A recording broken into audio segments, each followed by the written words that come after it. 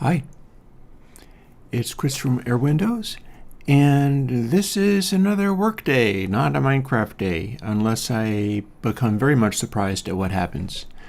Because here's the thing. I want to do a astonishingly good reverb this coming weekend. With all the work I've been putting in, I want my astonishing reverb. And today what that means is I need to, I'm going to need to go back into here, but what I need to do is go through all these. You can see as an exercise, I've done a bunch of them already. And I need to measure all of these to add them to the other ones that I have so that I can pick out the ultimate reverb algorithm, which I can then use to put in the reverb program, not this one, but another one, and then update the EQ that I'm using away from the one that was in KBeyond and over to probably it's going to be pair 2 with the discontinuity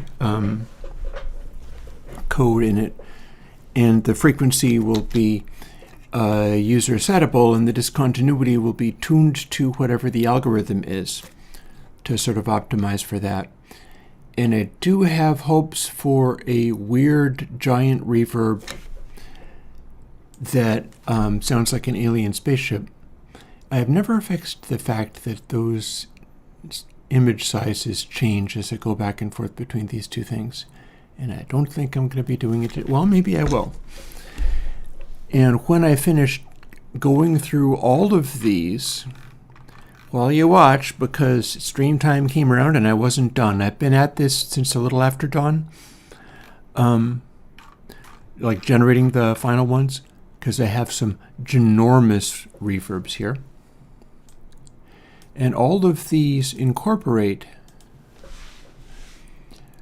what I have with this, where this is the previous version that went into KBeyond, and the new ones have this. So I've been getting stuff like, let's see, what's a good example? Here's a small hall.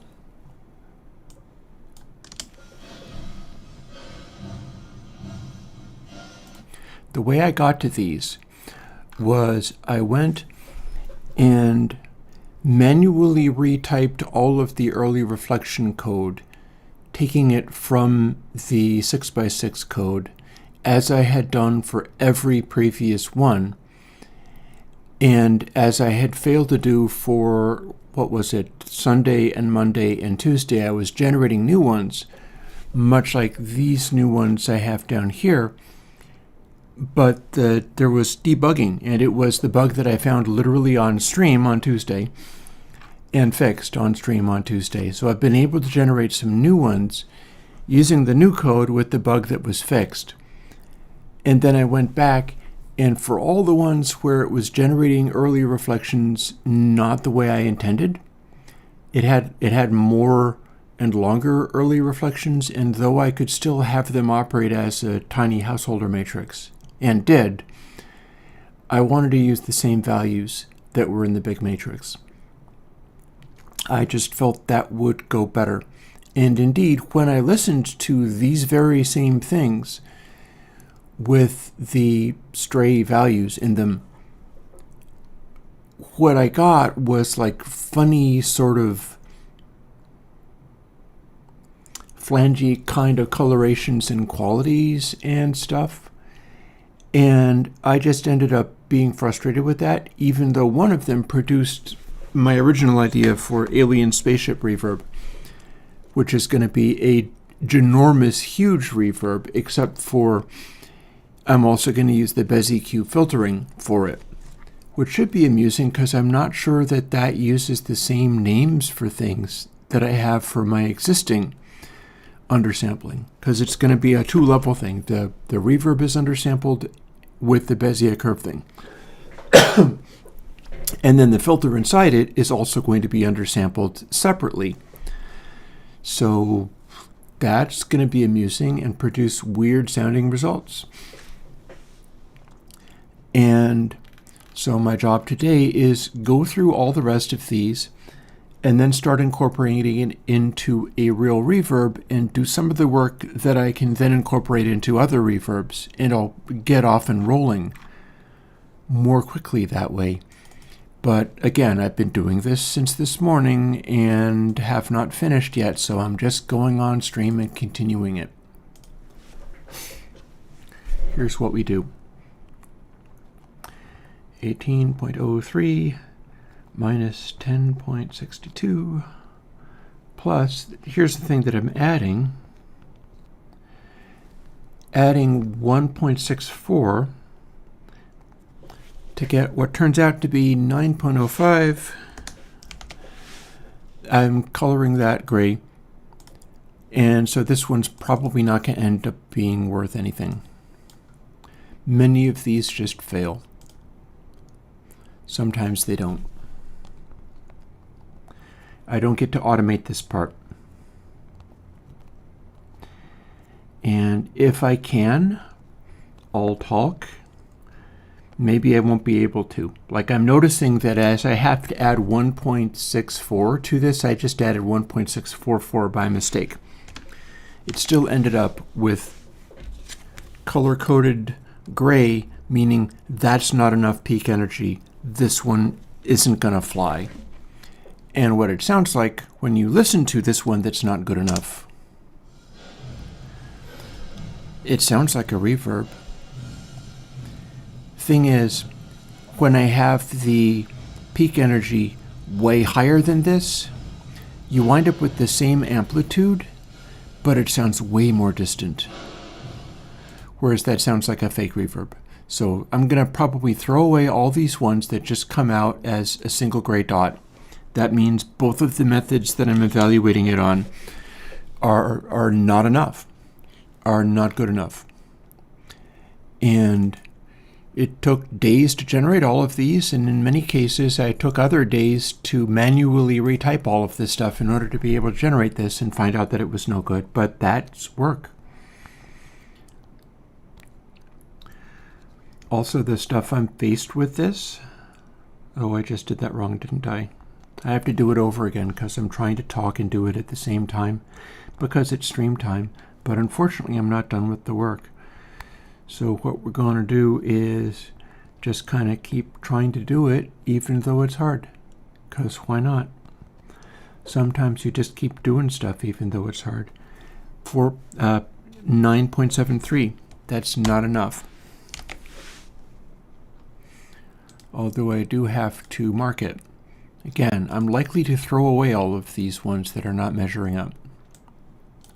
And earlier I did a whole deal where I was doing this and thought that I would make note of the ones that scored unusually low in terms of peak versus RMS. And my hope was something good would happen from me being able to measure what was measuring unusually bad.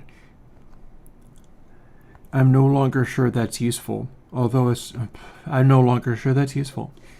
Okay, 9.72, also not adequate.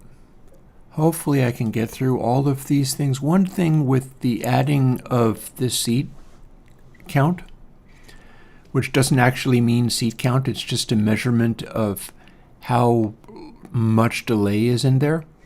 So it's not actually going to translate into a seat count at all, sadly. At one point it was meant to be like, this will be an accurate evaluation of how many seats you could fit into a room this big, and that is simply not going to work. And so I'm abandoning that one. That also fails to work. See, plus 1.65. 9.6, also inadequate. Many of these will not succeed. I need to find the one that does, the one that is the best out of all of this. I don't know what size it's going to be. I have general ideas of what I'd like to get, which doesn't mean I'm going to get them. And let's see, plus, oh god, no point even bothering. That ended up as 6 plus 165. It's not going to work. It's not going to work. That's another fail right there. But it means I at least don't have to type any or click on anything new and add a new label, because that's the same label. And all those I'm going to simply throw away. Much like I threw away all the work that I did on, what was it, Monday or Sunday, because I had to do it over. And so I've been doing it over, and this is me still grinding at it. Again, I have hopes of where I hope this can go. 9.86. Oh, that can't be right. Can it be right? I just got 13.65. That can't possibly be right.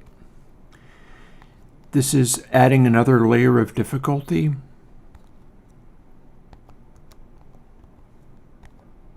No, 765 is about what that should be. And then plus 1.67. And also a fail. Hi, Pink Sounds. My apologies for this stream. It went faster when I wasn't talking, but took hours and hours and hours and all morning. So my hope is that I can talk at least a little bit while finishing this up, because I have to finish this up. I have to finish this in order to get to the next bit, which will involve coding. So there's that. Not even impossibly hard coding. Although I'll tell you, once I'm finished with this, I'm going to go and make a cup of coffee. I'm going to reward myself, even if it's afternoon and it takes me 40 more minutes to finish these. I'm going to reward myself with a cup of coffee, and we're going to do some reverb coding and come up with some cool results. Because what little has succeeded through this has been promising. Sometimes that's the way that works. Oh god. 6.45. I have to hit 10 for this to reach a color-coded label that is not gray. And I'm going to throw away all the double gray. This is a measurement of heavily filtered. So it's being sorted by this the first time. And yeah, seat count ended up also being a failure, but at least it's a sort of vague reference to how big it is. What I'm doing right now is working on astronomically huge seat counts. So yeah, this is clearly going to be a gray. The astronomically huge seat counts go up to like this. 9,460. It was hard to make this even run. So impossibly large stadium-y thing. And I need to measure these.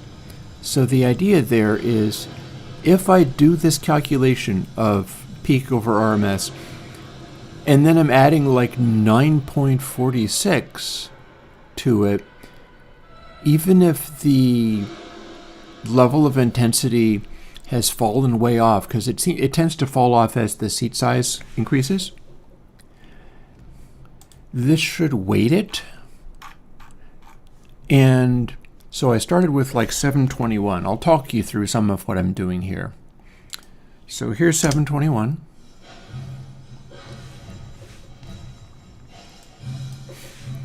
And I got a few that were good, like the one that has gray and then green. Green represents high peak energy in the Fleischer-Munson heavily filtered variation. Sounds like this. I think that sounds pretty good. And then 1042 is gray and blue. Then 1071 is the first one where I have a high score in the regular RMS measurement. That sounds farther away. And it just kind of goes like that. Here's 1326.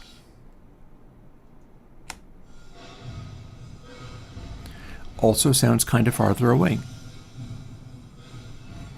although you can't properly hear it, but I'm making a plugin for you, so deal with it. And so I'm going through these, and normally what would work is the really small ones register higher. So I've gone through literally everything. Let me move the text around a little bit, and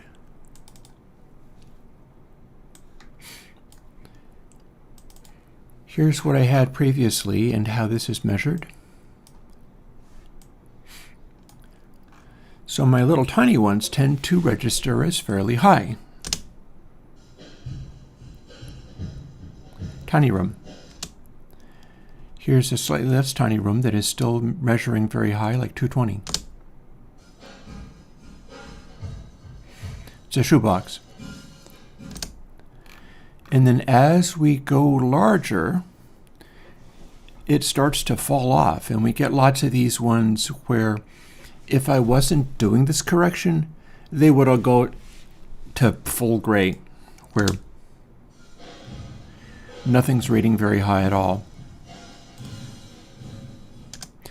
But what I'm doing is correcting it by adding the seat count to the end result, and that's weighting it more. I'm hoping that I'm going to get some larger ones where it measures out properly with this stuff. Like here are some medium-sized rooms where that is Fletcher-Munson filtered and high peak energy while filtered only to the mid-range, but it's a 449 sized room.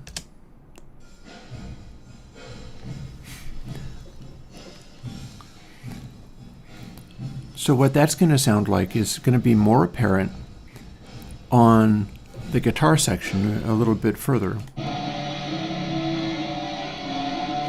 And I'm going to do a guitar haul. In fact, I can even show you this directly as long as we're talking about this. Then you can understand what the effort is going towards. Oh God, what did that just do? Okay, here we go. So that's one that performs extremely well. And then guitar section, I'm trying to get that stuff to sound more far away.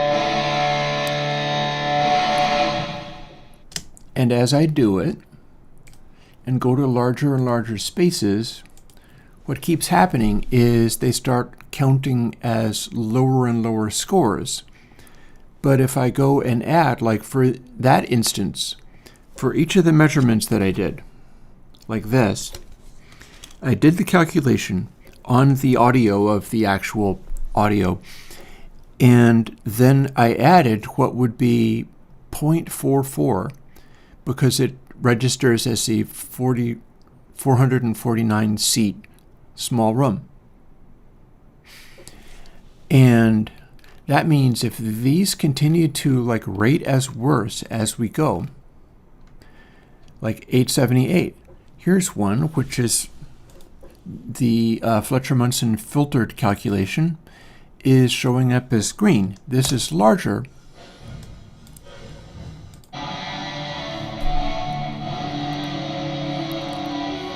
But it's giving me that clarity in the mid-range I want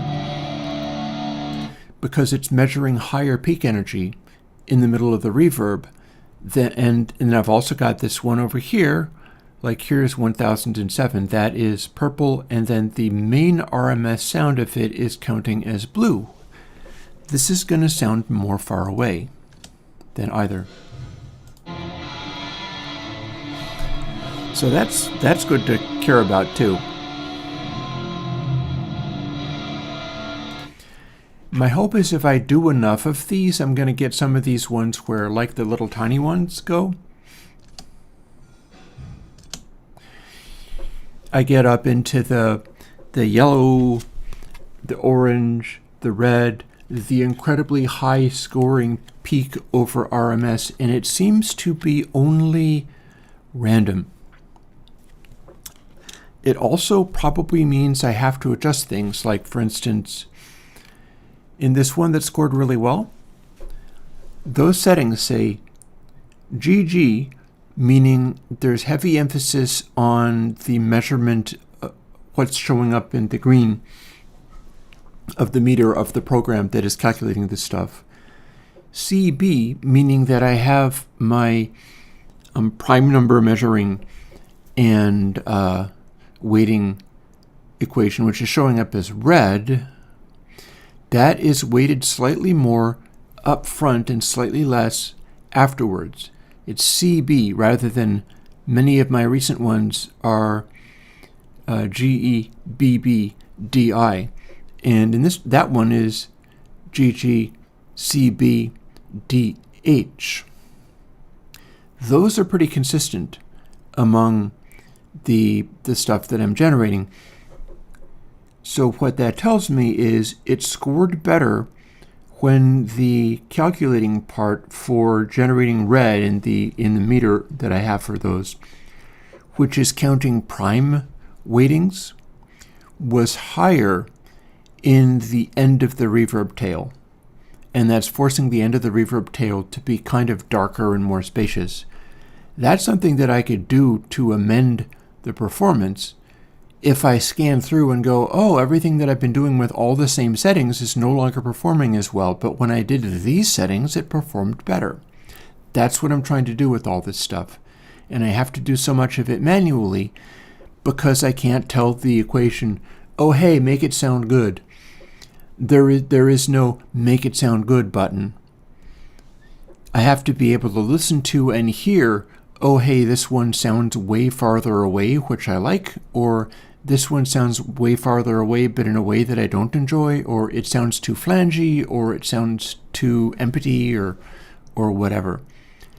And I'm shooting for dense, solid reverb, which is also so distant that you don't really register it as a sound. Like here's some examples of things that perform fairly well that way. Like here's a 585. Green, purple. It doesn't sound as much like that's a big reverby space, but it absolutely is. It sounds a little bit like there's an amp somewhere.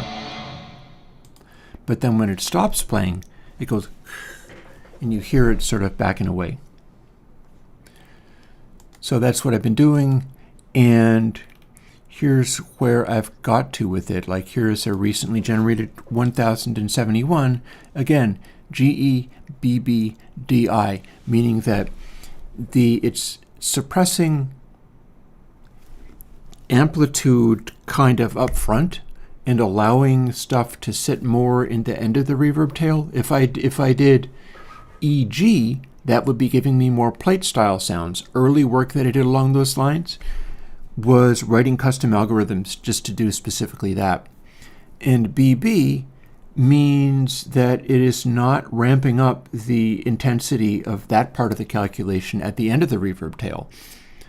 And then DI means it is, however, ramping up the treble suppression, which I did change, and some of my earlier stuff was rating better for me than the stuff currently. No, that's actually a guitar amp. In fact, that is the guitar amp I'm pointing at now, which I have put back in action, and I took the speaker from my DI cabinet and patched it into the guitar amp. In fact, I could even take a moment and show you. I have to get back to this work, so I've got this much left to do. I don't know what DI means. I do plugins to assist all of that, and I am still generating plugins. And yeah, so I can show you the amp I was talking about, especially if I can find my damn cable. Where did I put that cable? Anywho. Turns out I can turn it on with one switch, and here's the cable.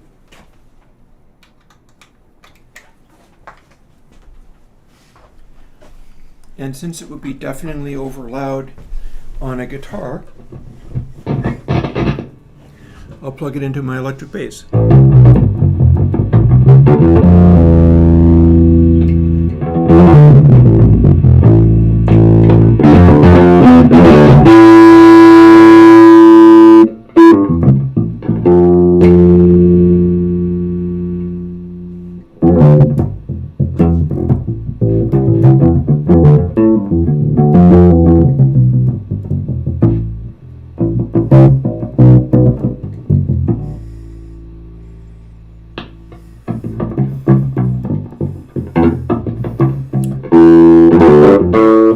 got a bunch of towels over that guitar amp because it's just loud. It's a Epiphone Valve Junior, which is not an expensive amp. I did a bunch of modifications to it, and then I ended up putting it in a small combo cabinet box that I built years ago.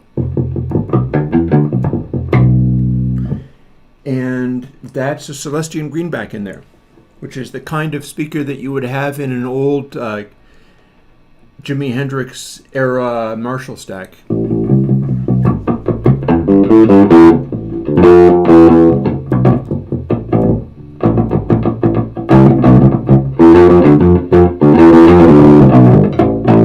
And it's a guitar amp, so plugging a bass in it doesn't help anybody.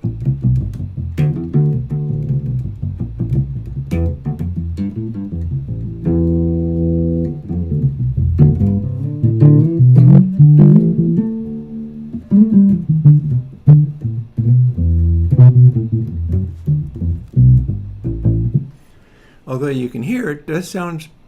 I'm crunching the microphone, sadly. But this is like elsewhere in the room. I have a ribbon mic on it, actually.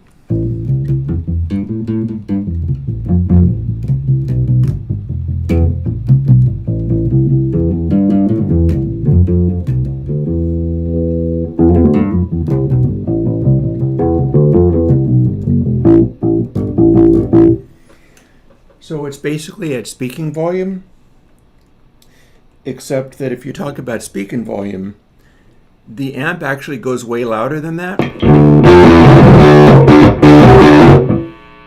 And we're not going to do any of that. And I'll unplug it now. Oh, actually, wait. I don't even... I can leave it plugged in. And I'll tell you why.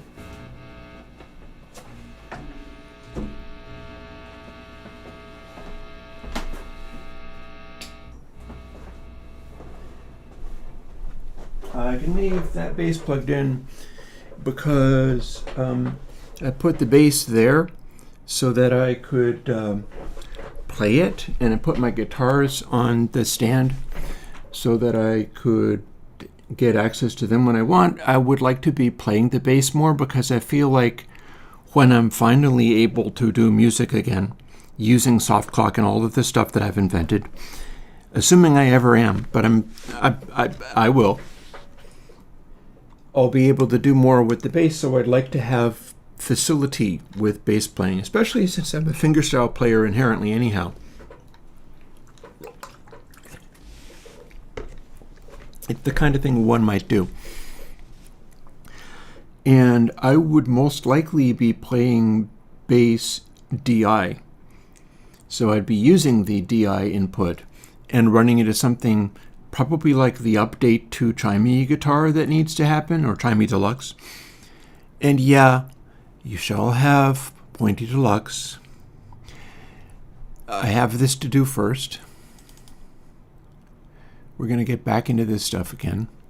It's also in the middle of a heat wave, like it hit 105 outside yesterday. And I don't have AC, but I have very good ventilation, but the ventilation only goes so far. The ventilation is using thermal convection to pull air through the house and exhaust it out the attic. So I'm pushing on that so hard and pulling air in through the basement. And it's an amazing luxury to have all those things, so I'm grateful for all that. But the fact that it doesn't actually have AC, what it has is a heat pump water heater, which creates cold air by virtue of heating up water. Let's see, and plus 169. No. Plus 1.69. Thank you. There you go. 9.83. Still a failure. I'm betting this one is, oh, in Celsius? Ooh. Oh, no, not Celsius after all. Okay. I have a bunch of European fans, so I'm almost assuming that things are going to be in Celsius unless otherwise directed. Understand, Antrave, that my lighting stuff is exclusively LED. And I don't have that much in terms of incredibly hot gear. Like my computers are Mac, so they're running on M1 processors. Those aren't that power hungry. If I powered up my full recording system, I'd have a Motu 16A that gets warm and a couple of API pre's that themselves also get warm, although it's a microphone pre, so you wouldn't think that it would, but it's a very high-powered creation there. So let me see, where was I at? I was measuring this. I have to get through these. I have to get through this. 15.03 minus 7.42. Is it going to be, yep, that plus 169, 761. Guaranteed that's not going to be more than 10. Move on.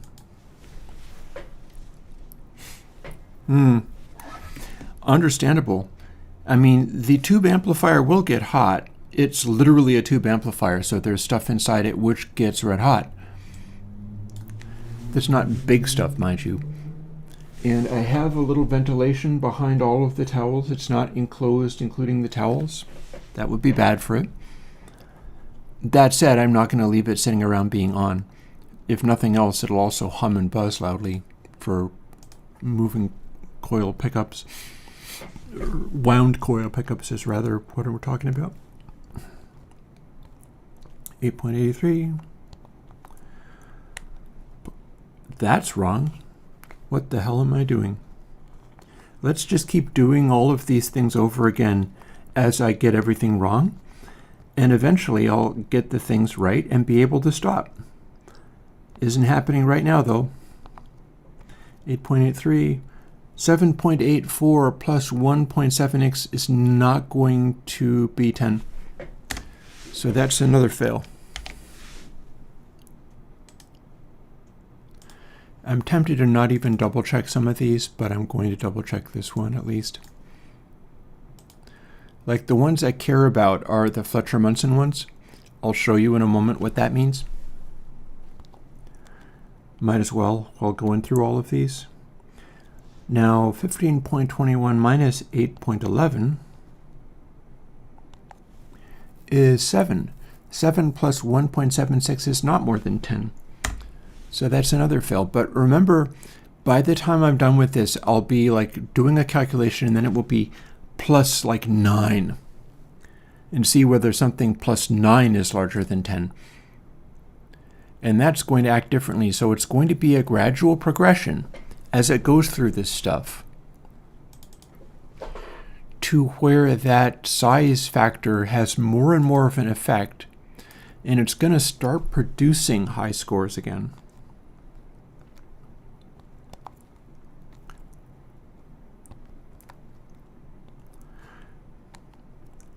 I did that wrong. 1765 minus 9.62 is not 15.13. I don't know what I did wrong, but the fact that I'm having to do this on stream is making everything go wrong. And then I just did another thing, and now it says 32.78. Ah, kill me. Start over. Minus 9.62. Okay. That just said 8.03. Maybe if I add 1.76, I'm going to get something interesting. Not really, but close. 9.79. It has to hit 10 to be color-coded a different thing. We haven't got there yet, but it's promising. I think I have a window in here where these are not actually capable. Like there's a window where the size calculation is going to become more predominant. And I'm comfortable with the fact that most of this at all the various sizes is being striking a very hard bargain. 13.59. Okay. Oh, 1359 minus 605. See, the fact that the maximum RMS power is a smaller number, that means that the closer to peak measurement, it's max 605, but over a 20 millisecond window, it's one of my smaller windows. That's what I'm looking to have be a smaller number, because that means it's louder. And that gives me 7.54 plus 1.76 is still not going to be what I'm looking for. So another fail. Everything's a fail this morning. But, you know, if I can get through all of these, I get to go and make myself another cup of coffee, so there's that. My entire morning has been like this. Sometimes that's just what the work is like. I'll try to keep talking to the extent that I can do that without screwing up everything that I'm doing, like I just did.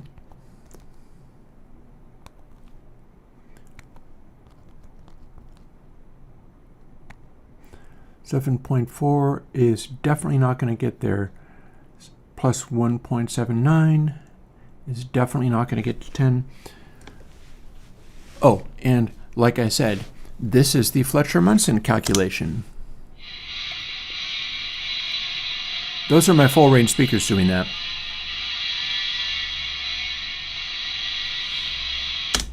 It's trying to measure peak over RMS over that audio.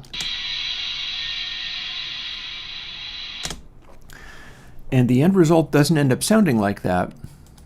The end result, this is the same thing, but not Fletcher-Munson. In fact, I'll even go and measure it.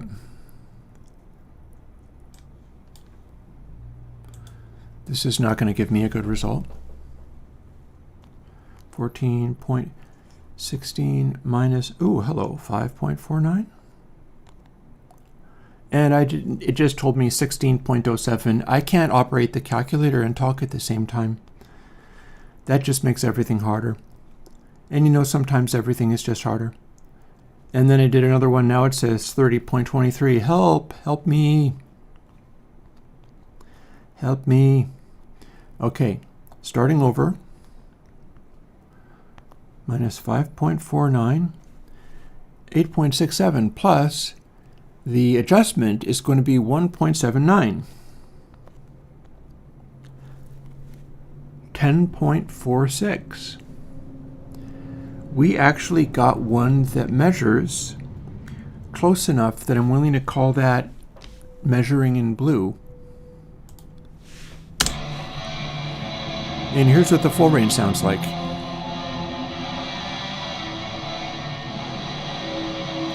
That's closer to what I'm shooting for. You can kind of hear how that sounds kind of cool compared to some of the other nonsense we've been having to deal with.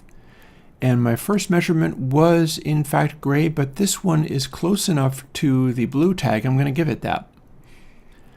So basically what we've got here is a bunch of ones that are no good followed by one that's good. And what that sounds like when you go through and do it.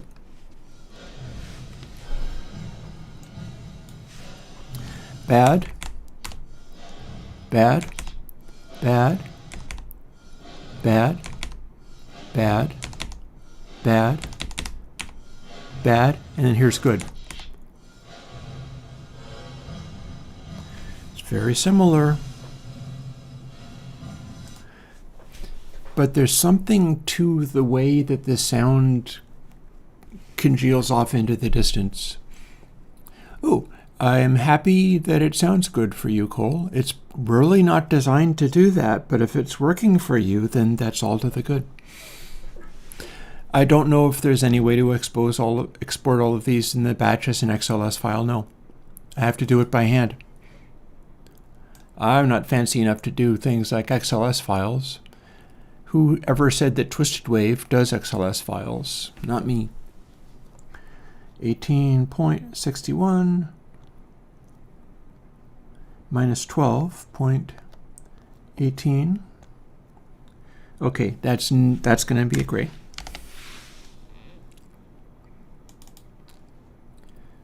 We've got more wasting of time in here, but the hope is that I get through to the end of these, or rather, I will get through to the end of these even if it's making it harder for me to talk, because I also want to show up for people.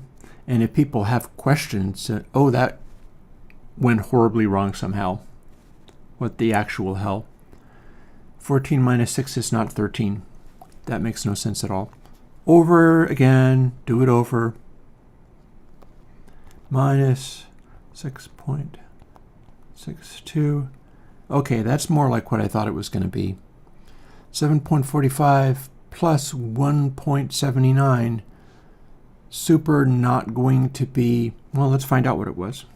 I know it's not correct. 9.24. That is not larger than 10. That is another gray color coding, which will end up with me throwing away all the ones that are just doubly gray color coding.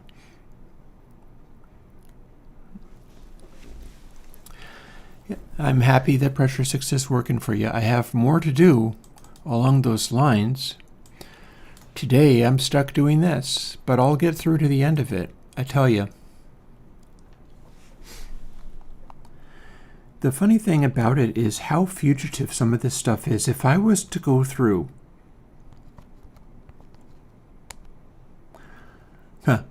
6.64 plus 1.83, not a chance. If I was to go through all of these rapidly, I would struggle to distinguish between them. They're all very similar. But when I'm able to isolate stuff and measure it so that it's like the peak energy gives me a more distant sound, and you compare exaggerated versions of it, and it's dead obvious. And here's why I need to check these. That's 14.29 minus 5.40. And it just told me 15.53, so that's useless. I have to do it over. But if I was able to use a pocket calculator and make sense of it, I'd be able to learn a useful thing, like 14.29 minus 5.4 is 8.89. And since our room sizes are starting to get large again, 1830 translates to me correcting this by 1.83. When I do that, 10.72. That's another color-coded one where that 10.72 equates to that blue color again. We have another good scoring one like this other one that we just had.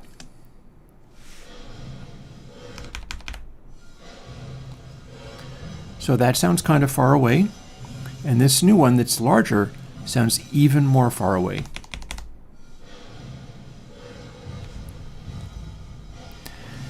This is what I can make a cathedral out of. This is why I'm going to all the trouble of doing this. It sounds far away. It fills up the space, but then if you had a dry sound up front, that dry sound would cover up the reverb behind it and just make a big old space. So cool, this is why I'm going to all the trouble of doing all this. So many of these are rating very, very low, and the whole purpose is not only finding the ones that rate as blue. If I, in the middle of all of this, wind up with something where it's like, oh, all of a sudden the math of this ended up going to 12 or higher, meaning that it got into the orange zone. If I hit one like that, and then I play it for you, you will immediately hear how amazing it sounds. That's why I'm doing this. I don't know if any of them are going to get up there, but I have a large range that it can get into. Nothing seems to be rating above blue. I think my range is somewhat miscalculated, and oh well. But that's the hope, is go through and do this, and there will be that one where all the randomness and all the effort that I've been putting into it, and then maybe going again, making another 15, measuring them, doing this with another 15, having adjusted the settings, because you see the settings in all of these are exactly the same. I haven't been altering that each time. Maybe if I adjust the settings closer to what had been scoring highly before, although these all sound fine. This is set the way it is for a reason. Maybe I'll get that zone where it sounds intensely loud, sonorous, and distant.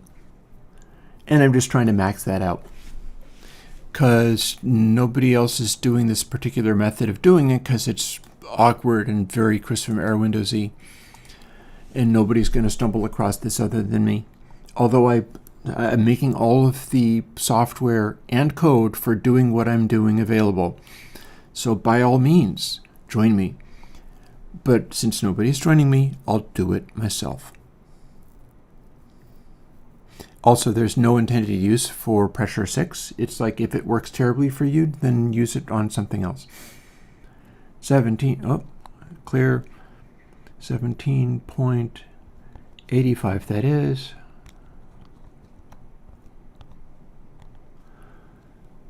Plus 1.92. Okay. Fail.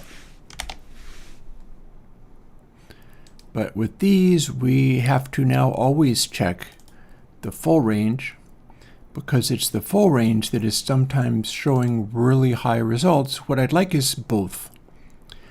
I would like both the Fletcher-Munson and the full range to give me a really high score. But if it won't, oh well.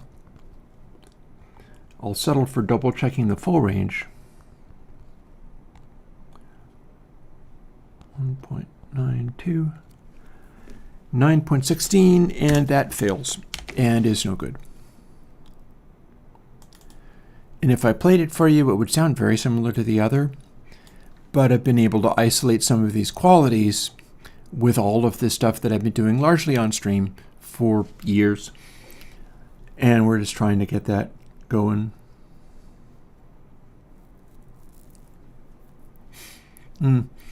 I'd like to make something else that does the job of PyWacket or Pop2.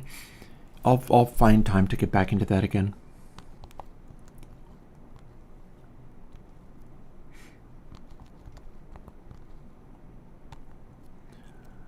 .92. Another fail. I mean, it's harsh to call them fails. They're all legitimate sounding reverbs in their own way. I'm just after a specific thing, and the measuring that I'm doing is helping me dial in that quality.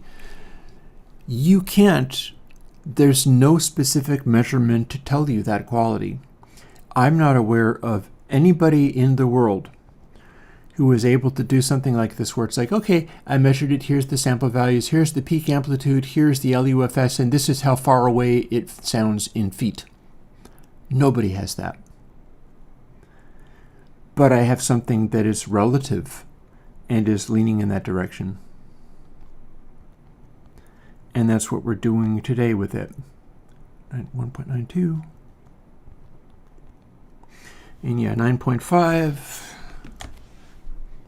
Another fail. And again, like I was saying, this is a reverb fail by my metrics. I think many people would be like, oh, sounds fine to me. I don't care. I'm after something here. 16.95 minus 10.18 plus, this is going to be another fail. Oh God. Let's do that over again from scratch, because I typed the wrong thing again, as I am doing incessantly. I'm going to really be earning my coffee when I finally get to make it. On a bad day, I'm willing to refuse myself the ability to eat until I am finished working. This is slightly less hardcore than that, because this is refusing myself the ability to have another cup of coffee until I'm finished with this part of the work. I just did the wrong thing again. 16.95 minus, not plus, 10.18. This is going to be another fail, isn't it?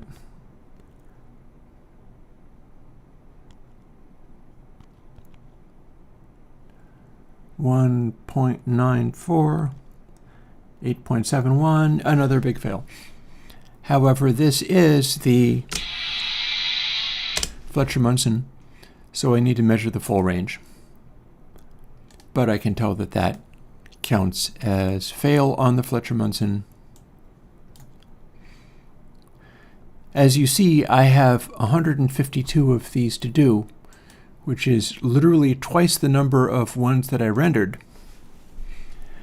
And if I can get one awesome one out of all of this, that will count as a win. This might actually register. Look at that, 1410 and 559. This might actually register. Let's find out. 14.10. No, that's not it. Thank you. 14.10, not 14.01. Minus 5.59 plus, okay, let's see, 1.94 gets us, yay, 10.45. If it goes close enough to 10.5, I'll count it as that, but this isn't close enough. So this got a purple. It is larger than 10. And this is the direction we are slowly wandering in. As the sizes increase, I got to go through all these now. And ideally we get ones like these where both of them are not just rated as gray. When we're finished, we add all of these to the other pile of reverbs, and then we can sort according to tags. And we get to see stuff like this, where our highest ratings along the Fletcher-Munson give us the first tier of good performance, and then we start seeing the second tier. And at the very end is all these ones we haven't measured, and then all the grays. Although we do get this little tier of these in here, so probably what I'm going to end up doing is throwing away everything that is literally just only a gray rating and nothing else. And that'll start allowing us to see some of these ones in here as well. But that's for after I've finished doing this work. Hey, Yuri. Yeah, it all depends. Like, the last 3 days on stream were days when I just played Minecraft and intentionally rested. So I'm kind of leaping back into this, and I'm sad that I wasn't able to do all of this work from dawn to this point so that I could do something more amusing. But there's something to be said for showing people what this is. 10.73. Did I do that right? Yes, I did. And plus 1.98. Hey, we got to 10. And I think that's the Fletcher-Munson calculator. Yes, it is. Neat. Hey, we're starting to see results out of this. Let's see what this does on the full range. See, what I am watching the mess that is our world at this moment.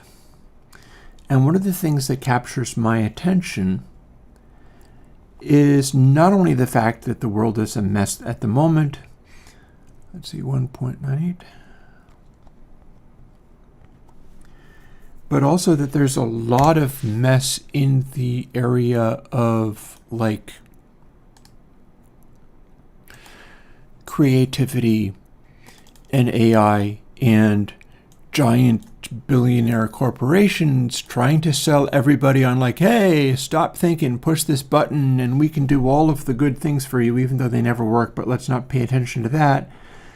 Go and do this. It's cheap and easy, and it's the future, and you're going to be doomed if you don't do the future. Don't you want to do the future? 2.35. Okay, we're jumping ahead now. 9.57, but not in this case. But I do need to check the full range, especially since I'm now adding 2.35 to my calculations, so we might end up getting into that zone of 12 and 12.5 yet. People are so eagerly running in the direction of, hey, AI is genius and it knows everything, and you just have to do that from now on, otherwise you're a giant failure. And don't you want to be the smartest person in the world because you asked the AI to do the thing for you? And 9.6, this is another fail. And I have quite a bit of contempt for that kind of stuff. On Blue Sky this morning, I stumbled across some poor sap, and I'm not even sure I should count him as a poor sap, who is on Reddit in the OpenAI subreddit, getting raked over the coals, which is hilarious considering that this is the OpenAI subreddit saying it. He was like, hey, I did a bunch of stories for moral correction of children, so I'm doing this book, and I told the AI to make a children's book out of my text and then add a bunch of illustrations, one illustration for every page. And then it told me that it had a final download, but I can't get at it to download it. And people had to tell the poor sap it was completely and totally lying the entire time. None of that was true. It just did what you told it to and pretended that it had made a book and illustrations. Let's see. We made it to another purple. Here's the catch. Not only did this person go, oh, the download link doesn't work. Yeah, because it hallucinated it. I told it to do this book for me, which will be then mine. And I wasn't able to download it from the link that it gave. Yeah, because it was making everything up. Oh, well, I guess now what I have to do is take a screenshot of every page. And that's the only way I can do it, which is technically kind of true. But what nobody really asked was, what's this book that you think you're doing? That you say you're going to make a children's book for educating underprivileged children. We don't know what that, because the person said, oh yeah, there are stories from, I got stories and the books are available, and I want to popularize these for children, so AI will help me make a book based on all of this. For all we know, that person's idea of books for instructions for children is like the frickin' bell curve, which, if people don't know, is a seminal racist text for trying to teach people to be racist, and is gravely flawed. The YouTuber Sean, although I don't always go along with everything that Sean gets on about, especially on social media, he's appalling on social media, but he did a really good video tearing apart the bell curve. This guy on the Reddit for OpenAI could very well have been going, okay, so I took a bunch of stories from the bell curve about racism, and I want to make a children's book using AI, and now I can't download it. And it's like the bottomless pit of nonsense and awfulness for all of this. And that informs some of what I do, not the bell curve, God no, but that informs some of what I do with the live streaming and putting myself through crap like this, where I'm basically talking my way through all of these grueling things where I have a result and I'm occasionally getting glimpses of good stuff that I might get. This might be another example of that, in fact. 13.28 minus 6.21. Oh, well, it's only 7.07 though. Plus 2.4. Yeah. This was not a win. But hope springs eternal, and maybe the next one will be. Because that's the thing. When I say you can do this, which is a thing to say that people seem to enjoy, to the point if I stop saying that on my plugin videos, people will complain. I just did this wrong. I have to do it over again from scratch. If I don't say, hey, Chris from Airwindows, and you can do this, people will complain. And that is not unreasonable. I just did it wrong again. It's not unreasonable for people to complain if I stop saying, hey, I'm Chris from Airwindows, and you can do this. Honestly, I'm even getting that wrong. I'm so scattered with all of the work that I've been doing that I'm completely losing my crap in every direction. But sometimes that's just how things are. And what I say is, and hey, you can do this. Catchphrases are important. People enjoy them. There's a sense of familiarity when you say, and hey, you can do this. But one of the reasons I lean on that, let's do this over again from scratch and hopefully get it right this time. 18.14 minus 11.61. There we go. And then plus 2.49.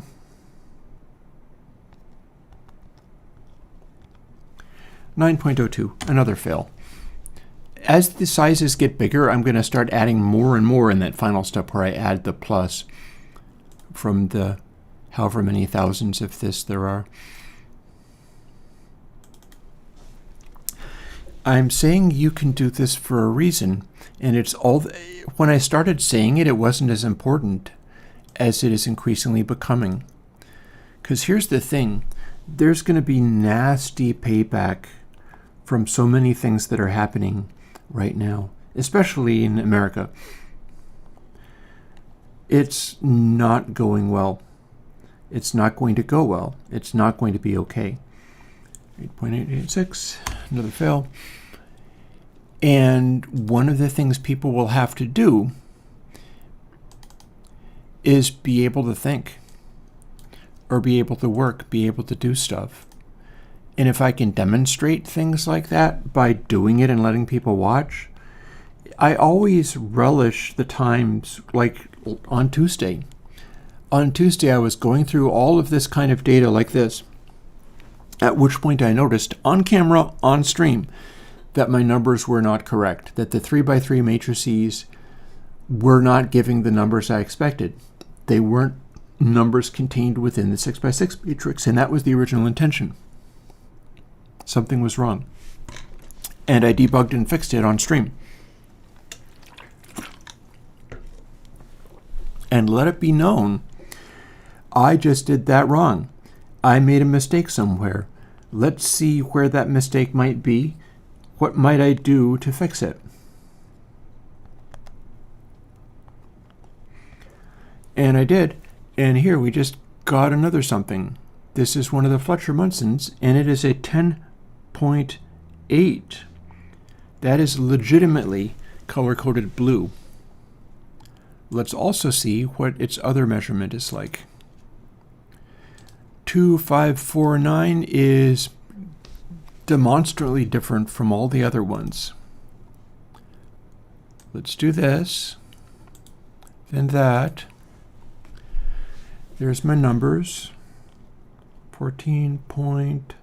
See, it's not always the same as to whether the full range or the heavily filtered one is going to be more peak happy over RMS. That's the thing I'm measuring with all this. That's what these labels are about. 0.27 0.27 minus 7.38. Okay, let's try that. Plus, okay, that still looks right. 2.54, 9.43. What we've got here, it fails in one way and succeeds in another, in the opposite way from some of the other ones. So 1830 and 1792 scored high on the full range. This one scores unusually high on the, also 1942 and 1987 are opposites in this way as well.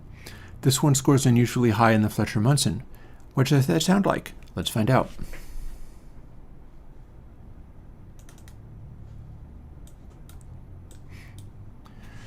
So here's the one that scored high on full range.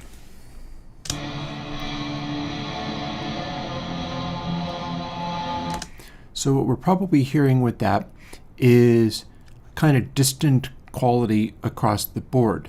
Whereas when we go to the one that scores really high in the Fletcher-Munson, like the crunchiness of the guitar attacks, those are more peaky. So it's got a little more space in the mid-range than this one.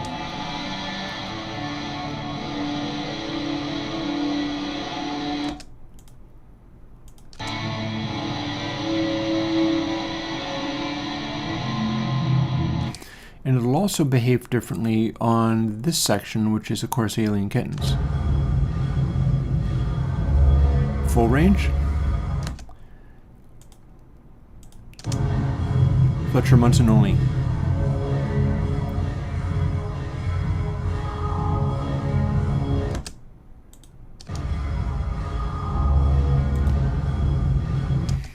So as much as I like the distant quality of having the full range have high peak energy relative to RMS, I'm glad I started doing the Fletcher Munson stuff because this sounds more realistic to me.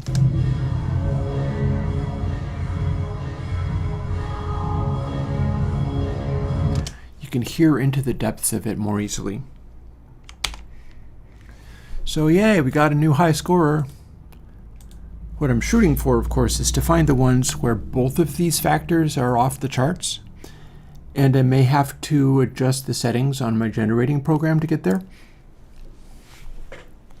But so if so, then I have to adjust the settings on my generating program, and a bunch of these will be thrown away and it'll be wasted effort. But is it really wasted effort when you tried to do the thing and learn something from it and gained from all of the time put into struggling through nonsense like this? I just typed the wrong number entirely. I don't want 11.75, I want 17.19.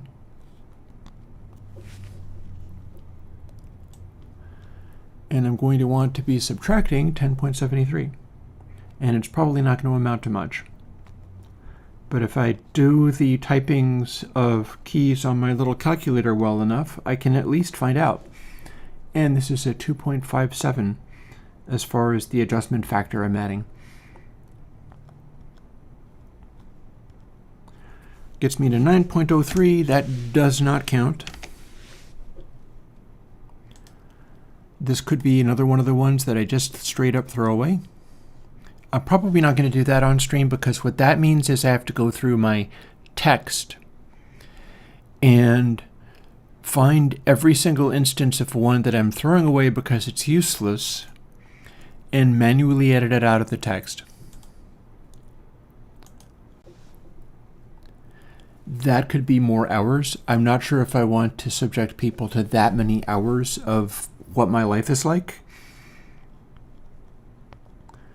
And this is probably enough subjecting you to what my life is like. You wouldn't want to do this. And the reason I'm doing it is because I can at least talk while doing it, even though it's screwing me up to do that. Hello. Let's do this over again. I think that I've got another... This looks like I got a result. Okay, 14.91. Sorry, I just did that wrong again, too. Minus 7.24. That's probably where it's showing up, is that the maximum RMS is louder than I expected. And I bet I know where it's doing it, too. Ooh, have we got thunder? Okay, so if the power goes out, I can... Well, no, I can't be doing this. If the power goes out, my stream will be interrupted. But I'm sure we'll be really grateful for some rain cooling everything off, because it's a heat zone. Gives me 7.67. But what I'm adding is 2.57. Yeah, that gets me to 10.24. This counts. This is one of the higher scorers, although only to purple. Again, I've got all my stuff color-coded, and I'm moving along fairly well, honestly.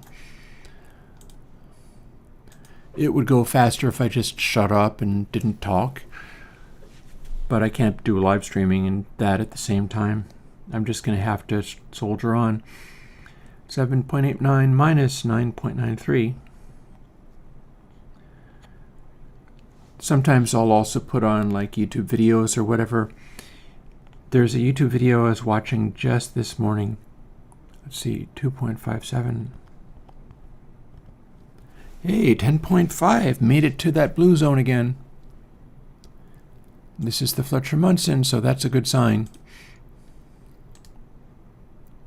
There you are. Let's see if I have any double winners. The folder that I put the end results in, I've literally labeled double winners because I'm measuring it in these two very distinct ways. And if both of these ways measure really high, I call that a double winner, and those are the ones I'm interested in. Both the heavily filtered measurement and the full range measurement like this one is. Oh, and this looks good. 2.57, 10.64. We have our first really high scoring when those both count as blue. When they both count as blue, I just leave one dot. But if the one dot is not gray, I know that bodes well, and they will be sorted into their own distinct place. Here's what this one sounds like. This could be the cathedral that you get this coming weekend, unless I get another one that's even better. And there will be filtering on it as well.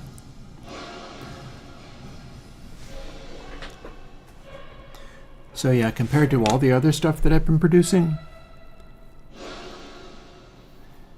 that is very good. I could play it through to the stream, and maybe I will play a little bit of it through to the stream, but if I did that, I couldn't hear it.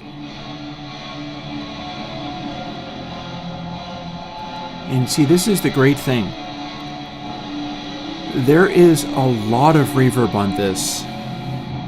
There's a lot of wet, but it sounds a little bit like there's just an amp out there somewhere that I could reach and touch.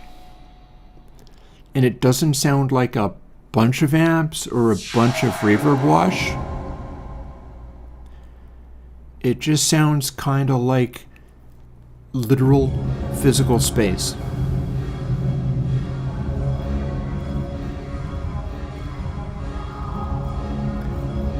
It's just that it's a big physical space.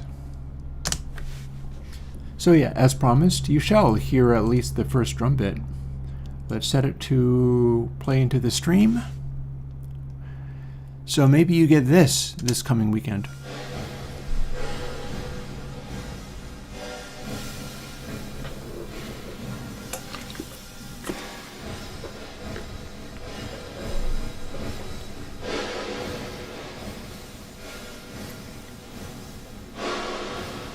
This is what I'm putting this effort toward. That is why I'm going to all this trouble. So that you can have stuff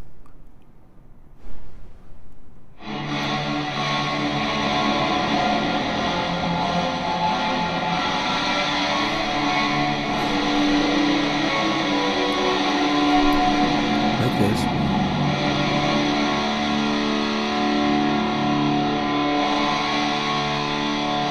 Let the guitar finish up. There we go.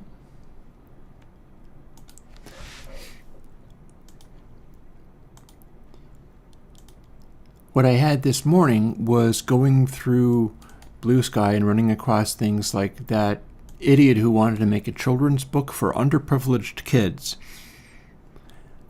using AI. And again, we don't know whether his idea of what he wanted to indoctrinate underprivileged kids was like the bell curve or some horrible thing.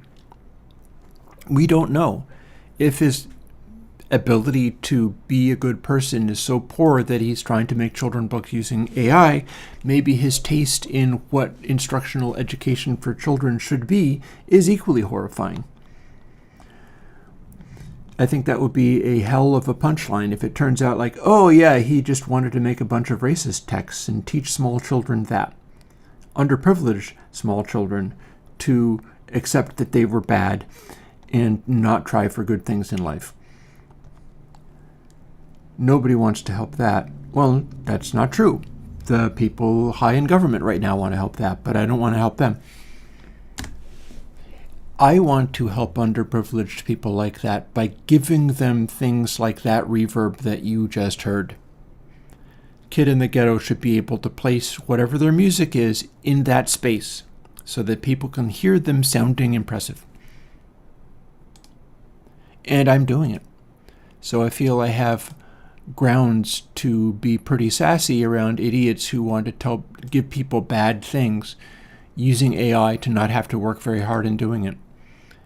And this is why today's grind is the way that it is. Oh, this one's not going to count as very much.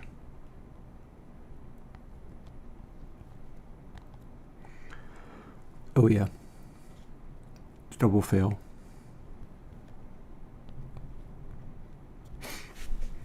Double massive mega fail. So this reverb was nowhere near as good as its next door neighbor. And that's fine.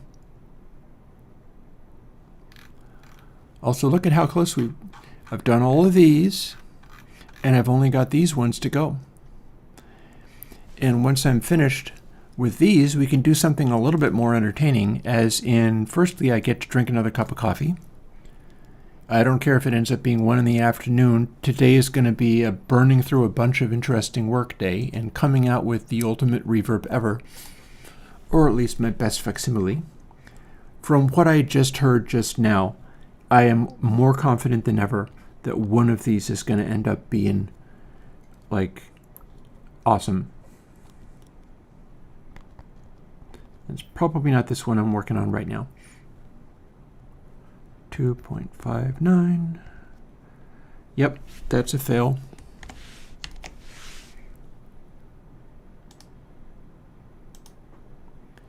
See, I'm already 2 past the one that was great.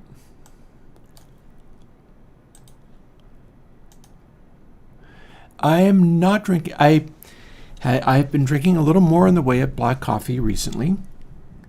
Partly because I'm trying to train myself to starve and not have access to things like food. That's what I think is going to happen to the country I live in. It is America, so you can understand why I would feel that way. Let's see, 2.59. Second fail, okay. But the other day, I ran out and got a extra thing of half and half this time rather than light cream. And for the end of the week, I am going to be drinking coffee with stevia sweetener and light cream. Sometimes I feel like that helps when I'm pushing really hard on trying to get stuff done. It's like the story of MIT hackers back in the day. Oh, that's not going to work. I just did that wrong and have to do it over again from scratch. So let's do that. Let's do 16.32 minus 10.42, but plus 2.66 rather than 2.26. Still doesn't amount to anything. But you know, one of them did really well. That's exactly what I'm looking for. In other arrangements, that one could have been color-coded red. I've currently got this so it's leaning so hard in the direction of not rating things high that nothing is showing up as particularly good. And that's fine. It's relative.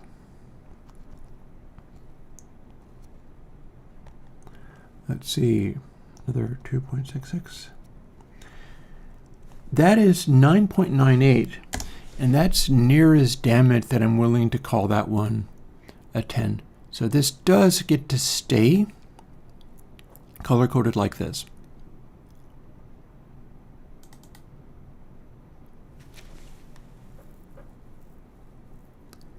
And let's see, where am I at? I'm still trying to grind through all of these things to the point where I have a hard time even paying attention to chat. I'd love to see what Yuri and Jonathan had to say. I can't. There's too much of this to do. 18.40 minus 10.28. Ooh, promising. You get to where you have a sense of the thing.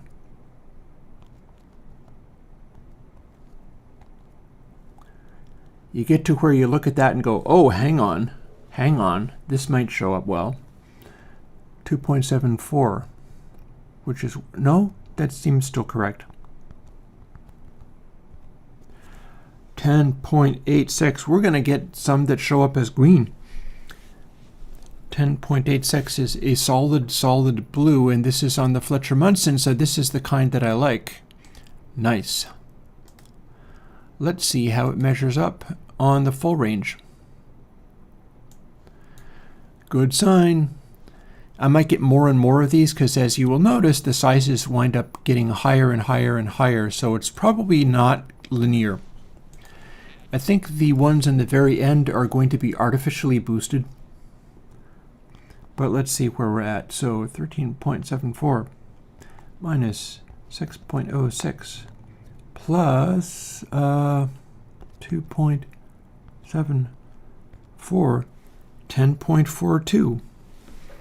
That's far enough away from 10.5 that I'm going to count it as purple-blue. But still, not too shabby. Here's what that one sounded like.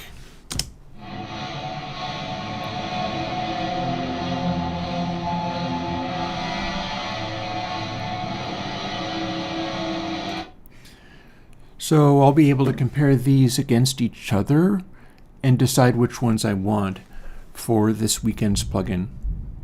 And we're still getting thunder. Wow. I wonder whether you can hear that. It's slightly louder than the fans and stuff I have going on.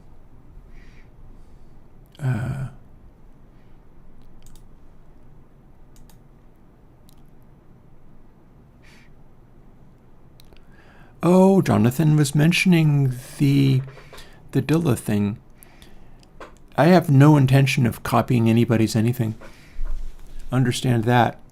But I do know one of the things going on that people want to make done. And I still intend to see whether I can do one of the things that people want it done. Let's see, 9.93. I don't think this is going to amount to much, but we'll see. Plus, and this is the Fletcher-Munson, 2.92.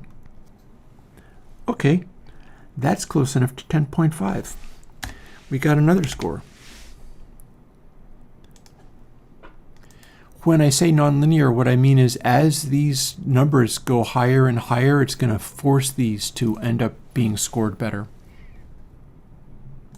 It's nonlinear because one that is at a huge size is going to be artificially enhanced compared to the other ones at a certain medium size where almost nothing is able to show up. But my hope is that if I adjust the settings creating these things, I'll end up being able to make stuff show up anyhow, and it'll sound amazing. I've got my least sensitive scores kind of in the central zone for most useful reverbs, so I'm basically okay with that being artificially biased. Here's another purple. Again, as these numbers creep up in theoretical room size, stuff's just going to start showing up, and well, we sure do have thunder, don't we? I don't know how loud that comes on stream. It's a perfectly decent mic that I'm using, but minus. Okay, that's as near as 7 to make no difference. And we are up to 3.08. Purple.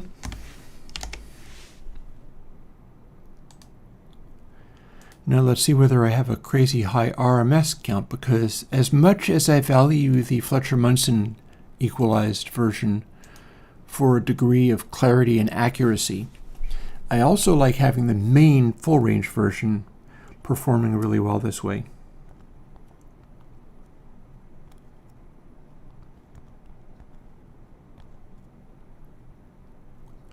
3 point.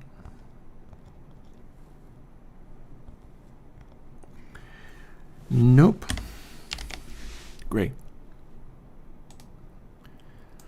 So this will end up not being as impressive as, for instance, this one, 2570. This one's not going to be as good. No, right? Yeah, no, I'm gonna get to have my coffee before 1. Assuming I still have power. If all of this suddenly stops, it might be because I lost power. Could even be worth me opening a window in Chrome and having a quick peek as to whether the world is about to end. Because one of the things I've learned, watch tornado rip through. I'm not going to, thank you, but thanks for asking. Here's our weather radar. Storms end by 2. Okay, so here's what's going to happen regarding weather and climate. The energy in the global system, you can learn about this stuff. There's a book called Chaos that is very useful for understanding these things. I think it's written by James Gleick. I've given copies of it to personal friends. And as the energy within chaos increases, the intensity of these outbursts increases as well. So as the global climate adds like a degree, 2 degrees, 3 degrees, the intensity of crazy unexpected thunderstorms like this one I'm vaguely hearing also increases. The ability for stuff to come out of nowhere also increases. That's just how a chaotic system works. So I'm looking at the weather radar to find out whether I need to hide in my basement.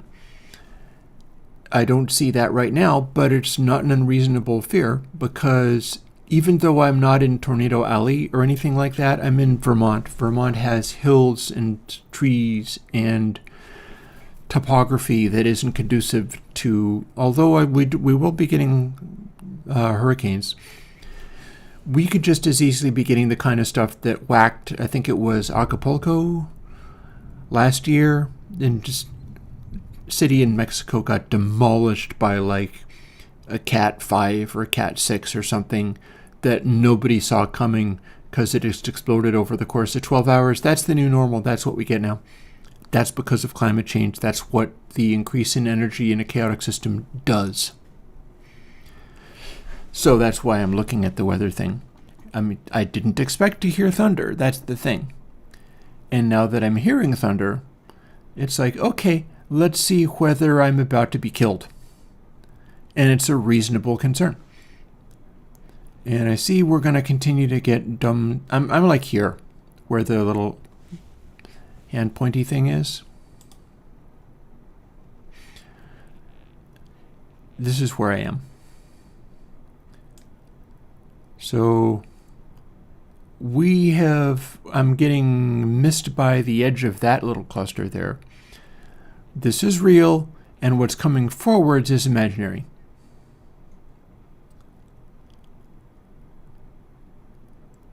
And it looks like I'm due for more around the evening, but again, this is imaginary, this is real. As long as I have it, because one of the things that's happening in my country is the people who are in charge are destroying and killing all of the stuff that give me this information. That sucks. I don't like that. They're firing everybody that gives me that information. And if they succeed in doing it, which they seem to be succeeding in doing, I won't get that kind of warning. And I'm sure it's for the specific reason of killing me off indirectly, since they haven't decided to kill me off directly today. That's just how things roll.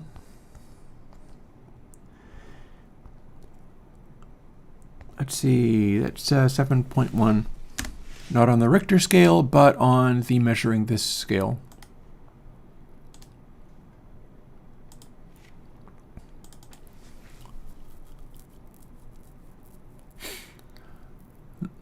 Oh, also, quick answer to Cole Hetzel. I don't do consolidated. Other people do that. There are 2 people actively working on it right now, but they're not looking to do that. They are looking to make VST-based stuff be able to run in mono, one channel to one channel, without running an extra channel. And they've had some trouble with it in recent weeks. That is actively under development. I don't understand all of it, but if they need my help with any of making the code base that it draws from work better, I'll do that. Anywho, onwards. 12.99 minus 7.32 plus 3.09. Excuse me, sorry. 8.76. This is a fail. This one is not going to be kept.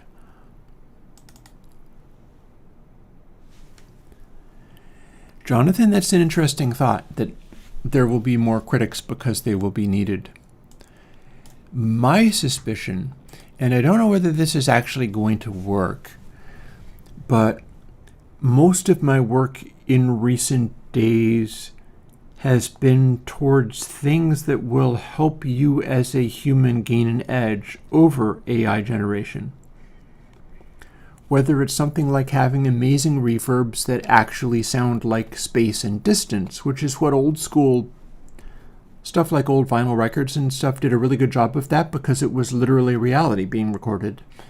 And so you didn't have to simulate it. It wasn't artificial reverb. It was, these guys are recording their album in a big hall or in a big old recording studio, and that's just what you got.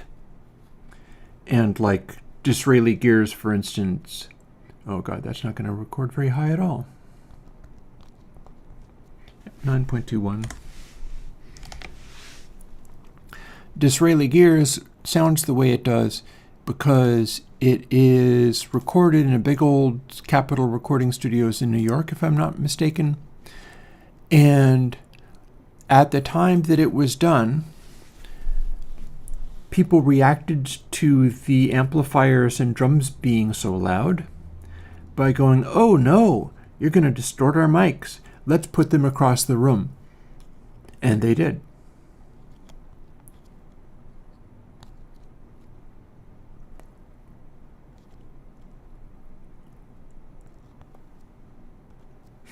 Oh, hi. This just got such a high score, I'm going to do it over again and make sure that I got it right.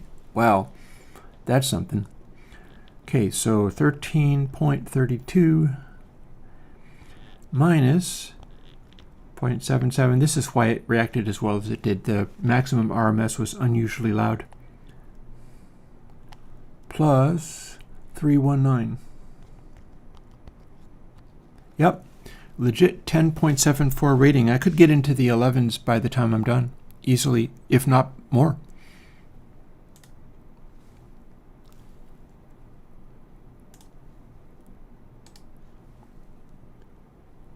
So, color-coded blue. Here's another one of my high performers. Except for this one sounds more dense because the filtered version of it does not have very good behavior. Yeah. Well, I mean, it's fascinating the way that works out. You can go to like Led Zeppelin 4 and check out When the Levee Breaks, and you think, oh, this huge smashing reverb, all sustaining and stuff. And no, if you listen to the original vinyl, that doesn't sound like 80s reverb at all. Like, at all. It's way darker, denser, and more solid, and everything is just drowning in that entry hall reverb, whether it's the drums or whether it's like harmonica through a little tiny amp. I need to get another harmonica mic so that I can run harmonica stuff through the little tiny amp I have literally sitting over there ready to be used. And the solidity and wash of it is heavily colored by the fact that it's physical, actual reverb. That's what they got out of Led Zeppelin 4, was the ability to be in a big house that was apparently haunted, where there were a bunch of big rooms. Same thing happened for the Judas Priest album British Steel. They were in like Ringo's house or something, and or Ringo's house that was originally John Lennon's house, or vice versa, or something like that. And so they recorded all of their stuff in actual rooms of a house. That's the sound of British steel. And they even carried that over into the studio, I think, with Point of Entry, which was Judas Priest's next album. But let's now see what this does.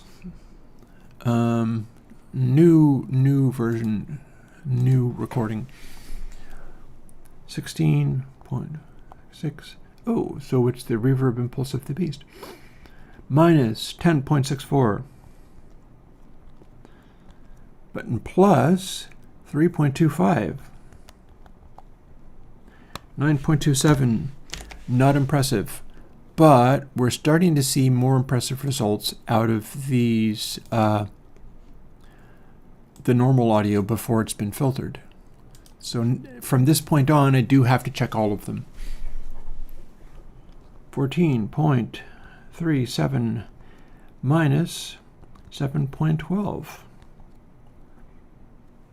plus 3.25. 10.5. Even though the clarity of it might not be excellent, this just did the same thing the previous one did. We're starting to get into that zone where all of these ones will score highly in one way or another, and it's a matter of relativity, which ones do and how do they do. Headley Grange, yep.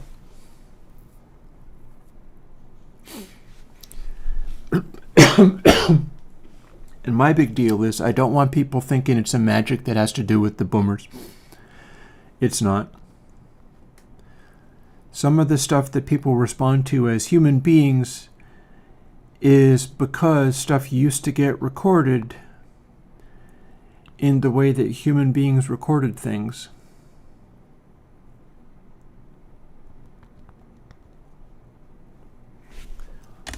Okay. Here's that. Yay. Let's see how you measure up to this. It's not that boomers in the 1960s were magic. They really, truly were not. Frank Zappa knew that. Zappa's album Only in It for the Money is a deeply sarcastic work. It's hilarious. I'm recording a bunch of vinyl records, and it's taken me forever to get through my Zappa collection, but I would like to have that available to listen to and to put stuff up on the YouTubes about 74 minus 6.95, but plus 3.3, 10.09. So this is a double purple, which is not as good as double blue, much less double orange, which would be astonishing. If I had one like that, I could show it to you and you'd be like, holy crap. But I don't. But we are measuring these things in the relativity of them and seeing how this all works out. Because as the size gets larger and larger, these values get lower and lower. But the compensation goes higher and higher. 10.83 minus 11.11. Well, that's symmetrical. Plus, this time it's 3.46. 10.18 and another purple. So it's going to tend to favor all these ones towards the end. And I'm just looking to see whether any of them are like, oh, hey, in the middle of all these ones that are basically showing up as purple or blue rather than just being completely discarded, all of a sudden here's one that shows up as orange or red. That would really show me something. And I bet if you listen to it, it would really show you something too. Plus 3.46. 10.3, another purple. I think purple is becoming the new default. All the other ones were showing up as gray. These ones, I'm basically keeping all of them, but I'm still looking for what rises above the curve of the surrounding ones. Although as the reverb decay time gets longer and longer, I think one of the things that happens is they become more similar to themselves. Like we're losing the ability for anything unusual to happen out of this. Because past a certain room size, it all just turns into a blur. But I'm looking for what will make that blur more interesting. 6 plus 3.6. 9.6. Okay, that one did not actually make it to the... that one actually got into gray again. Let's see whether we can still have gray out of these ones at the end. Getting on towards the end, I'll be able to go and make my coffee. I will also have to be able to get to sleep tonight, but don't give a F. I got stuff to do. 7.83 plus 3.6. Yeah. We can still get bad ones even at this size. That's a double gray of the type that I will be throwing away. So I'm only interested in the ones that actually score well, peak-wise. 16.64. One nice thing about all the rain and thunder and stuff is it's cooling things off. I appreciate that a lot. When I don't have air conditioning, so it's hard to keep things cooled off. 6 plus 3.66. We got another gray. Is it another double gray, or does it have anything special going on here? Come on. Open the program up, you bugger. Here we go.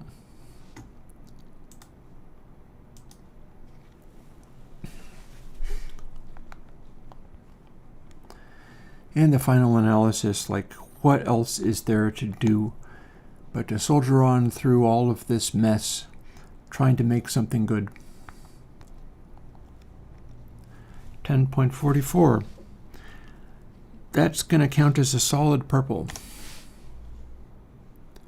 But I'm not going to nudge it up from that. It's not close enough to good. I actually kind of like the fact that we're staying on the curve. To a large extent, it's still kind of staying on the curve. Although, the last two that I do, actually these last four, really are going to test that. Let's see what happens.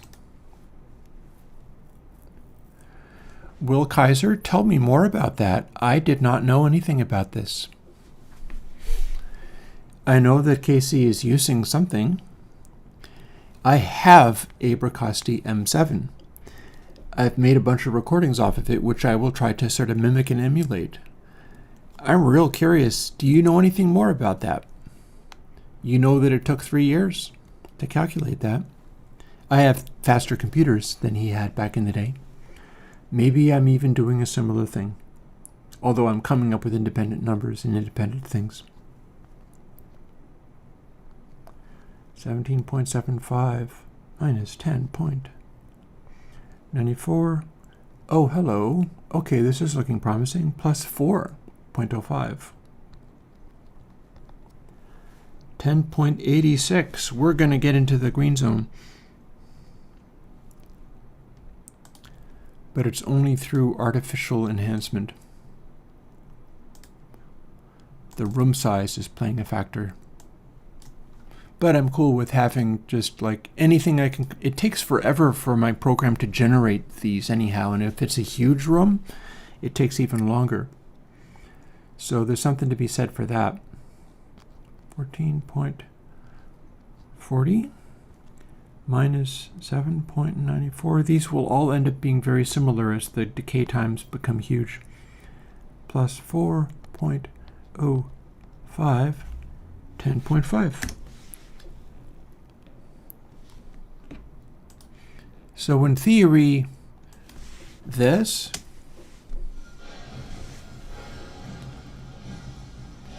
and this are equally good.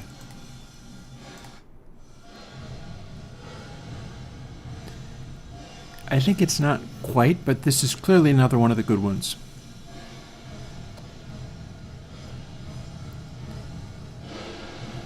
In fact, this could end up being the alien spaceship one. But I do have 3 more.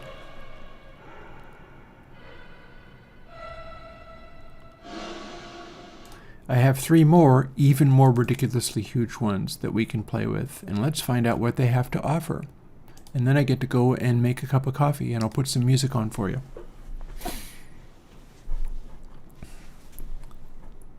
(16.10 minus 10.10). It's all going to converge in the same numbers the longer it goes. Plus, that gives me 6. 4.6. That gives me 10.6. So that's another blue. But it has not gone beyond that yet. And we also don't know whether this gives me anything different. Let's see what. Let's see.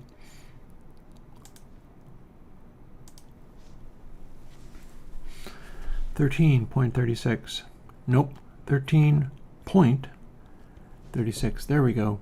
That's correct. Minus 6.85. This is going to score pretty high. 651 plus 466. 11 plus 17. We have broken into the green zone of a score of 11 or higher. Only because we faked it by adding this number that has to do with the room size. But if I wasn't adding it, then all of this would be just gray and it would be discarded. I had to do some kind of correction. It's just not quite linear. It's not quite exactly divided by 1,000. There's no special reason that it should be.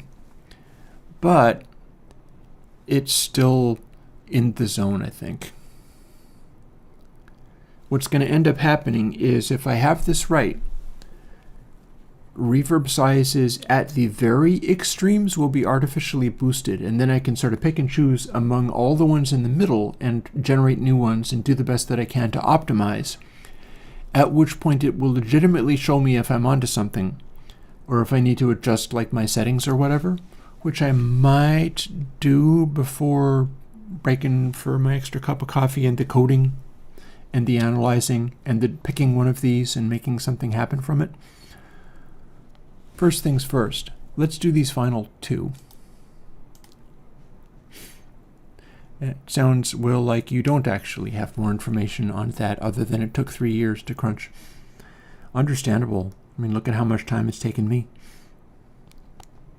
16 point, that's a 90, minus 11.04. 586 plus, here's where it starts really taking off, 6.16. 1202, we got our first orange by cheating. Cool. And you know, that's fine. I don't have to generate them this big. This is an unreasonably huge reverb. But what I have done is successfully stopped it from artificially penalizing the giant reverbs. So that at least seems cool. And who knows, maybe this is a really good one. Maybe I lucked out and got an unusually good one. These final 2, I had grabbed the parameters from early on in the run of the same run that produced the 4,660 seater. Because I was like, well, it's struggling even to run, but it produced this enormous number for the seats. Let me just grab that out of the text box and then let it continue to go and make more.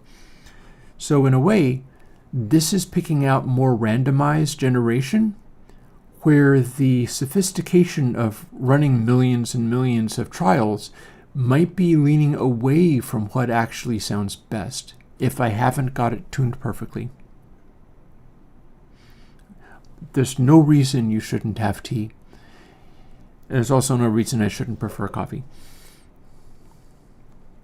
13.45 minus, I'm almost done, 6.52 plus, this is going to get huge, 6.16. 13.09. It is scoring as a red. We have won. It's off the top. So here's the real question is, can this other one be bad? Or are we just in such a huge zone that there's no difference anymore? And there's no other way to even consider them. Like if this is a double red, then that just goes to show you that I pushed it beyond the point where it's even returning reasonable results. Note, however, this is the Fletcher-Munson. We're doing 17.68 minus 12.67.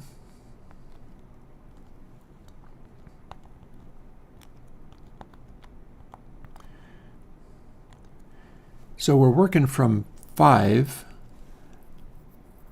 As the sizes expand and expand and expand and expand, the average and maximum start converging on each other. And that's what the compensation is for. So, however, it's not that we're going to still go off the charts with this one, though. Plus 9.46. 14.47. This is going to be a double red, no question about it. I'll play it for you. But that just goes to show you that I'm like, if I got sizes that were 1200 and like 12500, 12,500 or more, that simply guarantees that all of those ones will always score at the top no matter what else was happening. That's where the system breaks down, you see. And this is also looking to be where it breaks down.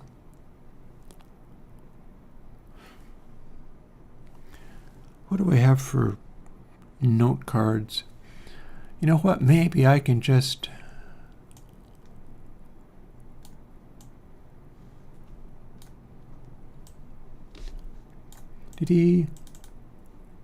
Thank you.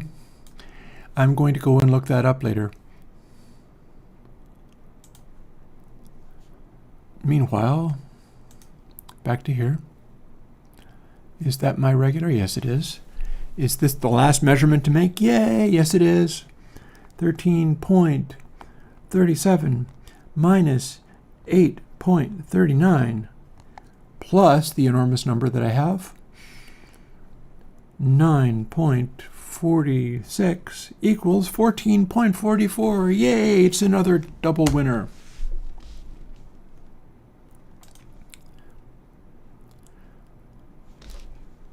So now,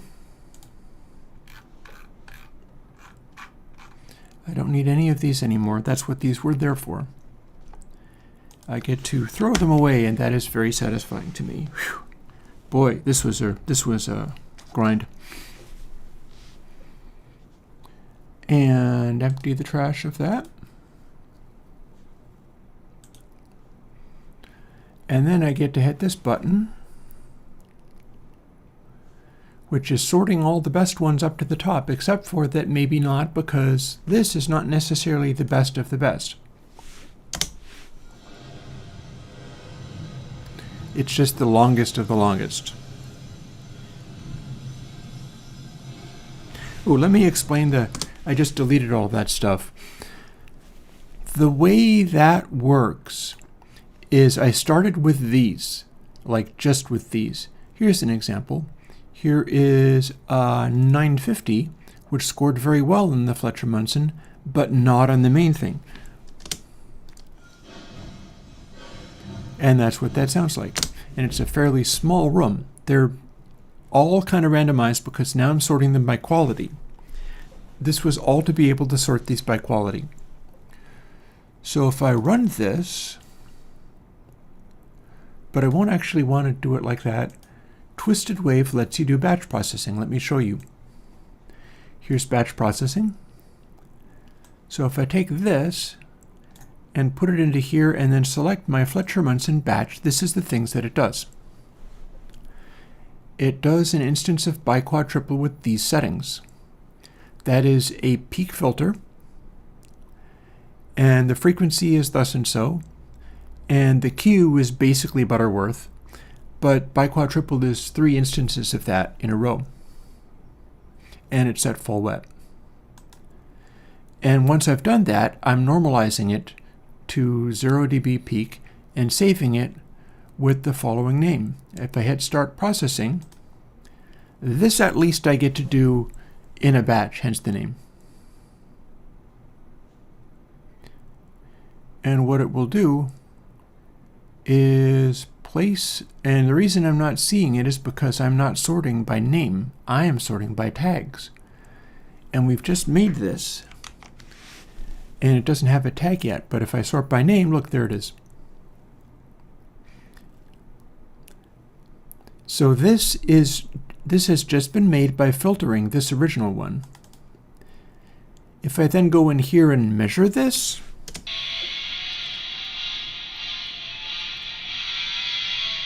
I can evaluate whether peak energy is hotter than RMS energy over this narrow band, which is tuned to what we can most easily hear.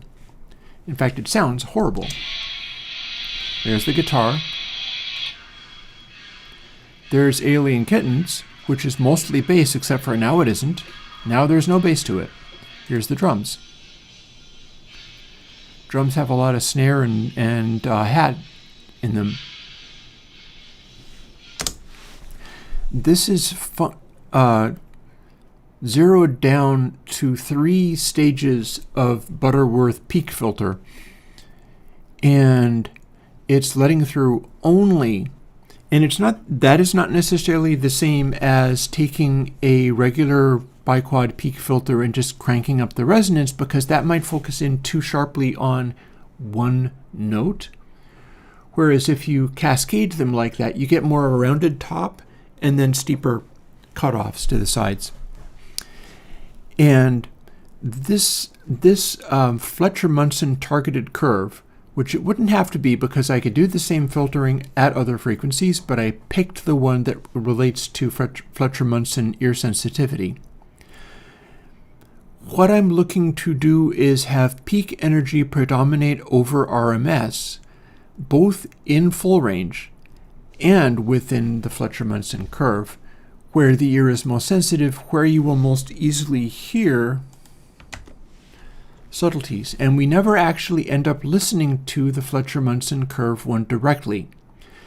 That's giving me a window into what scores well or doesn't score well,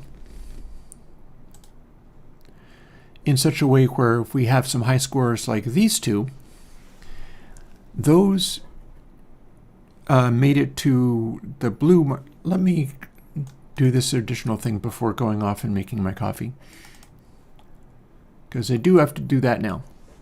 But I have now just consolidated all of these together. I get to just move them into this category. Oh, except for I don't, do I? Because look, oops. So when this happens, what I do, okay, didn't expect that. What I do is go in here and figure out what is going wrong. So now I got to do something else, and hopefully it's not going to be a big problem. If I go to here, here's what I'm moving stuff around in an SD card. Here is all of those. I was generating audio out of these this morning. That's the audio that we've been working with this morning. I did not start before dawn this time, but pretty close. And this is the one that needs renaming. Or does it? Hang on. I said I was going to throw away the ones that just made gray. I don't need to include this in my full collection. Far from it. This is one of the losers. This is one of the ones I'm not interested in. So if I go and find it here, 764 Jub DI HFFF. I need to make these pronounceable names, but guess what? We're just going to delete that, and we're just going to trash that And now my new verbs is empty because I've completed that work. Here's shuttle. I'm going to need to do something with this as well. And here's the full collection. And where'd my folder go? I got it hiding under here. Where is my new verbs folder? It's on desktop somewhere. Well, I know one way I can get it. Let's see. New desktop. New verbs. Goodbye. You're empty. I don't know where you were, but I don't care.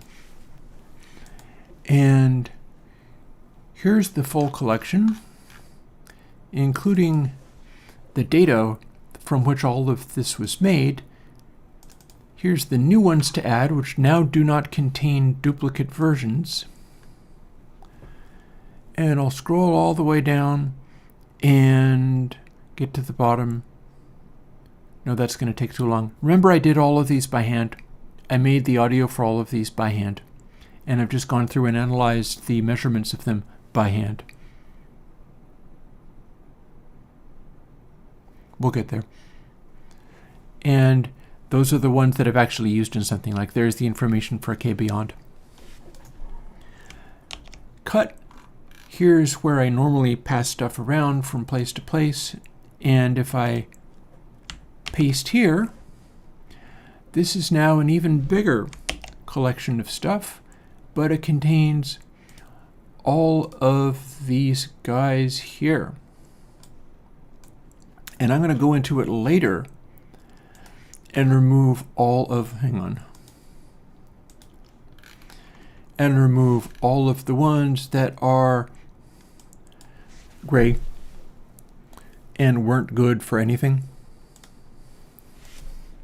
And I'm going to save that and close it. And I'm going to take shuttle and eject it, but I'm going to get back to it. I have one file in trash that I don't need.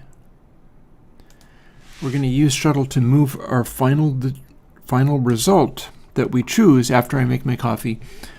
We're going to use shuttle to move the final result out of all of these over to the laptop, which is still here waiting for me to use. And then we're going to make either an amazing cathedral or an amazing guitar hall. And these are now my best scores. And just as predicted, the highest scores are the extremes. These don't really count. They are too small or too big. But everything in the middle is probably being rated and graded and scored appropriately. And I can adjust what will make the stuff in the middle, like between around 500 and 1500 are the realistic sizes. That's what gives you a realistic sounding room, is the room size is like something vaguely reasonable. But here's what I've got so far, and these are the ones I'm going to be interested in and care about. And these are the ones that I'm mostly not. I don't know whether I'm also going to want to get rid of these ones that scored. Like here's two, probably I will. I'm probably going to get rid of everything that scored gray in Fletcher Munson, even if it scored higher with some of the other ones. Because Fletcher Munson is my window into whether there's clarity in that crucial mid-range. And I've got lots of ones that perform at least okay on that. And these are the ones that perform badly on that. So in order to clean these out of the lists, what I need to do is go through, starting from here. And then I go and look up 446 with those code names in the list, delete it out of the text file that I've got there, and then delete this out of the folder of audio files. At which point, this noise will go away forever. Because I can do so very much better than that now. And all these ones were the ones I was like, nope, this failed, this failed, this failed, this failed, this failed. And these are the ones where I was like, this is awesome, this is awesome, this is awesome. What was that? 446. So if I was looking for 446, but awesome, here's one where the Fletcher-Munson rates very, very high by comparison. I think that's going to work better for people looking for a small room, like I'll show you directly. I think this is going to work better for people who are looking for a small room sound.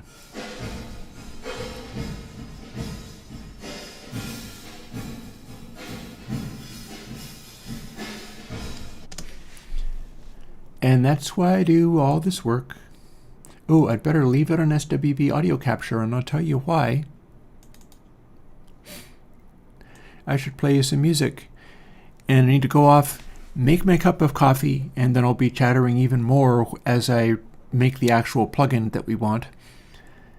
But also take a breath, stretch, use the restroom, stuff like that. So let's throw on a unexpected piece of music of some kind. Like, we'll start it in here after I do a breakdown. And I'm going to set it up with content peak so you can look at what Airwindows Meter does with it. And I'm not going to take this long to get back to you, but I'm going and taking a breath. And the thunder seems to have stopped, so we're probably not going to have a power outage while I do this. And I will be back when I've taken a breath and made my cup of coffee and, hit the restroom, possibly grabbed a snack.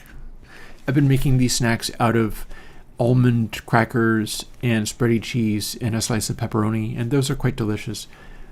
But anywho, back in a bit.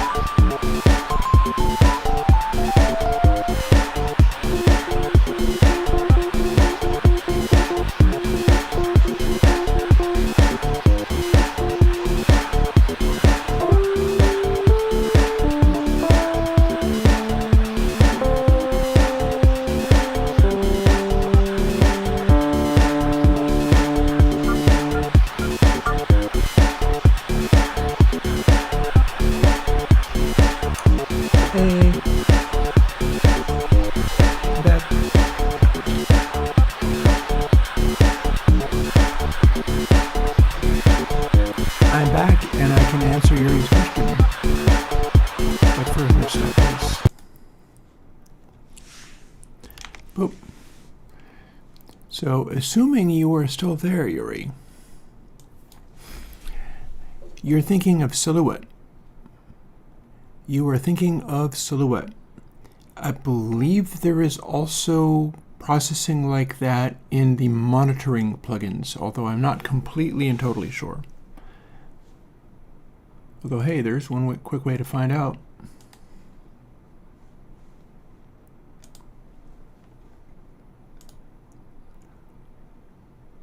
Let's open that right back up again.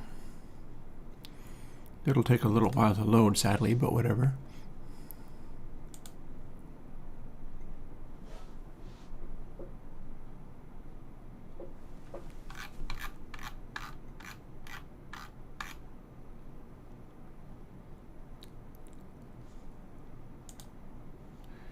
Is this it?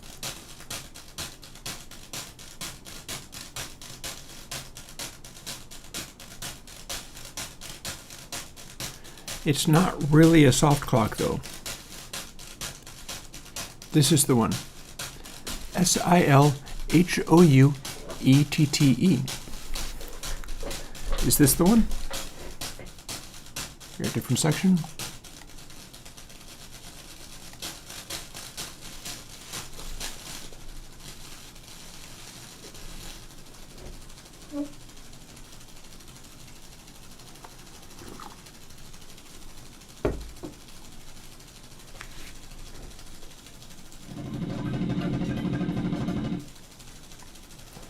You are quite welcome.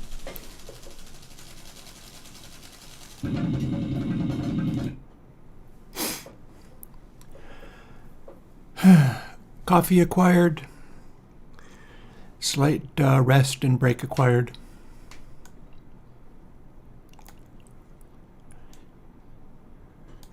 So what have we next?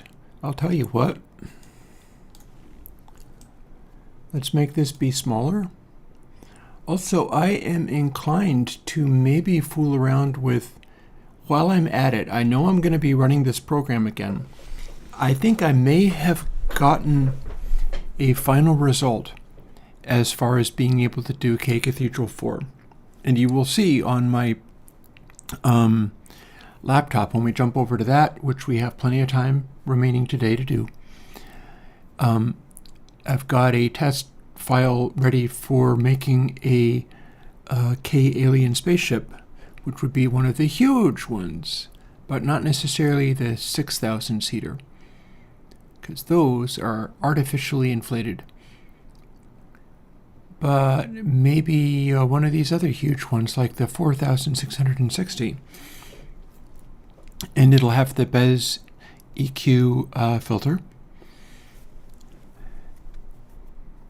But I think I might have what I need for both that and K Cathedral 4. I don't think I have what I need for Guitar Hall. And I'll tell you why. I don't think I can... Okay. If you think it's a soft clock, then far be it for me to contradict it. The reason soft clock is because it's a swooping sine wave in such a way that there is no clear point of attack, whereas using Silhouette hides the notes, but it retains and in fact exaggerates the attacks. So you could put like a tick through it and get a very clear and direct tick out of it, which is not the same as soft clock. Technically, it's not soft. It'll be as hard as you need it to be. I wonder if I can demonstrate that, seeing as I have Twisted Wave available, and I just used that, so I know I can... Let's see... Desktop sounds. No, not samples, sounds. Assuming I even have that, why don't I have that? Ah, because that's not where I was looking, okay. Desktop, sounds, do we have sounds? I should have sounds. Why don't I have sounds? What's going on that I'm not able to find sounds off of my desktop? Could it be named audio instead? I even know, yeah, I do know where it is. This is the sounds folder on the desktop. This is Christopher Johnson desktop. LMNOPQR. Okay, there it is. Okay, false alarm. I thought I wasn't finding it, and it was there. And let's have one of my drum tracks. I do not know why I keep not having Rise drums here. And yet I don't. I have it on another machine. I'm confused. I don't know what I have or don't. But I'll tell you what I do have is this.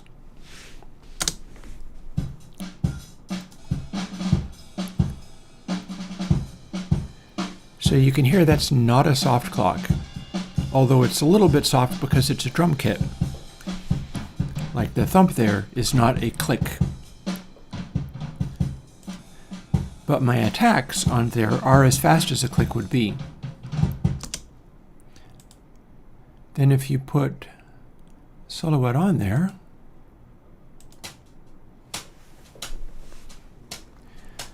that's effectively just a click again. It's meant to isolate percussive sounds out of a full mix, so that if you can't pick out the percussive sounds anymore, you know that you have gone too far. But it's not really a soft clock. Hear how the attack is completely there even though all the decay is now gone? It's like an anti-soft clock. Like here's drum sounds again. Here is only clicks. And this is why there's a dry wet, is maybe you want to do this.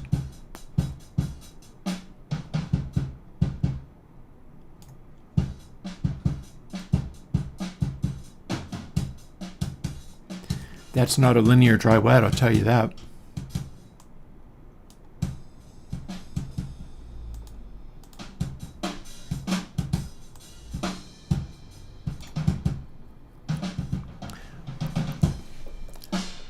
So using this, we can add an additional punch onto it, but this is the opposite of a soft clock. Start with this, add this, and you have this sort of accentuation of the percussion.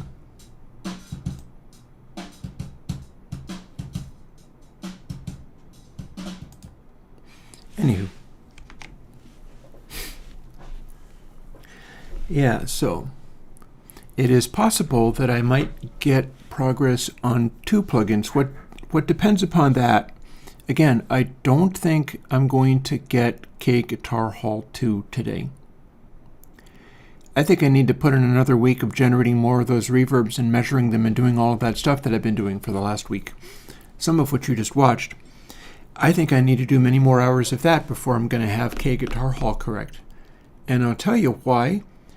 I think I can set this better. And by this, I mean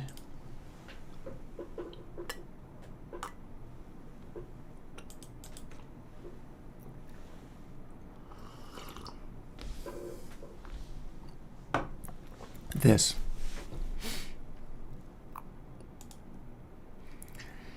I think I can set that better.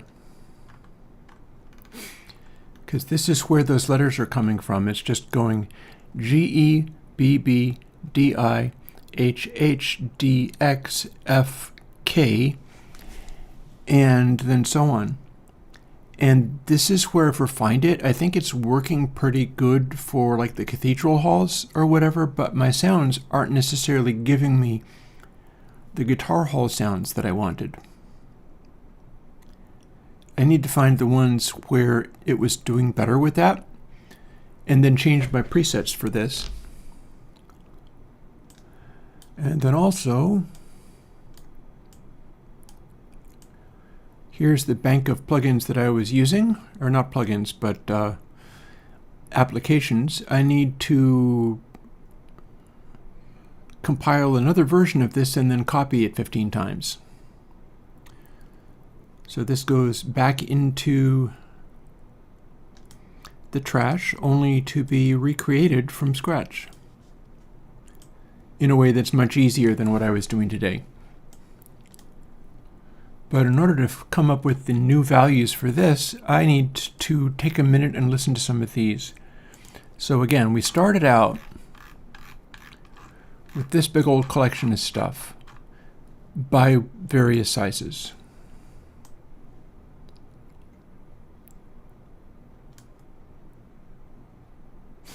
I'll bear in mind also,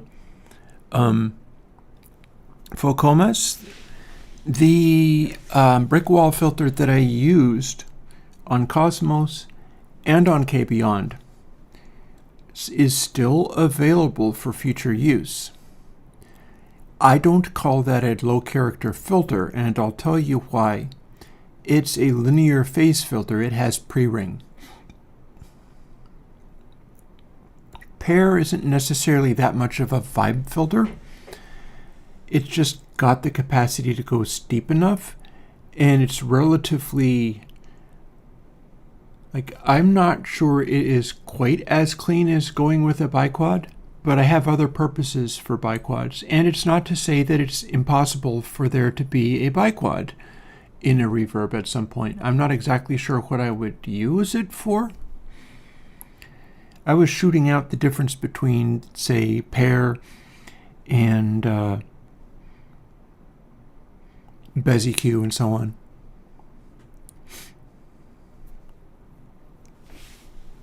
Anyway, I need to listen for what gives me, and the date modified isn't going to help.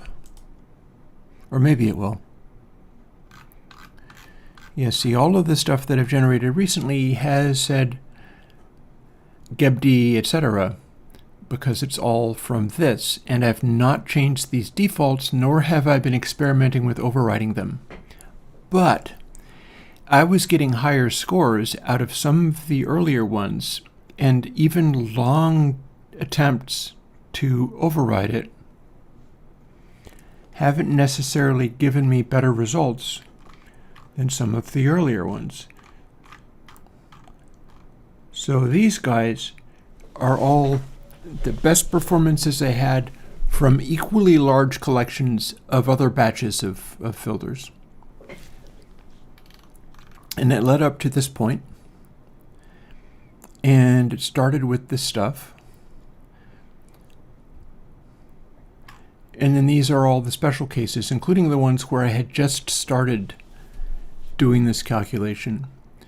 Like, the first 6 letters are basically always bloom, naturalness, and darkness, which I've settled on these settings for them, and they've been giving me consistent results. But I can change any of this, and I can look to see whether other settings will work better for me.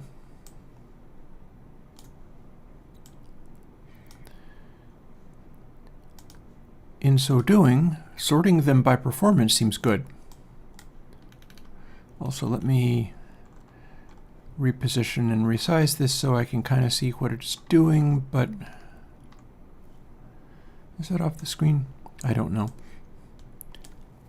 I can see what my current settings are, but then also see what this double winners category looks like.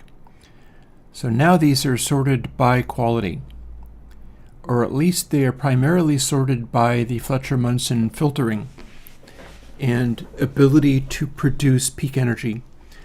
What I want to do is do a bunch of them where the Fletcher-Munson filtered peak energy goes up into green or even yellow or orange or red, and not at the extremes of the room sizes, which is where it normally can happen.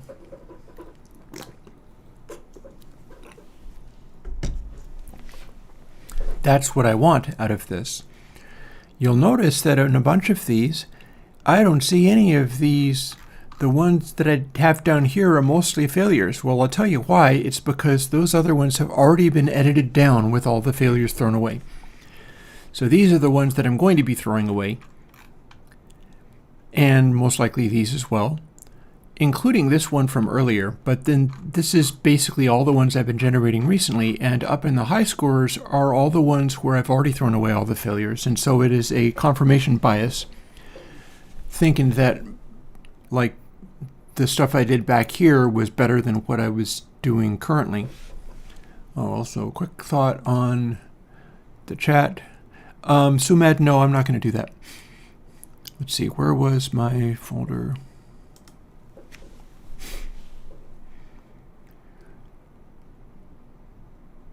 And again, I should be able to listen to these and hear what they sound like, one hopes. In particular, these interest me, 206 and 335.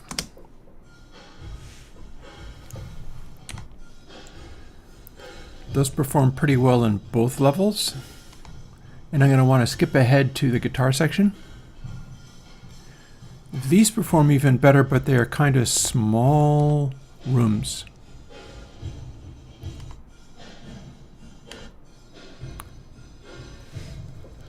Let's see what that oh, hello.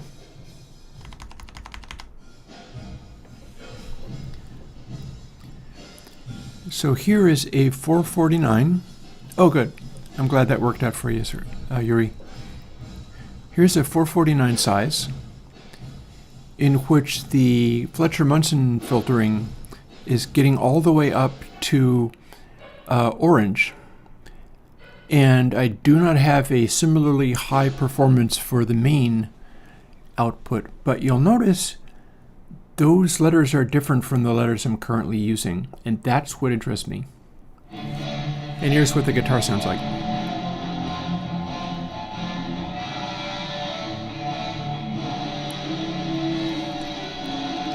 So Guitar Hall would be bigger than this, but with a similar amount of clarity and density.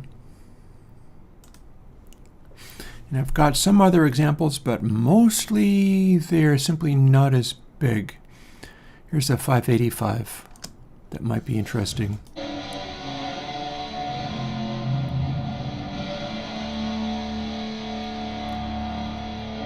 See, that's what I'm talking about.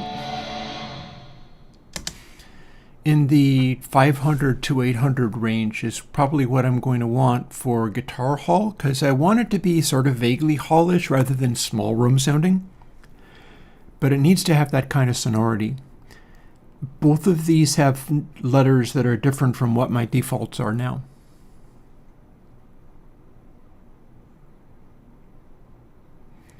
So this one goes GG, CC, CI. Whereas that one's DI. And then what was the 400 or something? 449. GG, CB, DH. Also, I should look a little further because we do have more examples here. Here's a GEBBDI. So that's the same, except for that it is well, no, that's not, no, that's the same. This is one of my recent ones. So, and I do mean to do a bunch more of those little 4x4s. I'll figure it out. So let's see, this is the current settings that don't seem to be able to get up to those amounts of sonority.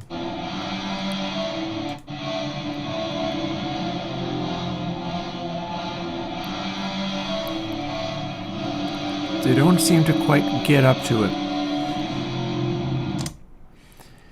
If it was instead GECCEI, this is another one. This has the naturalness spacing somewhat more emphasized, and I've seen that in another one that scored well for guitars.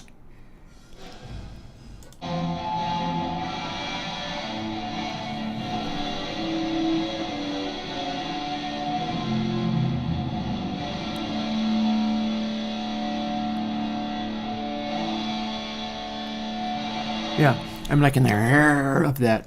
There is an intensity to it.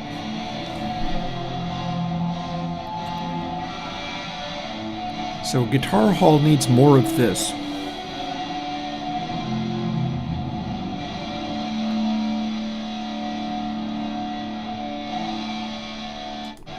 Listen to where it sustains.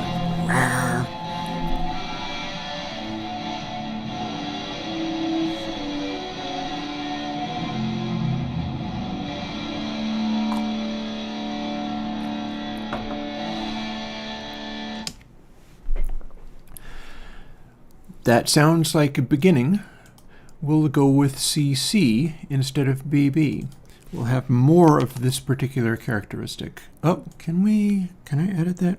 Did I do that right? Am I doing this right? What's going on? Please let me enter a thing in. That should have been me holding down Shift and pressing C, at which point I would expect text to actually change because I typed a thing. And yet it does not.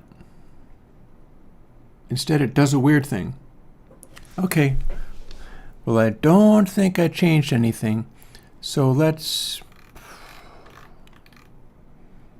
figure out what we have to do in order to make it make some kind of sense. Firstly, let's select some of these things. Then select that like this, and let's try it again. Can we type into this text box? No. What the actual hell?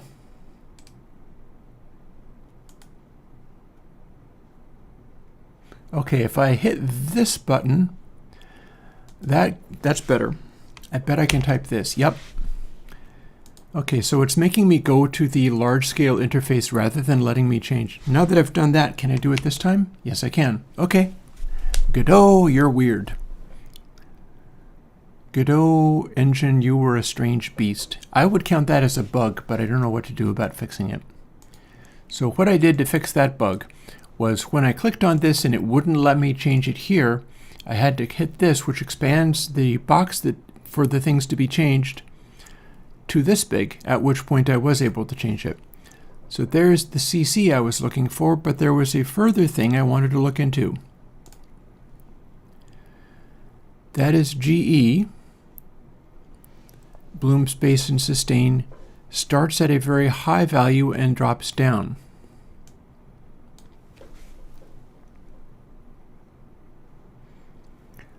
But let's see, the really high rating ones, like this 449, that's GG and CB, so there's a C in there as well. I think that's relevant, and I'll tell you why. When it says GE, G is a higher letter than E. It's being turned into a number.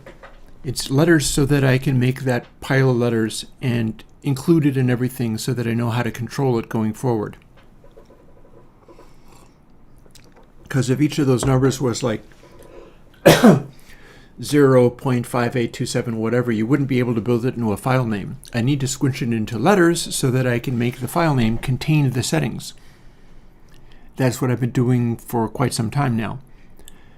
When it says GE, what that means is this particular metric for analyzing stuff starts out weighted more heavily relative to the other measurements at G, and then it goes down to the number at E, which is a smaller number, the amount that this bloom space sustain thing contributes to the quality ratings.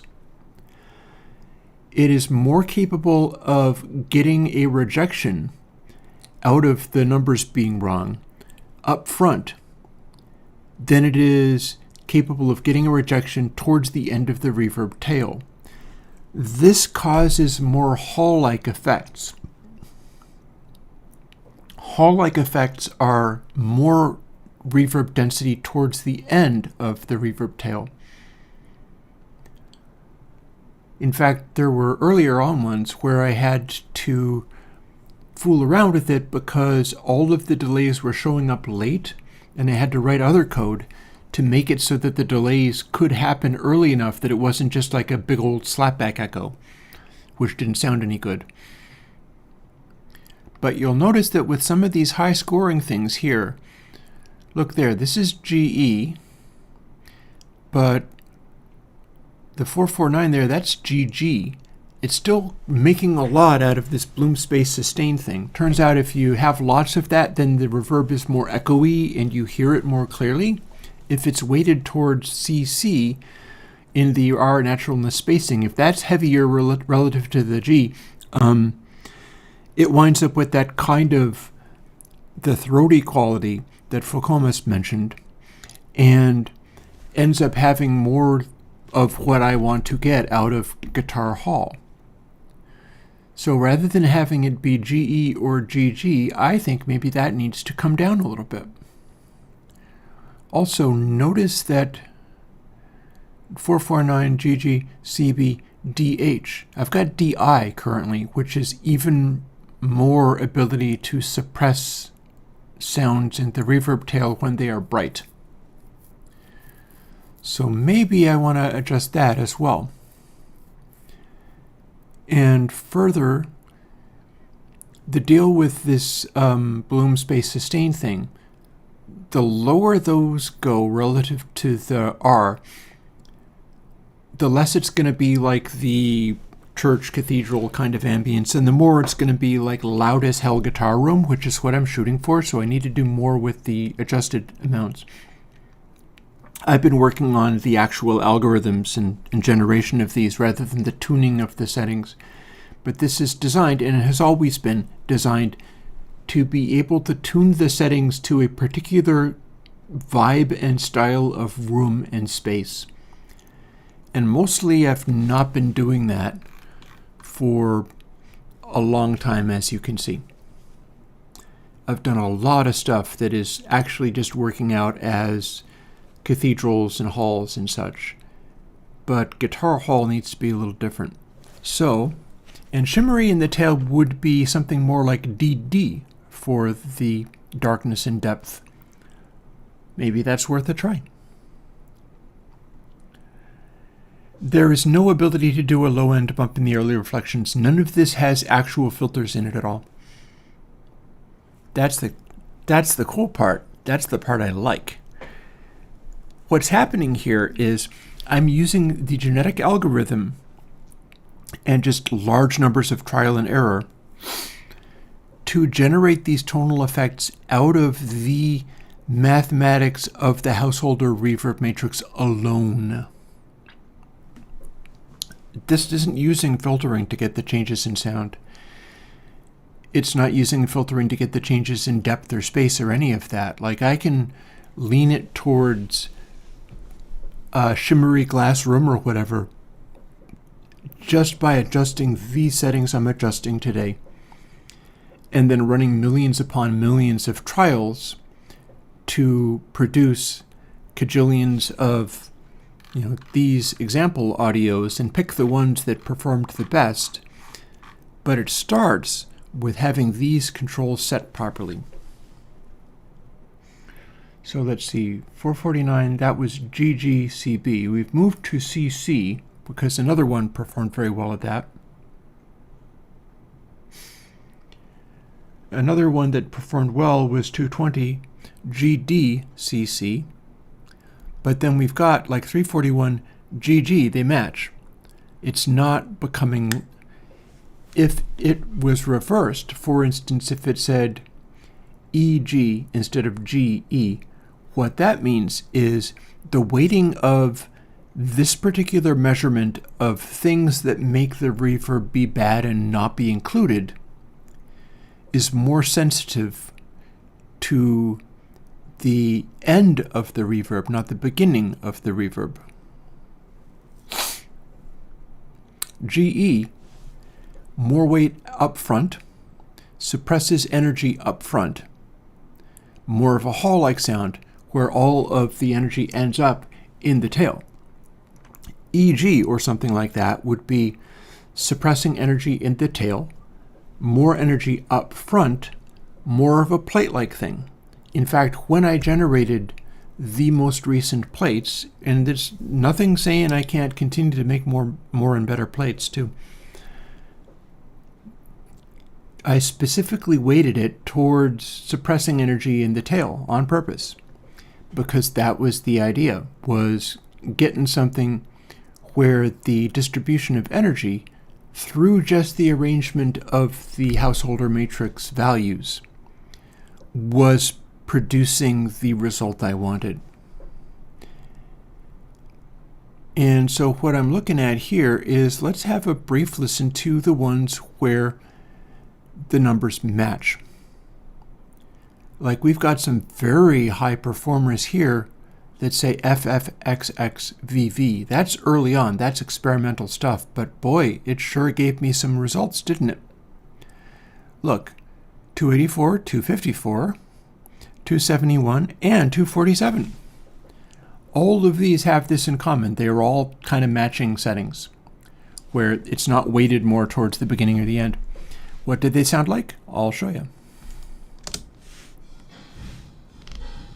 They're all very small rooms.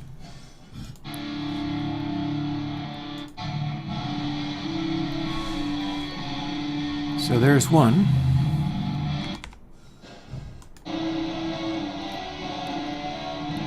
Same settings, but it sounds very different, doesn't it?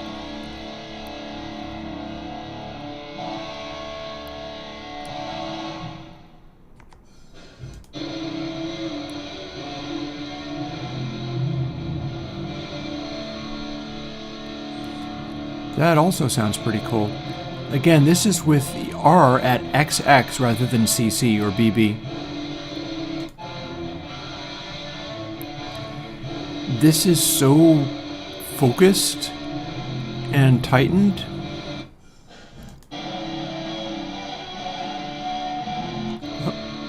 Yeah, here's a beautiful example. Like, here's what FFXXVV sounds like.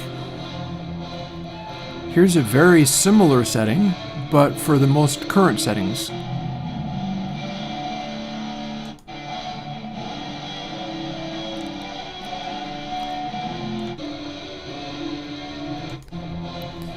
When you're doing that high of a R setting, all the space goes away.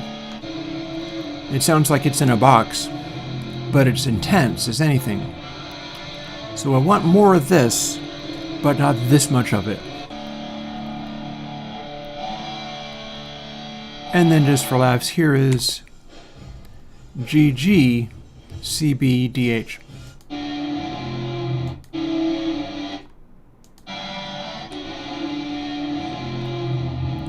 So reverb impulses more up front. Reverb impulses more in the tail. Where you can hear sort of the sustain of it a little more.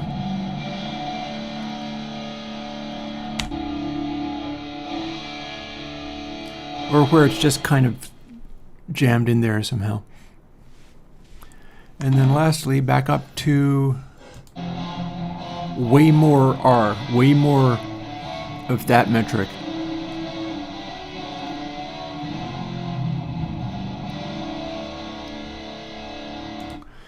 So I want a little more of that, and I think I can go with the Bloom Space Sustain one, matching and being less. And that ought to do the trick. Also, I think I can... You mentioned shimmery in the tail. Some of what I'm doing is repressing that. Let's fix that. I'll close this for the moment. So D.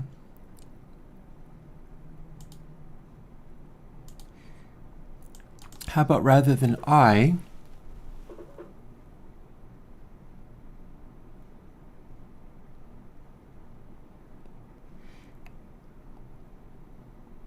we could go, we could neutralize everything. How about maybe we go with FFCCFF? Now my concern there is that that's damping down brightness up front harder, but that might not be wrong for the guitar hall, because it needs to not be too busy as immediate reverb and early reflections and that kind of stuff needs to not be super bright because that will just make it fizzy. It needs to have the darkness to it. But in the tail, there you go. It can have a little bit more shimmeriness there rather than bright up front and way darker in the tail, which is what this currently is.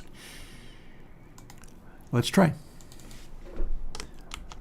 And we're back to not being able to do the thing. Giant G! How about you get smaller again, please?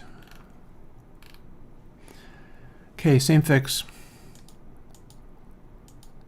I have to be able to click on that now, please. Yeah, man, this sucker is very ill-behaved, I tell you. I'm clicking on this thing and ain't nothing happening. I'm disappointed. I don't understand. Let's switch away to script and then switch back to the 2D window. Maybe then it'll behave. How about then? Let's try. Type in F. Yay, that time it worked. Type in F there. Yay, that worked too. And we go to D, no F, and then I dials itself right back down to F, and there we go. I could try inverting that a little bit. We could try having the tail go just a little bit brighter.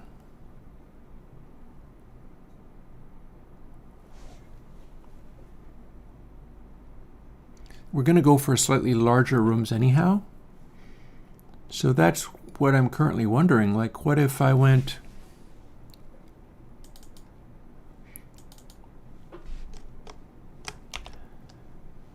FE here and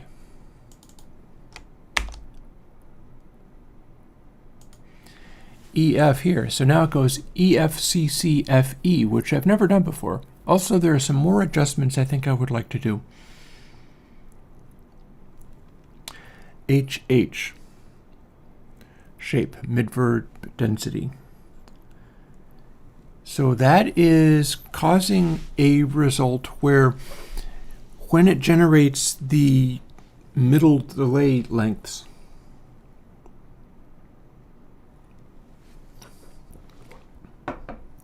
it's all very complicated, I know. It is spreading out the range of reverb returns where there can be some very short ones and some very long ones. Let's go and look at the actual code.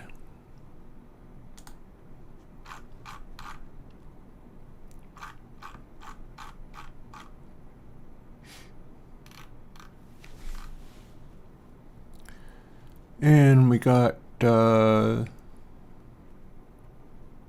it's not going to be a just red or a just blue.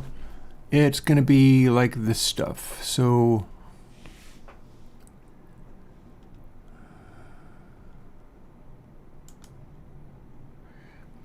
adjust shape. So let's see. Controls 9. Oh no. I stand corrected. Control 7 and 8 are shape midverb density 7 and 8. So if we go back here,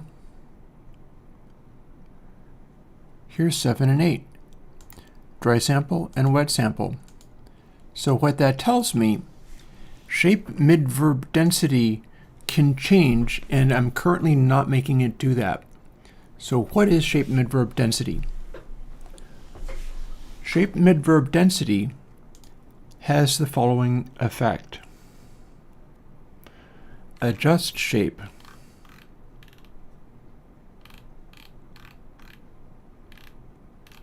After we've generated this stuff,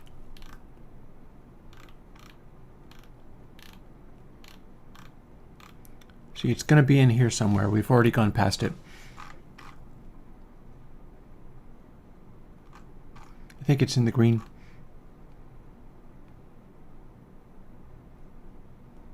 Yeah, here it is.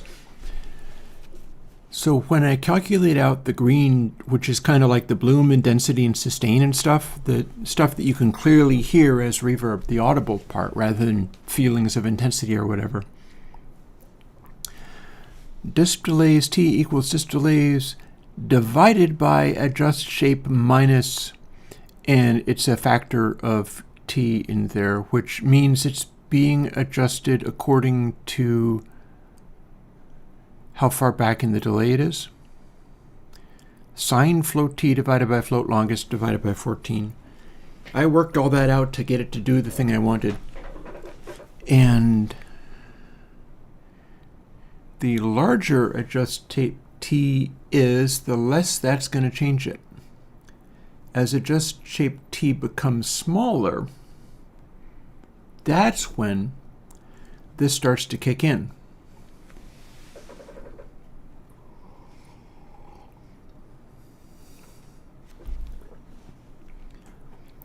Now, disp delays t, higher means worse for all of these things. Higher counts as worse. Lower numbers give you better scores and end up getting kept around. Higher numbers count as worse.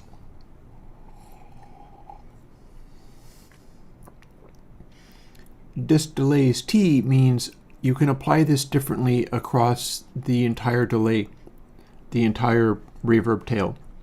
If you're up front, you're using the version of adjust shape that relates to being up front. If you're towards the end of the reverb tail, you're using the version that is the end of the reverb tail.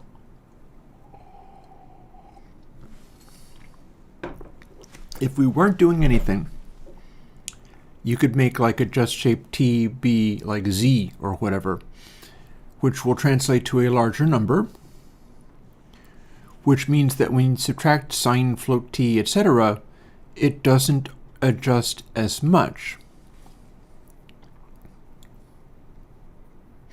It's being divided by, this is another reason why you can't change it on the fly. You have to run the entire run with these left the same. The purpose of adjust shape working the way that it does is to weight the spacings of it differently. The purpose is to make it so that if all of your delays were in the same place, so it was just one big slapback echo, it just went rump and then was gone, you could specifically penalize those so that rather than just waiting for things where it was more spread out, you'd basically force it to be more spread out.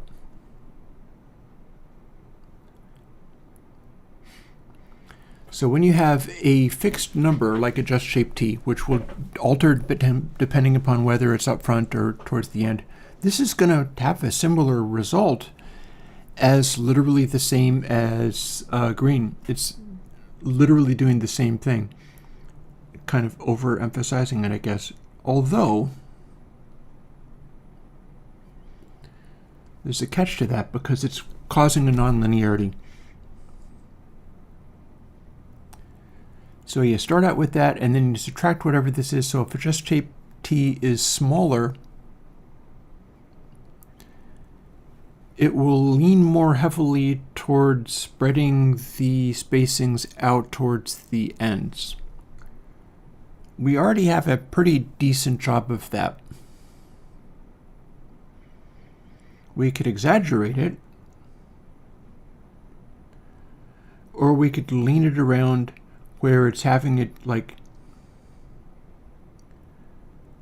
to what extent do we need to apply that nonlinearity where it's like, because smaller setting means more of this effect rather than less of it. And it's taking the stuff in the middle and penalizing it so that only early and late reflections come through.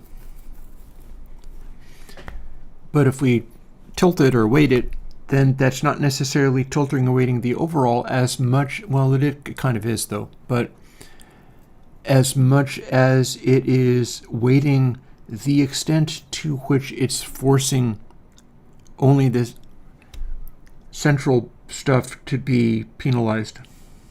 So basically this is me talking my way through, do I want to make this tilted or not? Because for the last month I've been running these with it just at a basic setting that is not altered.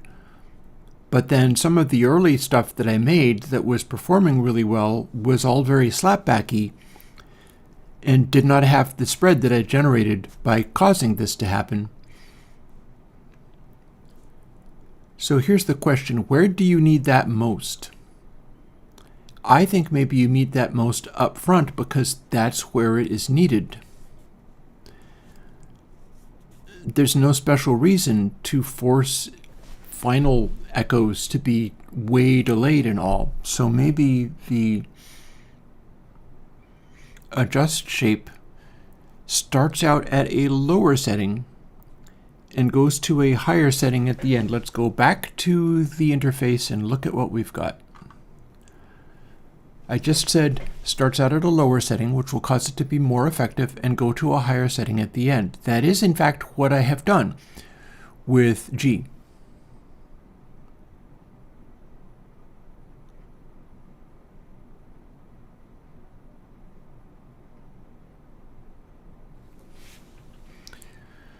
So I can continue to increase it because we've got more of this than we really need. HI, or I can slightly slant it.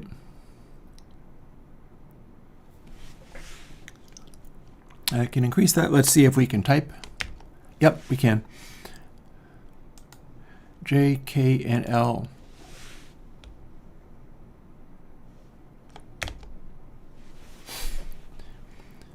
It's getting more pronounceable too, but now it says Fkfedjal.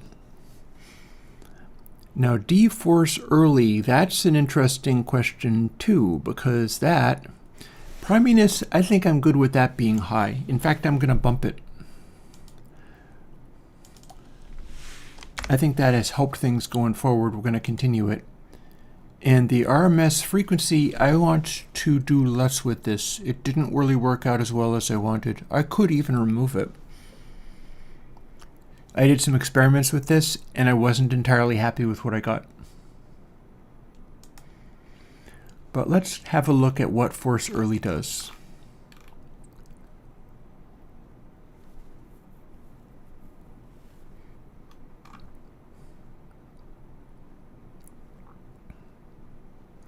Here it is.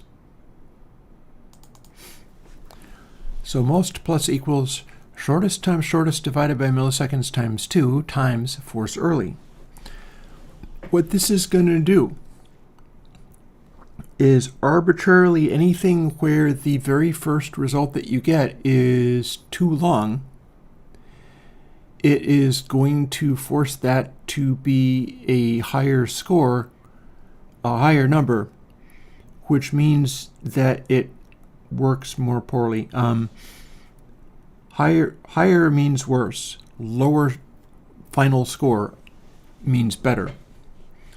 We're looking for the lowest possible one to translate to the best possible reverb.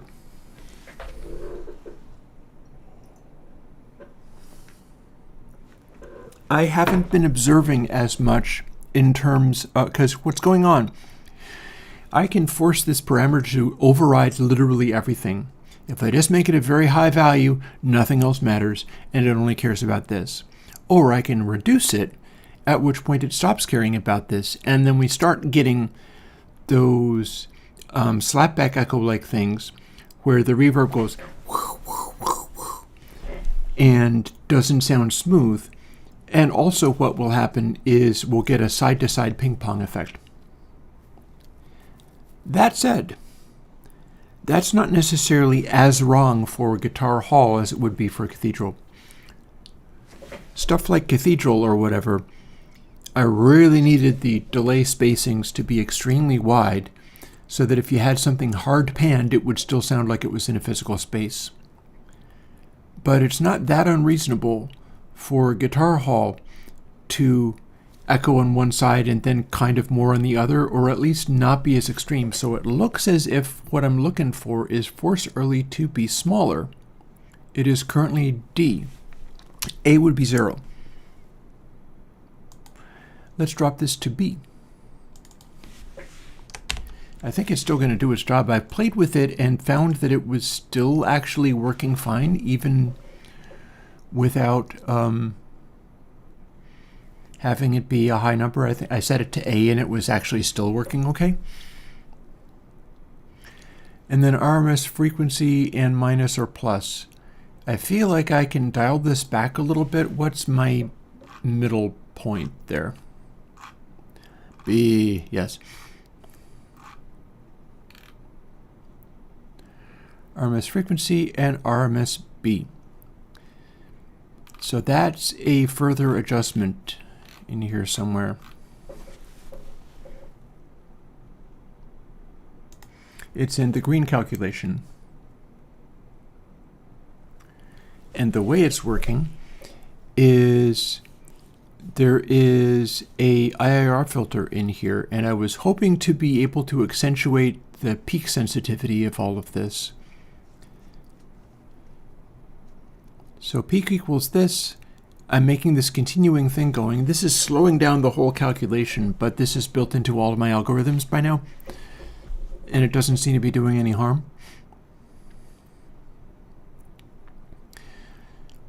So this is for the purpose of trying to build in some sensitivity to peak versus RMS into the actual calculation. I don't know how well it's working. I do remember that it didn't give me great results when I cranked it way up. Green IIR times RMSB, that's going to be a, let's see. I can probably test run this and find out what it's giving me. Freak is not going to be a concern. RMSB is going to be, let's find out.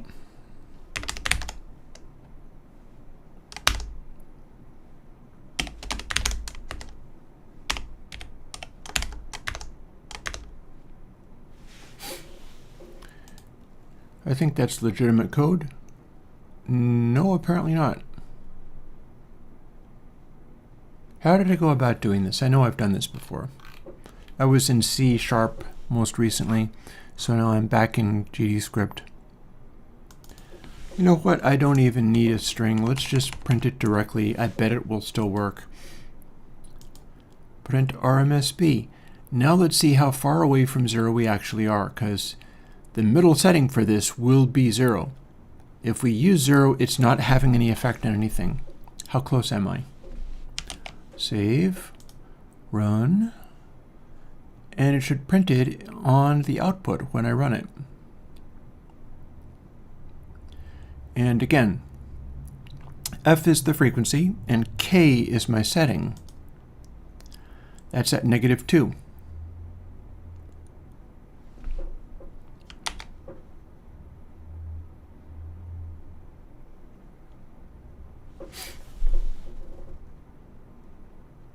I think M ends up being 0. Let's test that assumption.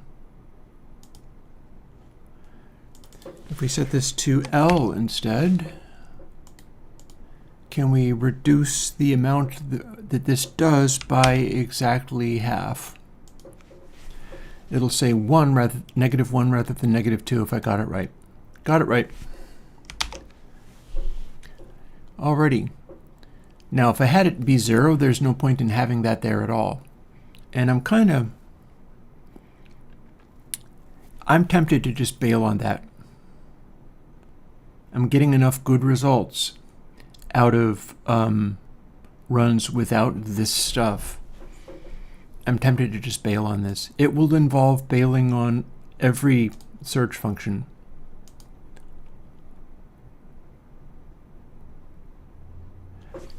Let's do it. I remember experimenting with it. It didn't give me what I wanted. We're going to ditch all of that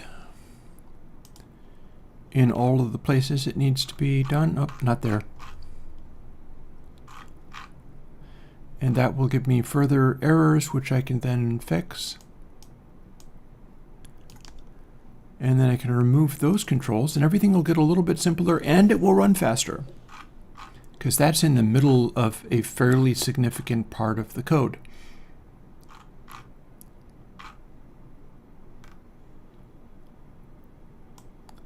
These other parameters, I think, were enough. I'm not even using search 3 anymore.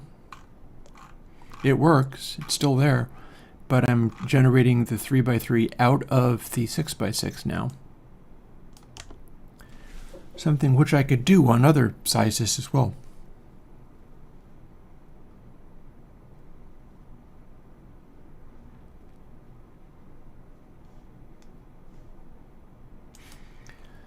So now we're going to have these errors.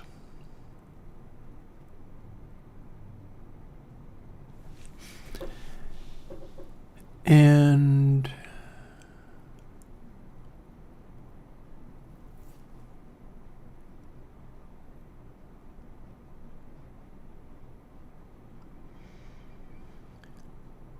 I can simplify all this. I don't actually need this variable here. What I need is this. So boop. Most is max, display is t, blah, blah, blah, blah, blah, comma, most. We're keeping track. All the green setting is finding the highest value for whatever the conditions it's in.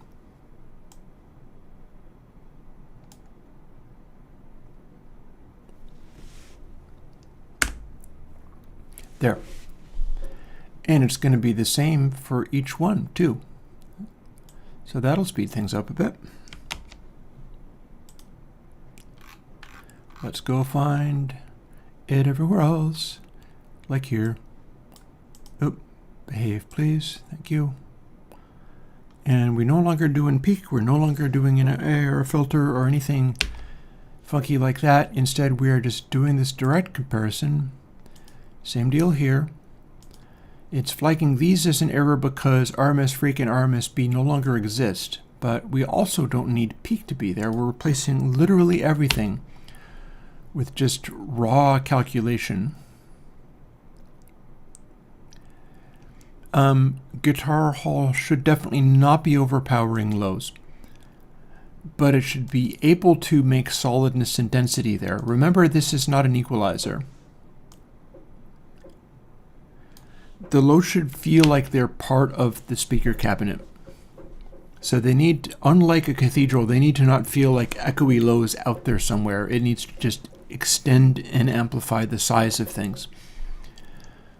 So here we are. We got this part done. And what that means is, oh, we don't have the delete here, but we have it here.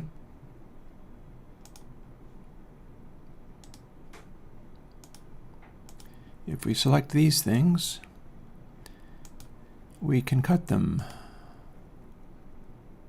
That has a script attached, but only because it uses the same techniques as the other scripts to be able to have this forced into a capital letter for the purposes of calculation. So we get to cut them and it's not breaking anything else. We also get to space things out a little bit more now. 1, 2. 1, 2. 1, 2. 2. Is that spaced out enough? No. 1, 2. 1, 2. 2. 2. Okay. So now that looks pretty nice. And I do believe we have our final settings for taking this program and going in and trying to make Guitar Hall this time.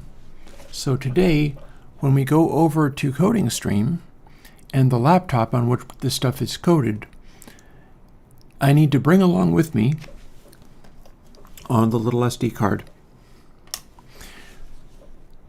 2 algorithms, 2 sets of numbers.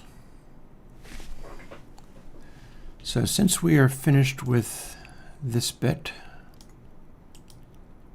leaving all these things alone, they don't actually matter. I can get rid of some of these things because they do not Why does this end this say force early? Clearly I don't need these. This was literally just a label for this bank of stuff which we no longer have visible. You could have it visible, but I've chosen not to have it visible. So we don't need this label. We'll just quietly make everything smaller and smaller. This, on the other hand, that's going to be something that gets updated and then read from, as are these. This technically exists and can be used, but I'm not actually... This is where you can add a special label to the stuff that is currently just saying EFCC FE. Ooh, hang on a second. I just realized something.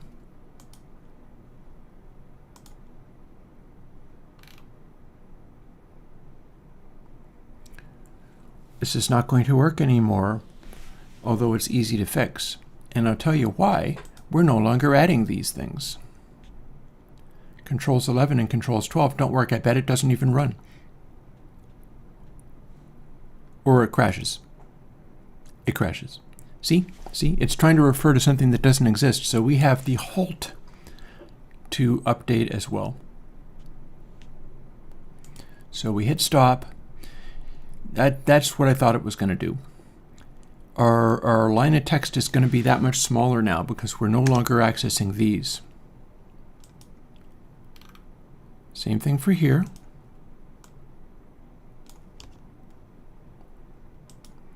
And here. We get to simplify stuff down a little bit now. So I'm pretty happy about that, at least. And now if we run it, it should work. 900 size. Settings as follows. It's starting out kind of small, but it will expand. Lower score is better. And it should ramp its way up to a size that's roughly around half the size I've specified. Because again, this is all just working off of things interacting with and affecting each other. Like, just because I say 900 size doesn't mean that it will do that. It's all a complicated system that is doing its best to satisfy multiple constraints across cajillions of runs of the algorithm.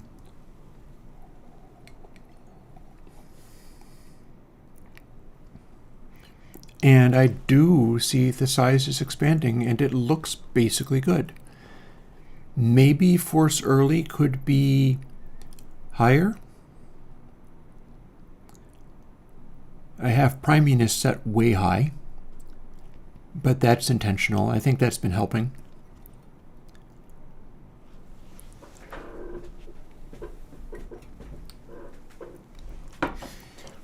The rest of it seems pretty good. If the brightness was much lower, the color of that green area that you see would be bluer. It would go more into the cyan area. And yeah, it looks like we are on the right track here. And it ought to start generating decent sounds at the appropriate sizes. I'm probably going to want to default the size to larger. Usually I stagger it a little bit. I update each of them.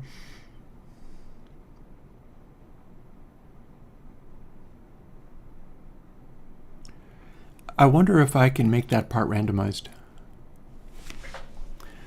Let's find out. This could be a thing I could do, and that would speed everything up. I would just instantiate a bunch of them and just hit run, and then they would just go. And they would have slightly randomized sizes in the region I'm aiming for, which is currently looking to be higher than 900, but smaller than 1500.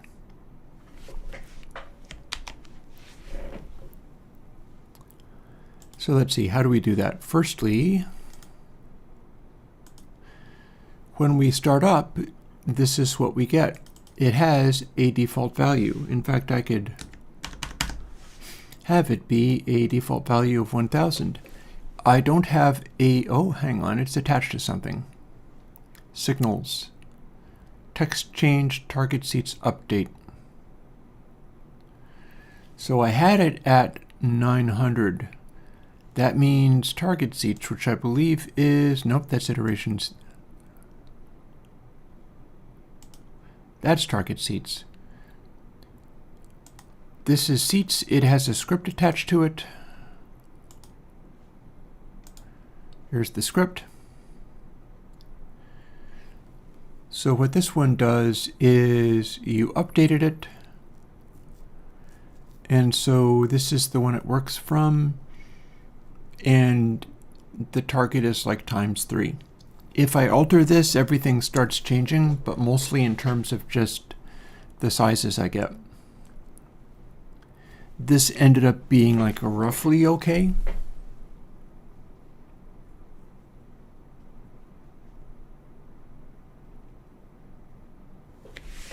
I can probably nudge it. All of my values are coming out smaller than they ever used to, so I can make it be 3.1 and see if that helps.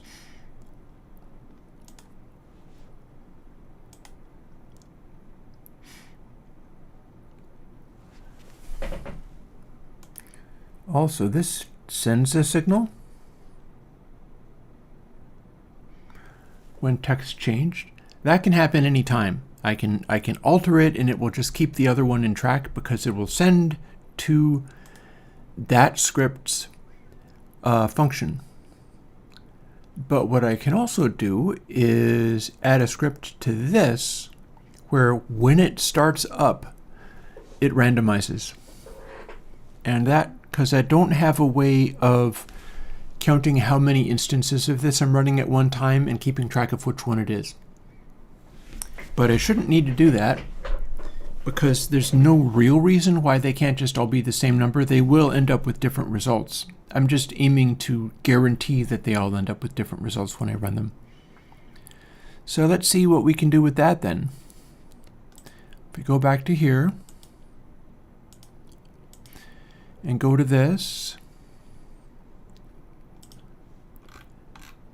inspector lets me, there's a script, so I can start a script like this. It'll inherit text edit, which is good because I need to make it update. And we're going to see whether we can make this work. And it starts up with some functions of which I can totally use. We do not need func process. We do not need to do anything with this literally every frame. But I'm looking to update ready. So let's do that.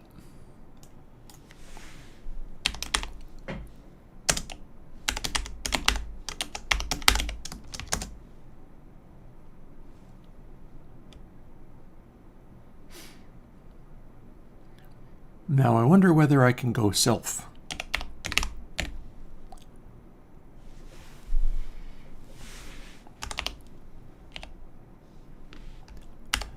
Signs point to yes. I believe I have that available.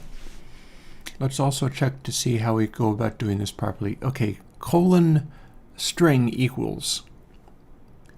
So we're going to want to do that.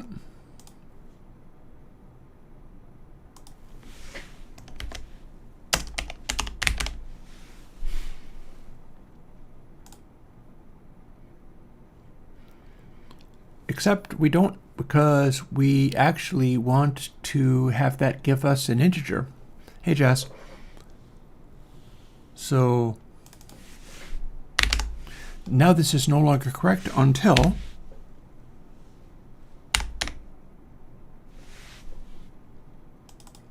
we do this to it. And now we have a variable, which is the number we started out with, because it starts out with a number. But ready means it's going to read that which we typed in and then do something with it. So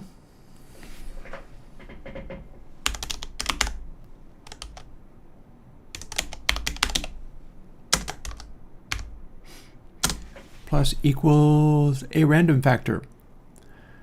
let's go back over to one of the other scripts where I'm doing random things and see how we went about doing that.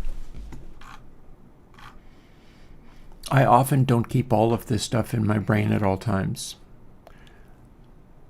Rand I is going to be the total range. We do have other random options though. So let's see what the suggestion machine gives me.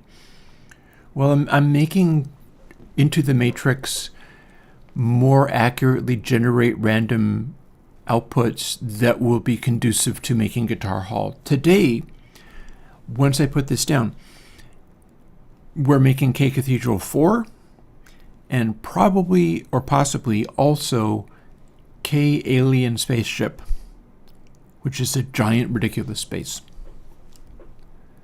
But for now, rand I within range.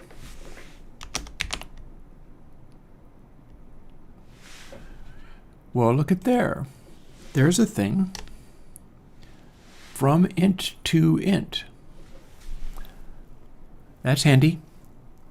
Back in the old C days, you had to roll this kind of thing yourself, but the Godot engine gives you this stuff, so we can do that. So target seats plus equal from 0 to target seats divided by something. Or indeed, like, I don't know, square root of target seats, that could work. Okay, so if you were at 1,000, the square root of that is 31. That seems like about the right range. If we were at 100, then it would be a range of about 10. If we were at 10,000, it would be about 100. I think that'll work.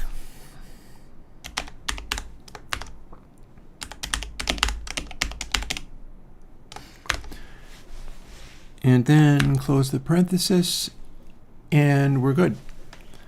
So that should generate a random range from 0 to the square root of target seats, which is then adding 2 target seats.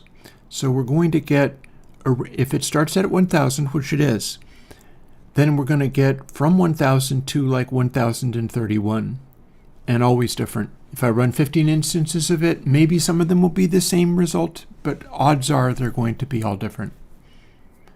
Likewise for any initial setting that I use. That said, if I go and type in new values, they can't talk to the other instances of the program, so if I type in new values, I still have to stagger them out and type them in distinctly.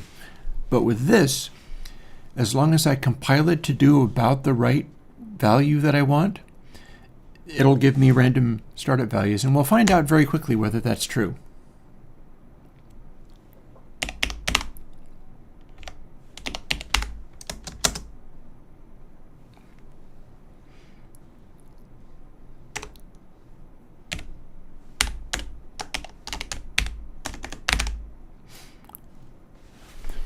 Does that work? It didn't give me any autocompletes. That's not right.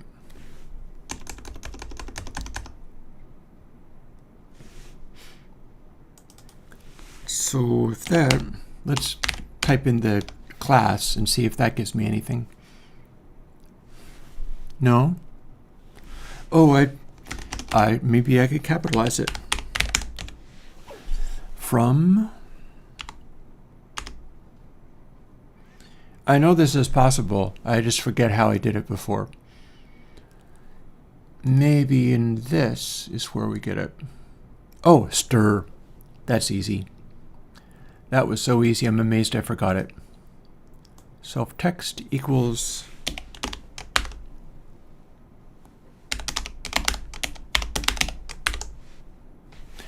bingo. Yuri, this runs on ready.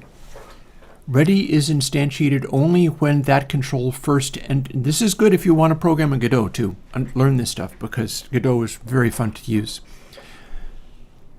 Ready is only fired once when the node enters the scene tree for the first time, as it says here. There was another one called process that runs every cycle, But this is not in every cycle. This only happens once. And in fact, we've got stuff like this in the searches as well. Well, no, that's actually just starts up, but pressed is when you push the button. And likewise for that. Controls, this is where we change those things to just capital letters. Anything we type in, it just takes it and forces it to be the first character and then a capital letter. But this also has a ready, and we're not using that one. But this is only in the ready. It returns void, so we don't have to return anything. And that is the end result. And since we basically got that stuff right, here's where it starts. It should give me a value between 1000 and 1031. Let me run. 1006. 1002. 1016. Got there. And if I override this so that my default setting is not starting at 1000s, instead I decide I want to make it 10,000 for really big spaces, which is not what I want to do, but I was doing some of that earlier. I can just build a new version of this, export it, and then duplicate it. If I do this, it's within 0 and 100. Every instance of this will be giving me a custom number. 72, 1019. It's all pretty close to the target. It's not really very different, but it's just a slightly different number, so that all of the randomness being generated also in here ends up getting nudged in a slightly different direction, making it more likely that I'm not going to end up with two algorithms that ended up being exactly the same by accident. And that's never happened. But I like having the slight offset regardless. Oh, and also if I do 100, we're making tiny, tiny rooms. But then it's 100 to 110, roughly. Or 109. Maybe it'll get to 110. See, like that. But the ones I wanted to work with were a range of about 1000. Because it's still going to make them be slightly smaller. My rooms, when I do this, never wind up being quite as small as that. But I'll run 15 instances of this overnight. It'll probably finish up even more effectively that way. And it's doing a bunch of updates. Actually, it's generated a lot of updates very quickly, which are creeping upward in size.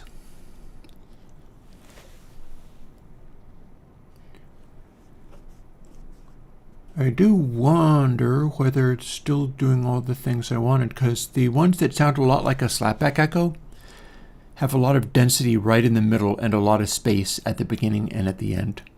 I've leaned a little bit farther away from having it just be a continuous see, look at that one. That one's fairly quick onset, but the end is sparse and spacious, which honestly looks pretty good. That seems neat. So much so that we can maybe listen to it. I will see whether, well, actually, never mind. I will select all and cut that. Now I have that on my clipboard, even as it still runs.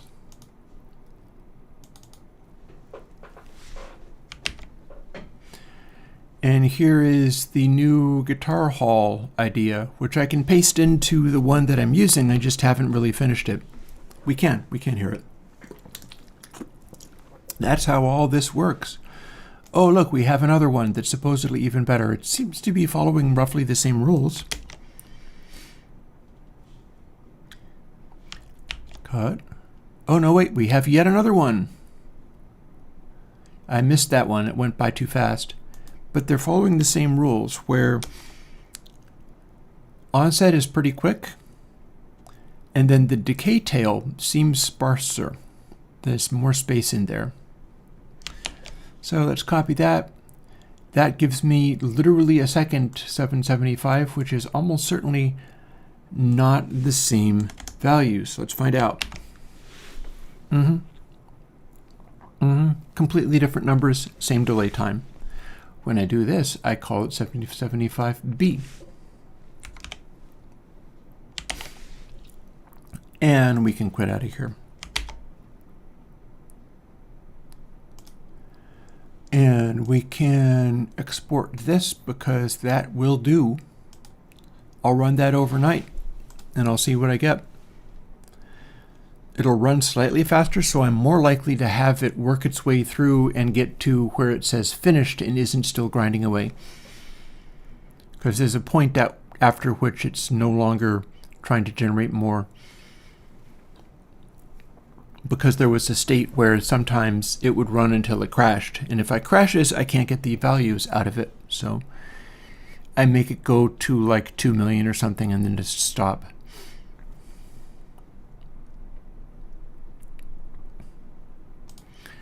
But we're not ready to move over to coding stream just yet. We can save this and quit because this is now what we need to use going forward. Here's what we're ready to move over. And here's our relevant information here. See, these are the two that we can listen to. And here's the new file. And here's the instance of the new program, which I can duplicate until there are 15 of.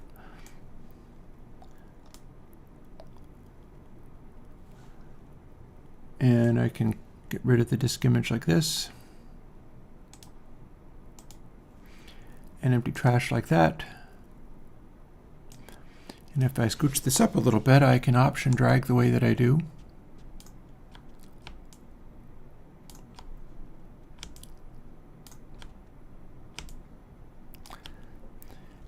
"15 of instances of this running simultaneously seems to be more or less what my Mac Studio is happy to use.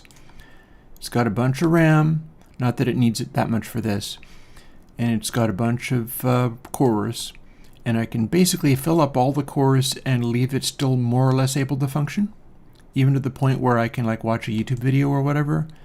And sometimes I can do that while these are running and be fine, and sometimes it starts dropping lots of frames because it's too busy with these.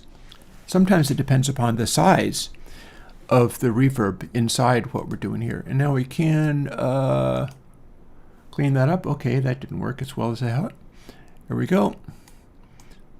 Scooch these over and clean up the selection. And then move them over where I'm going to have them. And I can probably run this a bunch of times every waking minute and get a big old pile of these to play with. And that'll be good and fun. I'm quite looking forward to that. But we're not quite ready because it's time to pick from double winners.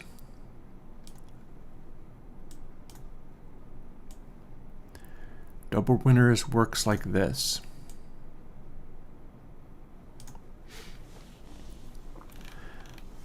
These are my highest performers. I'm looking for one that seems the most like Cathedral, my new Cathedral. In fact, I have the Bracasti Cathedral to refer to.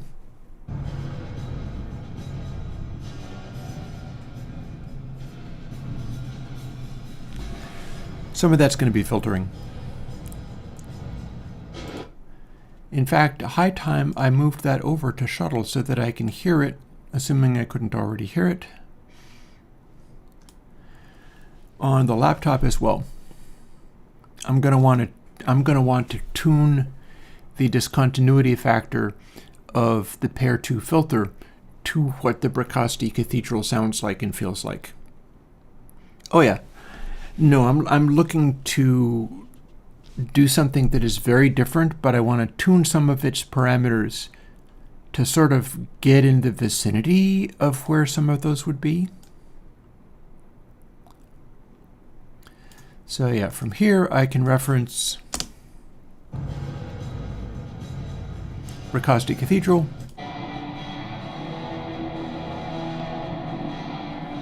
That's actually a different audio clip, so it doesn't follow all the same rules, but it's got some of the same sounds in it. And then here's double winners. And I'm not going to be using these ones.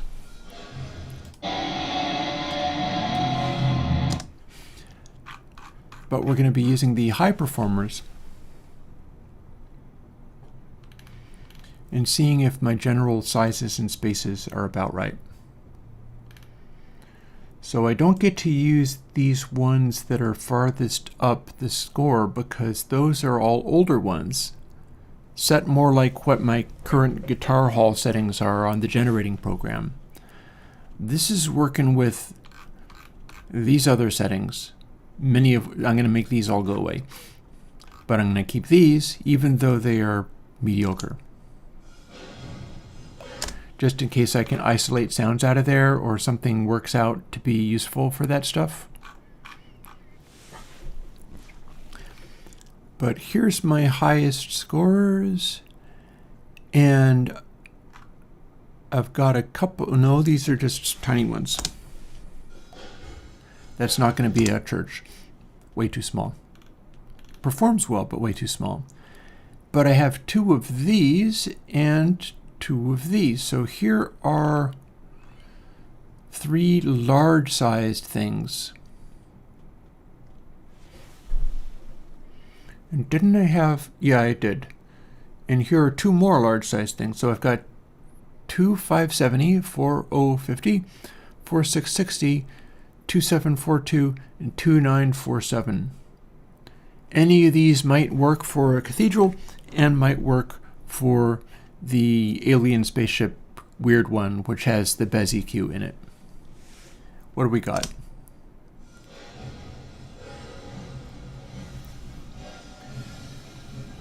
It has kind of a sustainy back and forthy thing going on.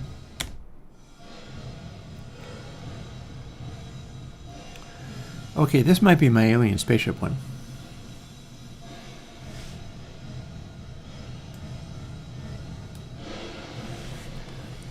But this one rates even higher slightly because that's a blue-blue. This is a green-blue.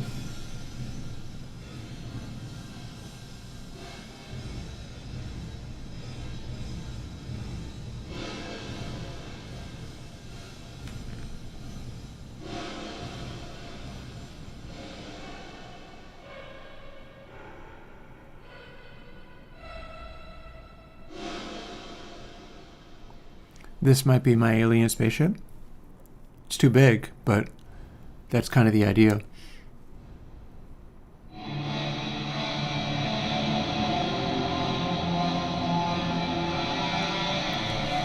Unless... I see, here's the thing. I was looking at only ones that scored really well in both ways, but looking for the church, the cathedral, I might well look into some of these relatively larger ones, which were generated more recently, where the RMS one is still showing as gray, but the Fletcher Munson is registering as green. Oh, Yuri, do you mean the one that I'm showing you right now? As in not this, but this. Let me show you it directly. Direct output. So, yay or nay, this should be the alien spaceship.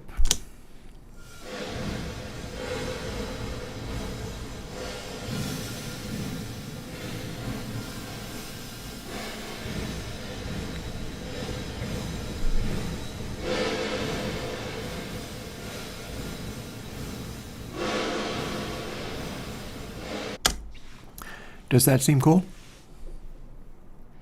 We can have it. We can have it.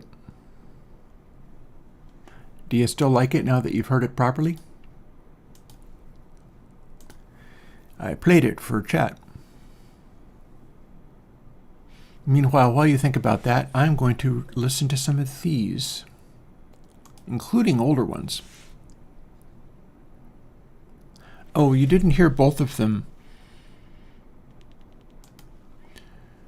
Okay, let's go back to playing it for chat.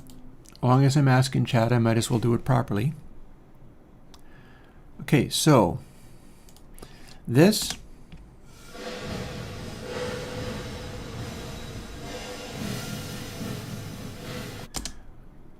or this.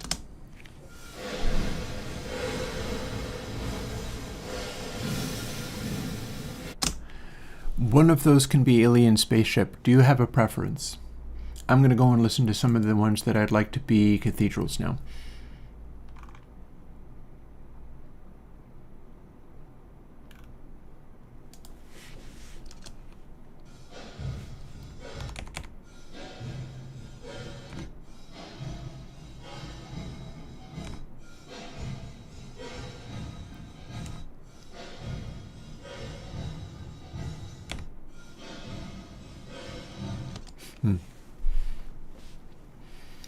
Would you prefer synthetic and Unreal?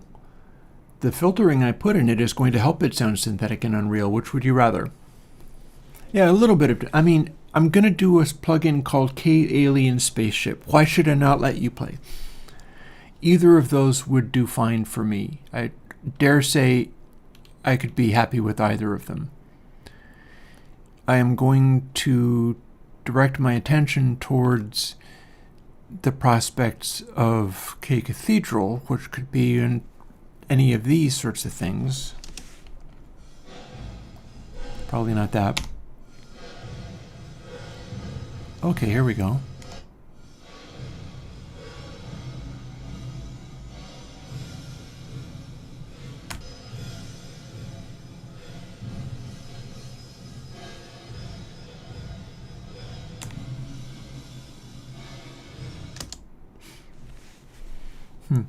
I don't know what that means, Focomas, but thank you. That's some kind of reply. Yeah, I'm not going to be able to do that. We don't have the right dry sounds available. You're going to be winging it. You're going to be doing your level best and figuring it out.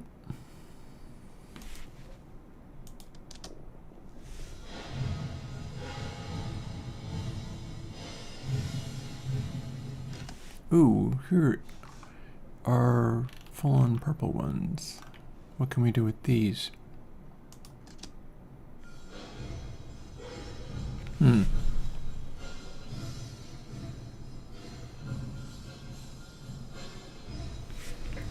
Well, let's quickly refer back to what Bricasti thinks a cathedral sounds like.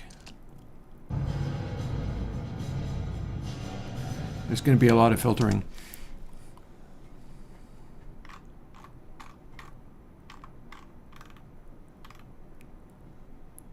The one that you called out, the green and blue.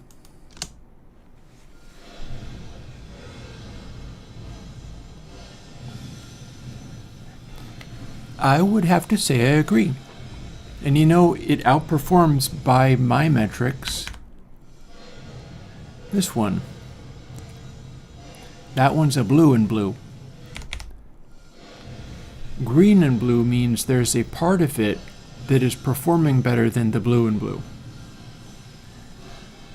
And that's in line with my tastes as well.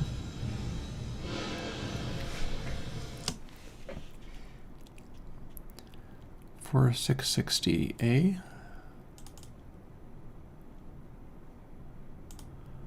Looky there, here it is. Right there where I can get at it. Don't even have to search for it or anything.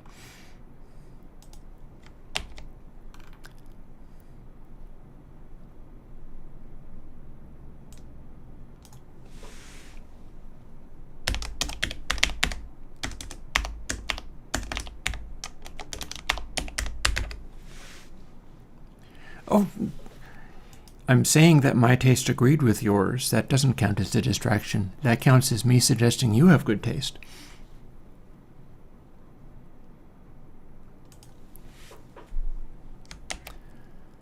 So we'll put that there for now.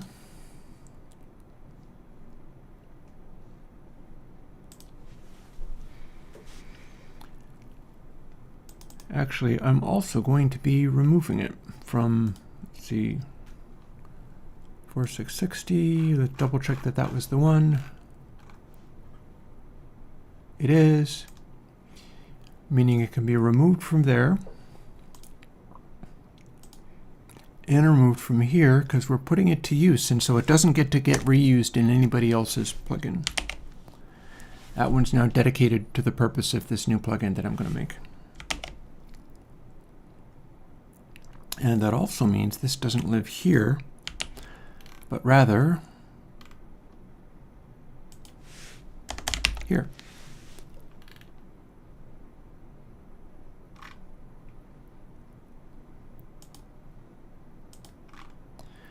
And these are, you get to hear the K-Guitar Hall type sound again.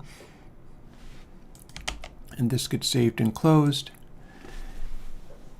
And back over to figuring out what the cathedral is going to be. And again, Bricasti sounds like this. That sounds much more filtered. So I'm going to need to have a good filter in there. But how big does it sound? I hear the... For mine, that means that the seat count is well over 1,000. So back to that for how long is it sustaining?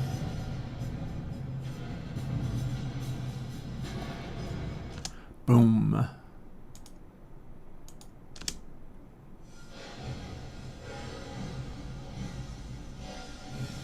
This is much brighter, so I'm going to have a filter in there.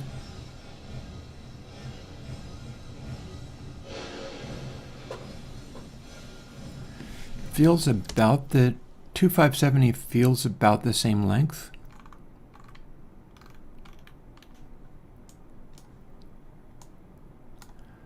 That said, though, I did have other stuff to try. So here's one possibility.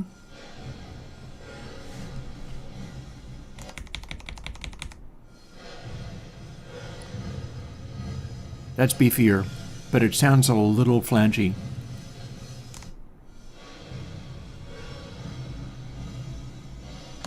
See, the deal with these is every single one is going to have different tone and also move a little bit differently. Oh, I'm looking to completely beat previous K Cathedrals. That's why it's going to be K Cathedral 4. There's always something new to do. So let me see, what are my options down here, for instance? Because one thing about the Bricasti is it doesn't sound as deep as that. The rumble is way closer. It doesn't have the depth. So if I pick one that's doing what I want, but has much less depth, like for instance, this one.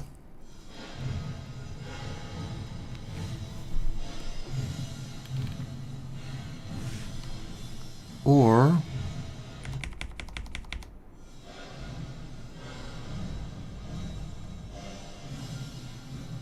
no, that's a purple, so maybe I don't want to look at that.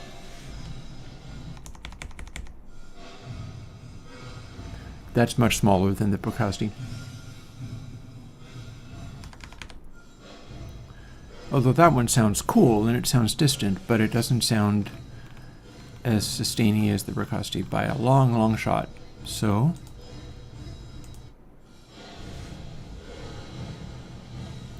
at 3,000, that's real big.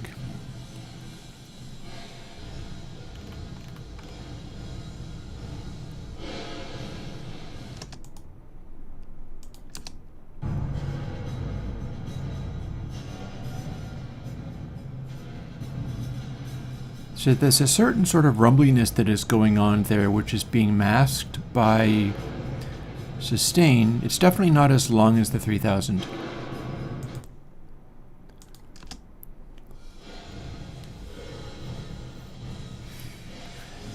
Yeah, the Bracasti would have you doing that because it definitely builds in bass.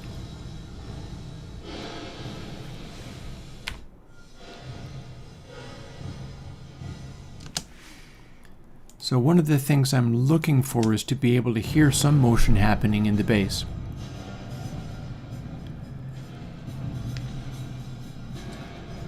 It's kind of all sitting in the low mids, and a lot of that is going to be filtering, so I'm going to have to make the filter able to darken as much as this, which I think is doable. I think I'd be able to do that. And let's see, where were we at?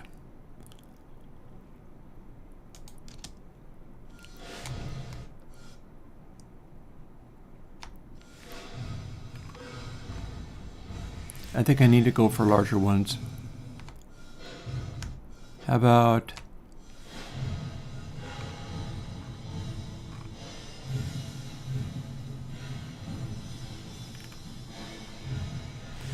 So there's that, but then these ones that measured slightly better on RMS might be down to these two.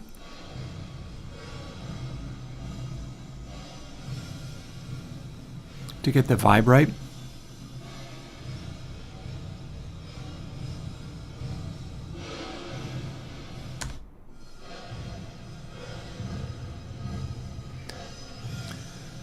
There's a slight chunkiness to the lows here.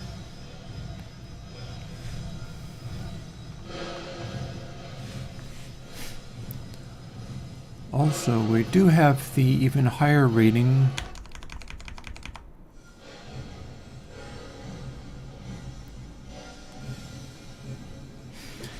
It's all in this range. It's all in the 2500 range. And I don't have anything even close to that in any of the higher performing ones. This is the best I got. Although there's also the 4000. I feel like that's too sustainy though. So if I was to copy this and these over to the SD card, I can bounce back and forth between them and maybe even include this one, which is the next step along. And then Cathedral. In fact, since this is a temporary one, I can just add a number to it and then it will be sorted into the same place.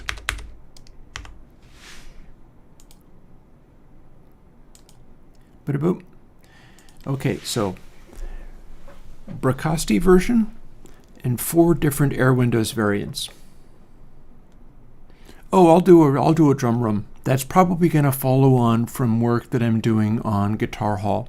And you've seen the changes I've made to be able to generate Guitar Hall.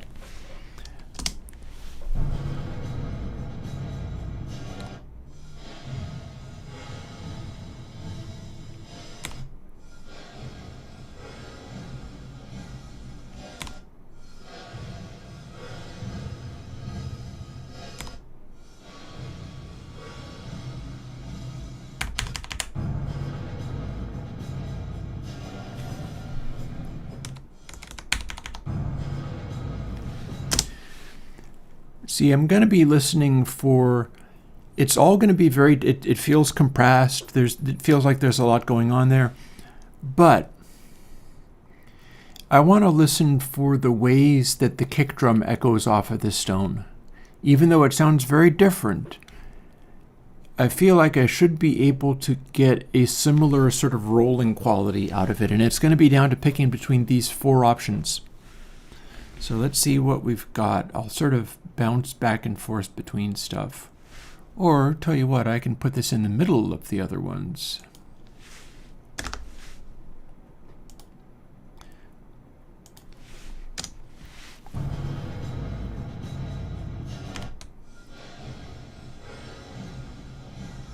That doesn't feel like it rolls the same.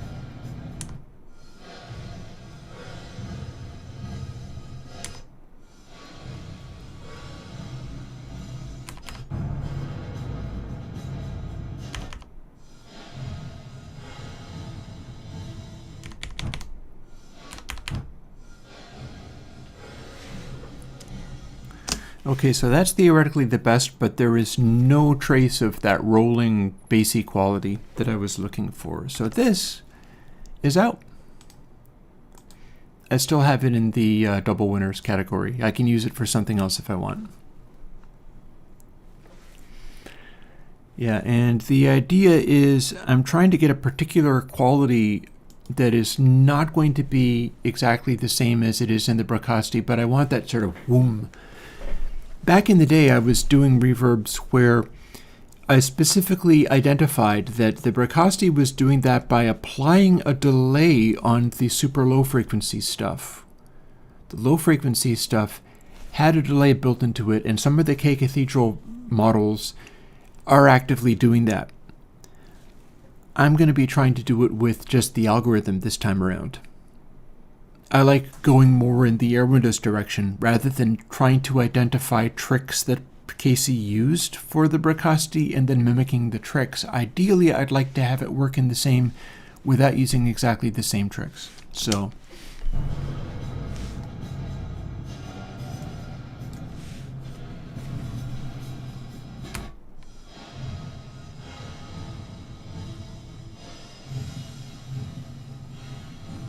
kind of rumbly.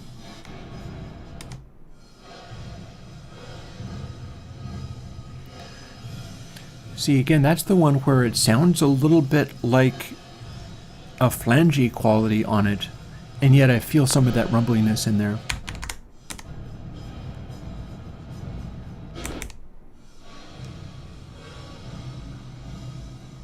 I think this might be my winner.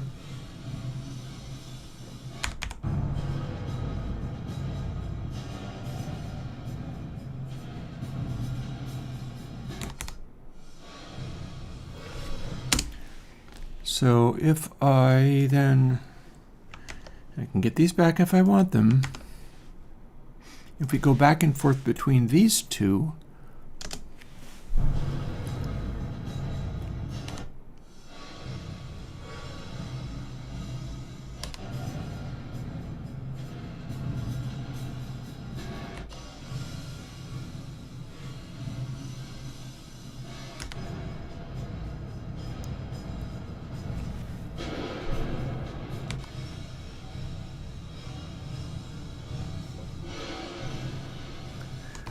I'm liking my backbeat better than his. Dull sounding. Yeah. Mine splashes more. Whereas the Brocasti snare backbeat, where it comes in and suddenly it's louder than everything else, there's an enclosed quality making into a kind of tone picture of it, but mine kind of expands out. In that way, I'm going to run with the way mine works. Back again to this.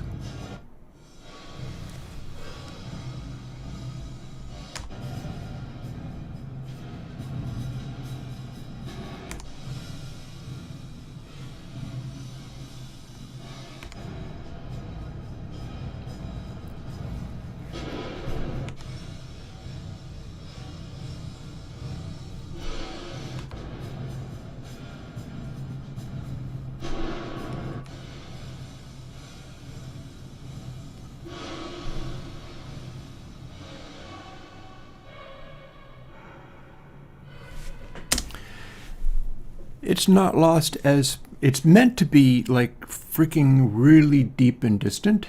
Here. It would help a lot if you had a DI. When I do this, I can't hear it. Brocasti.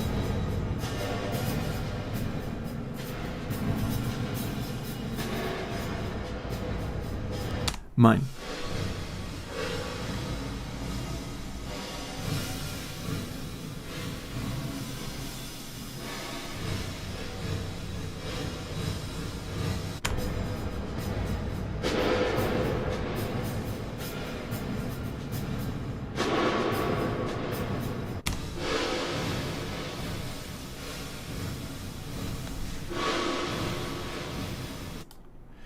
So we're going to get back to me being able to hear it again.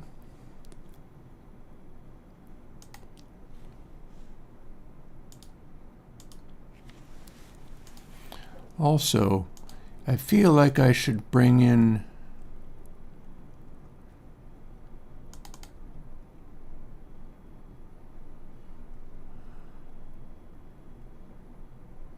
if I can. Maybe I can't. I thought I had this handy, and it seems like I don't.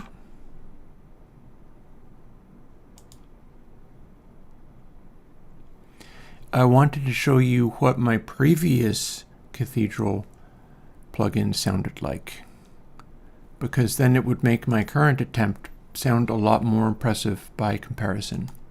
But it doesn't look like I can do that. I don't still have those files handy. Sadness.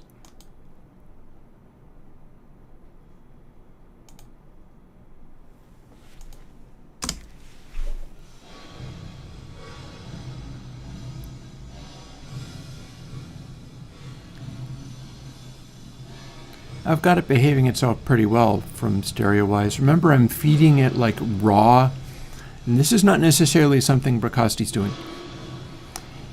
I'm feeding it hard left and right into individual components.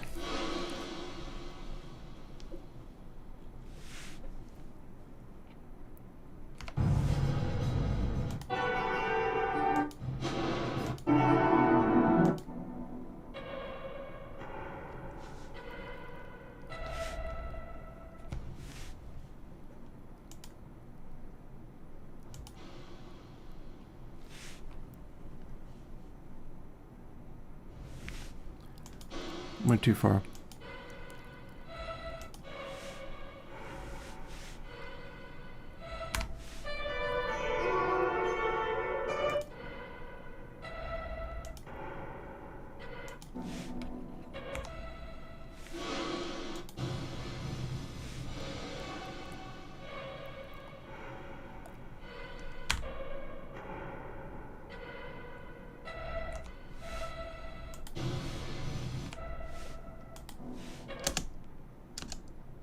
Never mind. I shouldn't have closed that.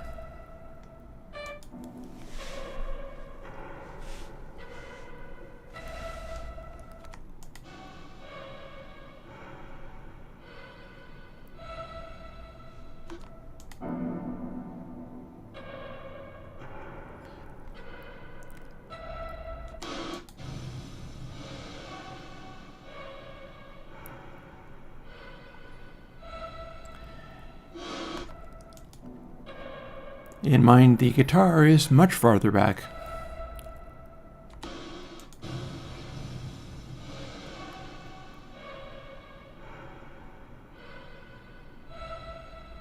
Also, bear in mind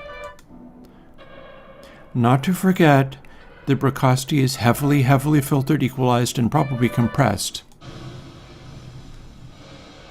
My test file is completely unfiltered in every way. So it's got to make it work even at full range.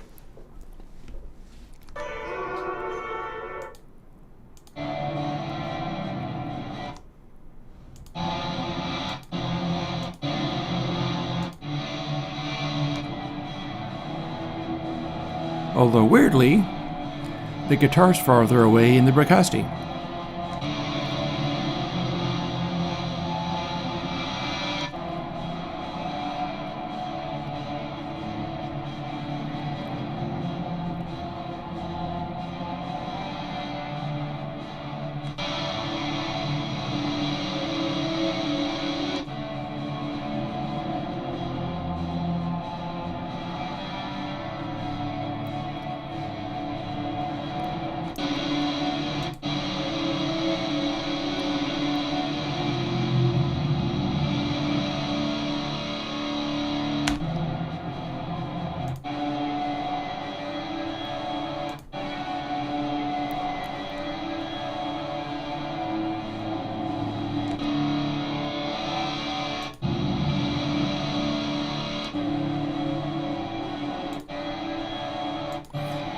Okay, so check this out.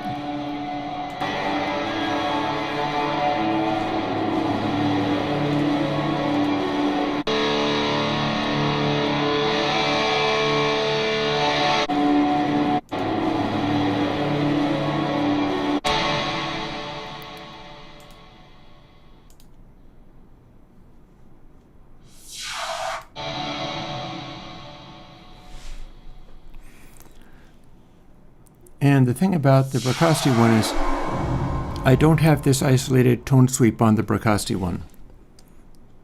That's a totally separate thing.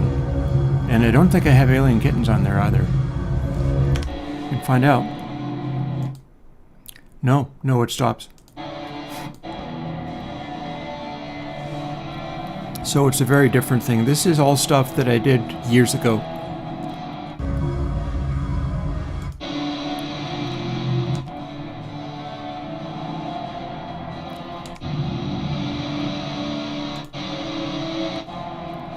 Weirdly, I have way the hell more body on the heavy guitar than Bricasti does.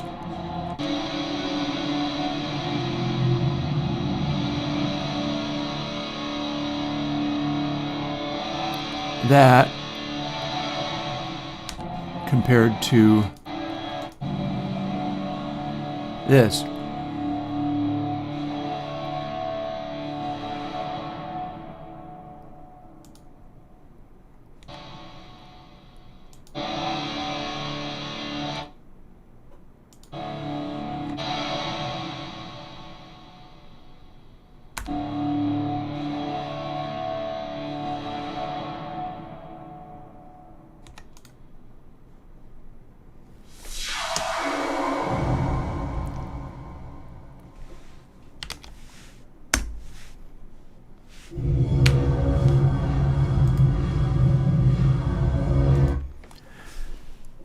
I think that's the closest I'm going to get, certainly today.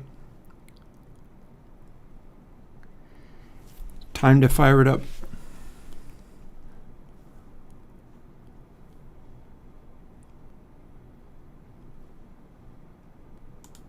And that means there's the one we chose for Alien Spaceship.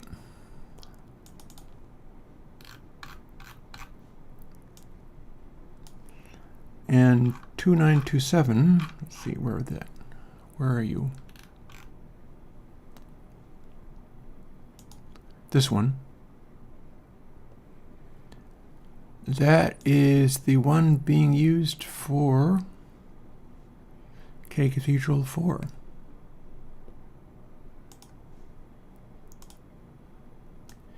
Meaning we don't need that to be there.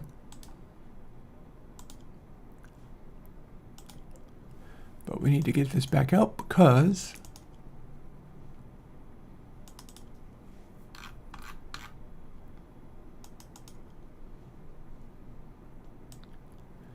it's now time to find this. We deleted this from the lists because we're using it for Alien Spaceship. Don't need to worry about the ones up there because those are being used for, you get to hear what the new K Guitar Hall might start to sound like, or at least a glimpse of it. The changes that I made to it. And now, where's 2927? Here it is.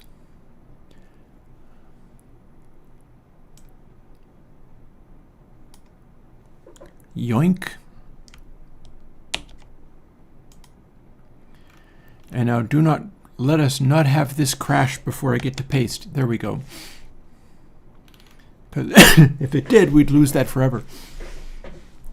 And I'd never get it back either. It would never exist again.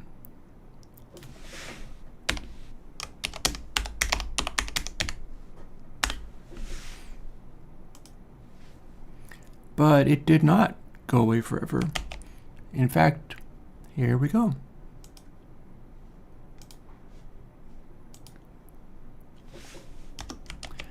As if it had never been in this file. And we've moved both of those out of here. Good.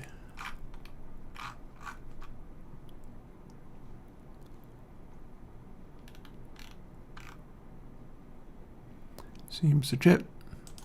We'll be adding way more to that later. I'm going to keep this there just so that I can set up the filtering. It'll default to a filtering that is at least vaguely sort of in the zone. Oh, that's a good point, Yuri. You could simply read the numbers off of the YouTube. I am broadcasting at HD after all. I mean, the plugins that I make and post on Sunday, that's 4K. You're correct. You're correct. We'd be able to get that back. I stand corrected, and what a nice thing that this can never be truly lost. It's another good reason to do the open source thing and share things with people too. And over we go to here. My coffee is long since gone, but I still have a perfectly good water bottle. Also, is it close to 4? No, it's 3:30.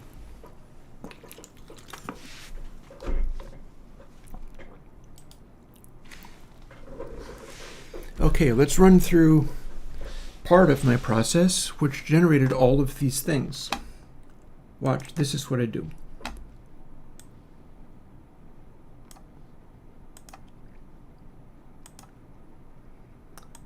Like every morning.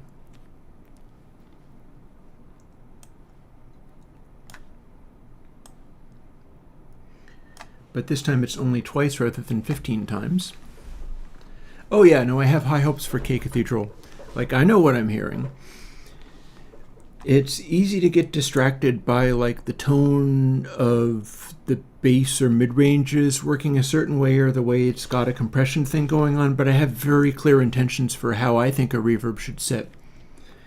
And mine are doing a pretty good job of going in that direction, to the point where I think it'll work out pretty good. I do need to include these filter things though. But before we do that, here's a glimpse into the future. Also, let me move the speakers over to the laptop so we can hear it.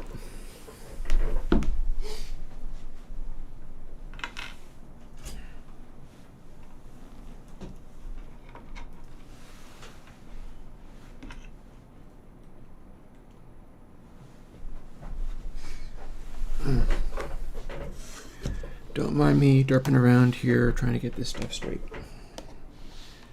Looks like I'm not going to be able to be as comfortable as before, but that's fine. If this worked, we can now hear the precocity. Oh no, I can't hear it off of this binder, but I can open it up in Twisted Wave.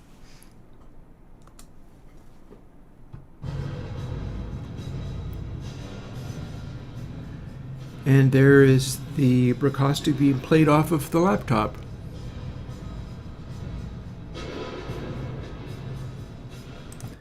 But we don't have the other examples there, and Twisted Wave has to be quit to do this. So pasted that in here, hit build, F6 V Jilby is the new name. And we drag it to components, hit replace. Short for echo, program has to be quit to take on the new component. Hit verb 6s, apply and close, hit normalize, apply that, and save as paste what I just copied. How did I do that wrong? You should be only copying this part. Maybe I didn't hit copy correctly. Well, now that screwed this one up completely, but we can just paste again. That's correct. Second time around, it'll work correctly. And here we are with one of the new examples, which we'll hear in a moment after I do the second one. Typically in the morning I do 15 of these. Sometimes if I piled a bunch of them up, I might be doing 30 or 60 of them. Today it was like 60 of these this morning, which is why it took me so long. And then quit, because you can't just close it. We have to be able to put a new version of the plugin in. So you can't have it up and running. Copy.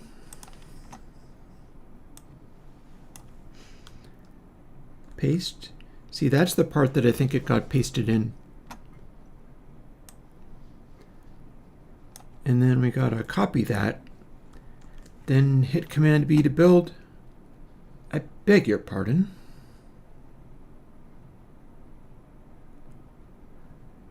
What's wrong with it?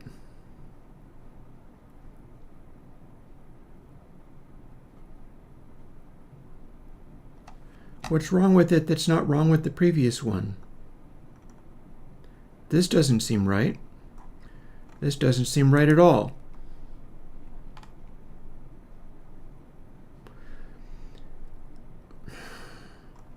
What? Okay, my second example doesn't have all of its data correct, but we can fake it. So if it had the first line from the first one, these are not the right numbers.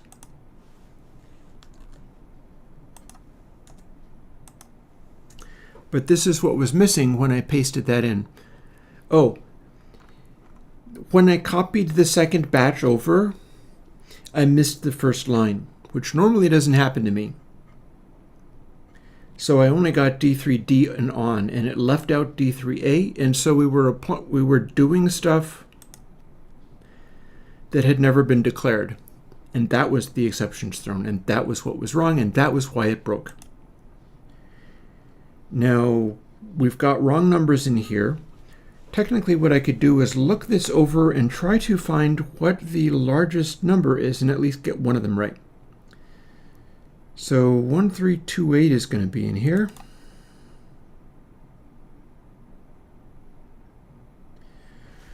So let's replace this one with the 1328. The increment, the way those go is this, then this, then this, then this, then this, then this, then 935. So 9 something higher than 35. I might be able to reconstruct it. It's only drawing from these variables. Let's pretend that it's 1097 and D3A should be 1097. Here's the only one that's missing. So 1328 was my highest one, unless in fact there's an even higher one in here. But I'm not seeing it.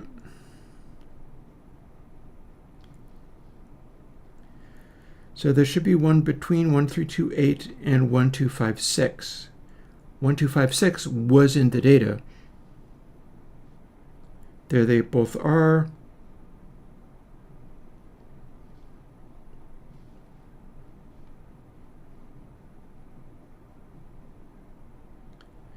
I don't see it yet.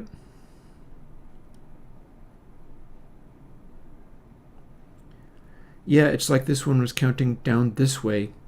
Or there's an even higher one. But I don't see it. I don't see a higher one.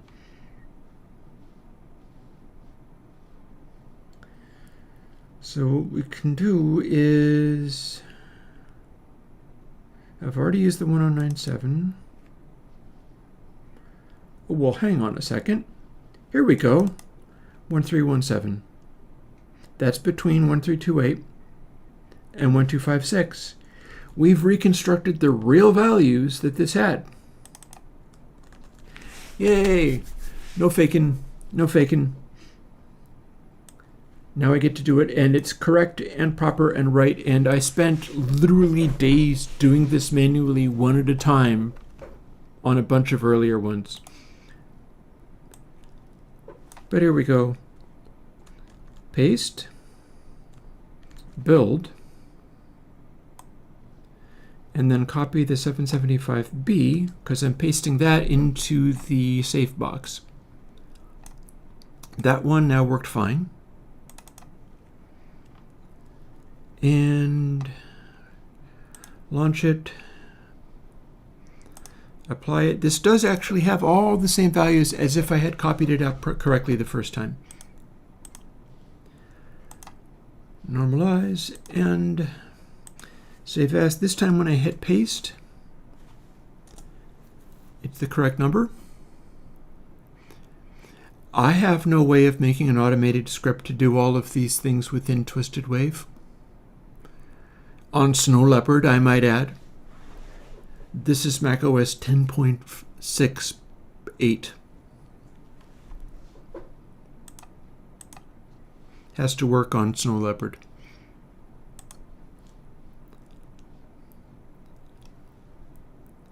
And then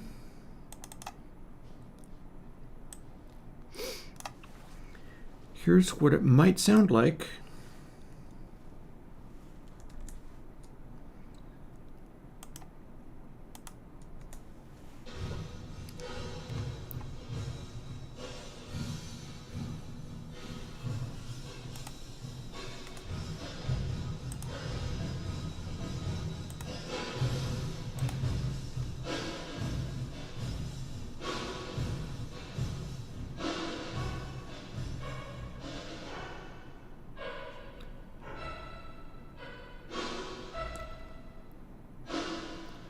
Very similar sounding.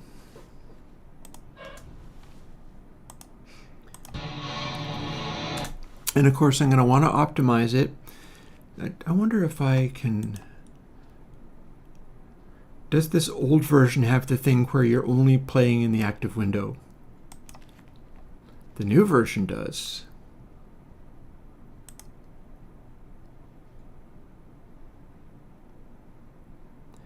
Nope. One of the cute things about Twisted Wave is it does keep on getting better and better over the years. It existed in the days of Snow Leopard. This is the version I'm using for that. But the new version has a whole bunch of other stuff, and I'm still using it to this day. So endorsement, I endorse whoever it is that makes this. But here are some examples of what the guitars might sound like through these new versions of K-Guitar Hall that are supposed to accentuate this quality.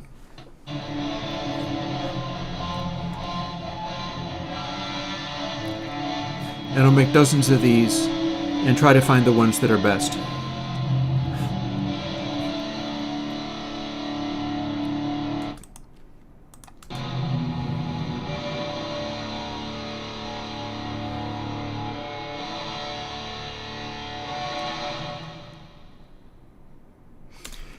And they do certainly each have their own qualities going on. So yeah. I have lots more reverb testing to do, much like I was doing all day. You saw how long this took, to optimize for Guitar Hall.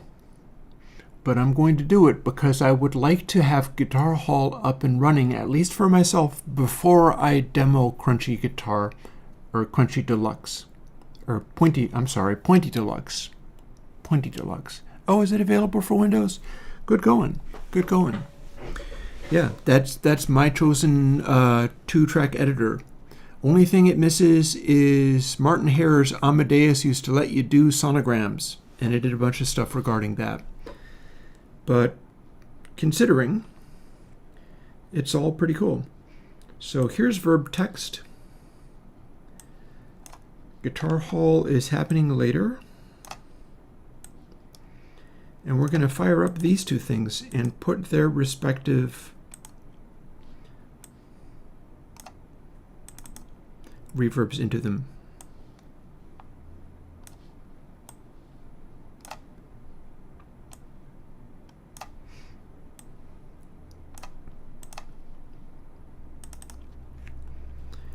Here's our Cathedral 4.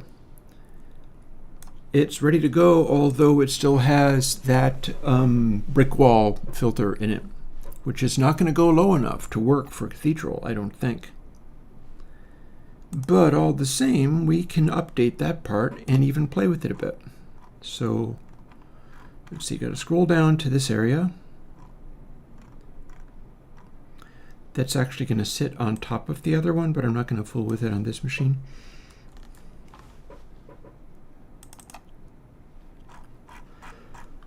There's the 3x3 stuff. And here's the same thing I was doing previously. Although you'll note, that's all very different compared to what this looks like now. And that's because the last time I did this was kind of a long time ago. Should still build.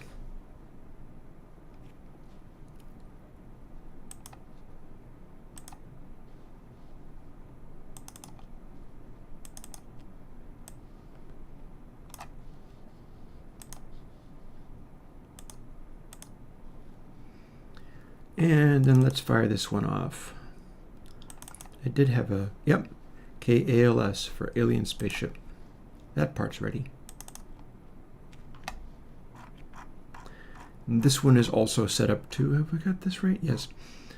This one is also set up with the brick wall filter, which I want to replace, but this is going to get a different filter when I'm done with it.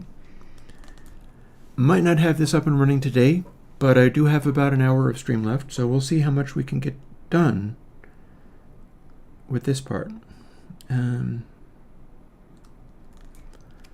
Copy, paste. Notice that's the same as before.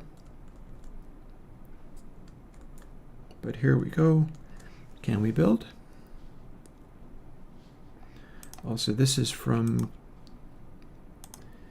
the test bed. So we'll save out of that. We probably don't need that open anymore. Can we build? Yes, we can.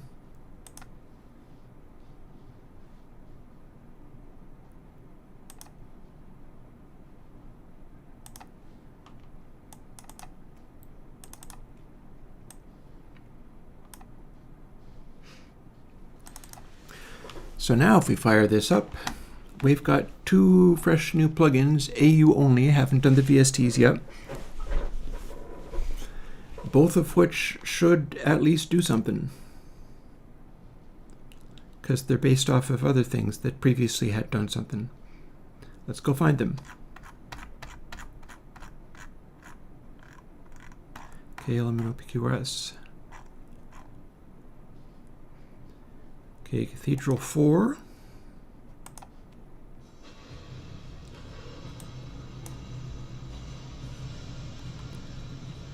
Sustain. Derez. Always fun.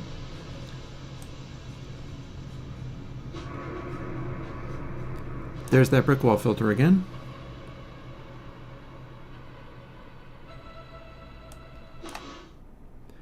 And controllable regen. So if we selected this area,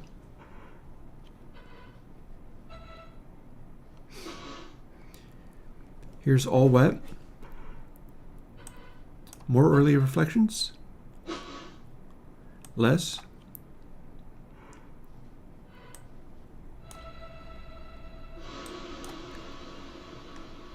Boosting regen more than it needs to.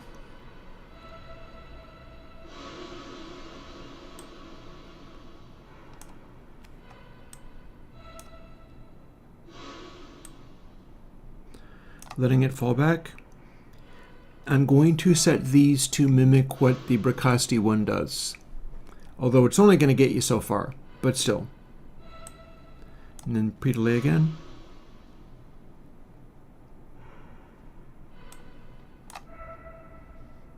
Oh, no, wait, pre-delay. Early reflections.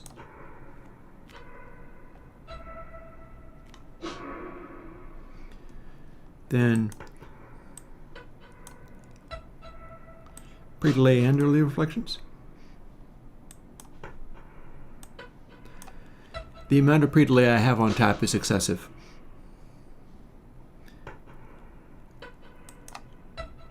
And I don't really run with boosted early reflections. I've got it set up so that 0.5 is neutral. So we got to fix that filter and tune in that regen, because it's going to want to be shorter than this. I'll default it to some setting that seems appropriate,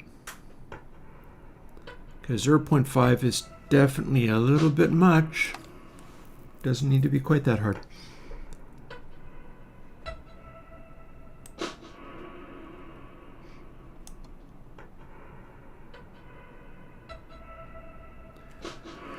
Honestly, there's a fair amount of pre-delay just in the reverb itself. Like if we go over to this.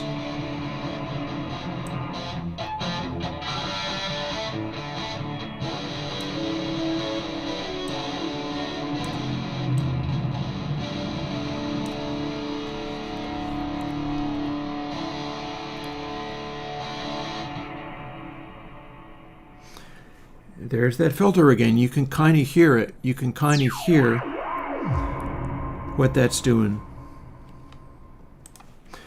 But that's not the only one, because we've also got another one to play with. Airwindows, down to the K real quick. K-Alien Spaceship. Let's turn up the regen on this puppy.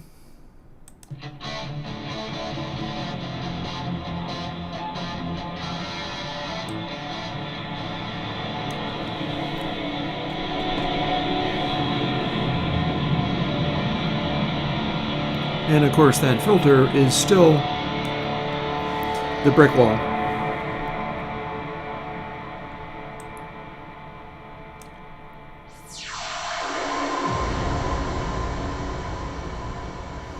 And if that's too bright,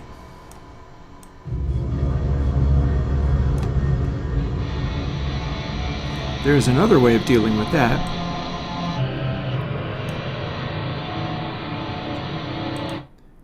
Namely D-Res. If you use D-Res, it can't be brighter.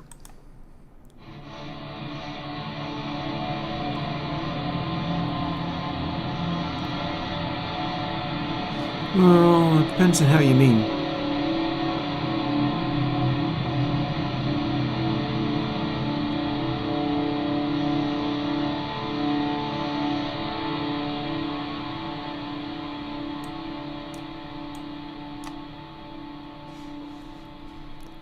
How's that for a reverb tail?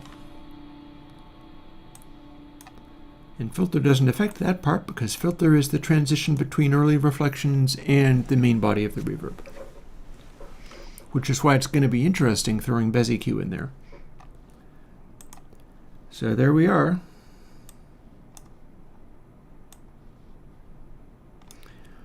And it can also do this. Let's see what it sounds like with a little dry in there.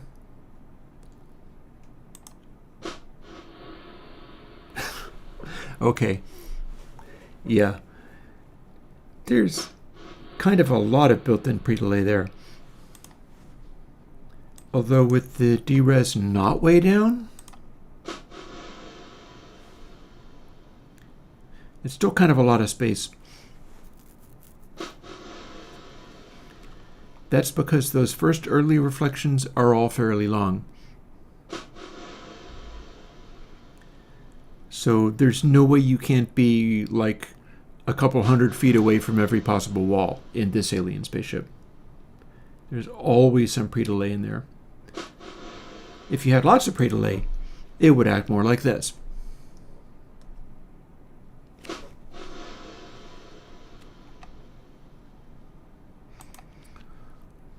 Oh, you mean like the sweep?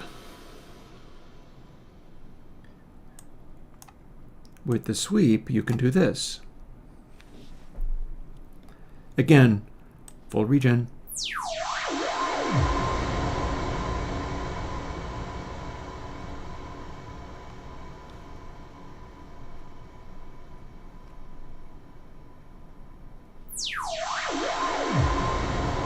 Or we can cut it back. That at least happens if you turn the regen down. Here's what it's like with less. Ooh, even less. Check this out. Lots of pre-delay. Here we go.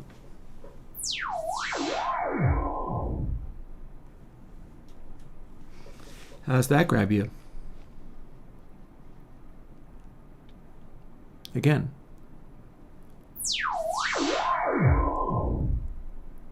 No regen. Then half regen. Default preset.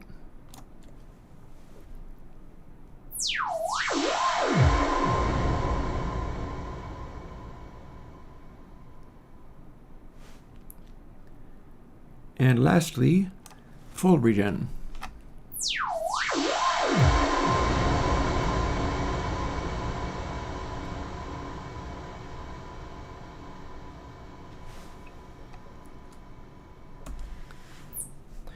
Seems like fun.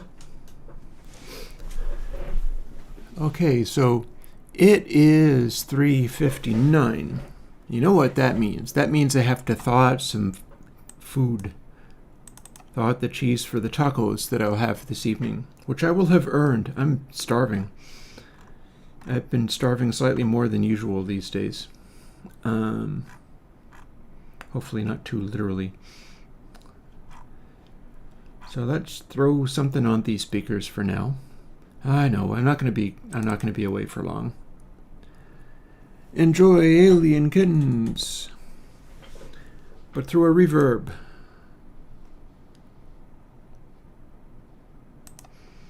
Let's go.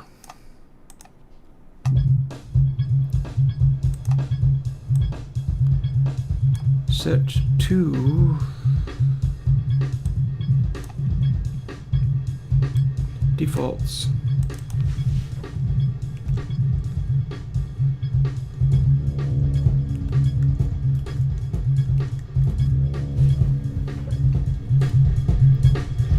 Be back in a bit.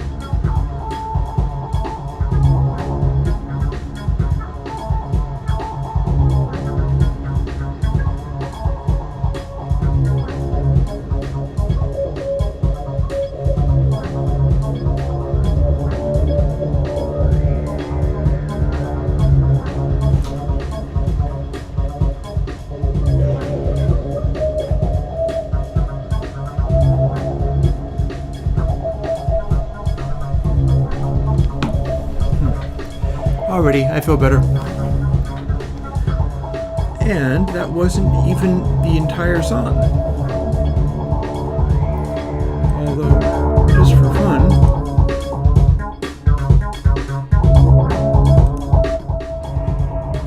here's what that would have sounded like in the cathedral.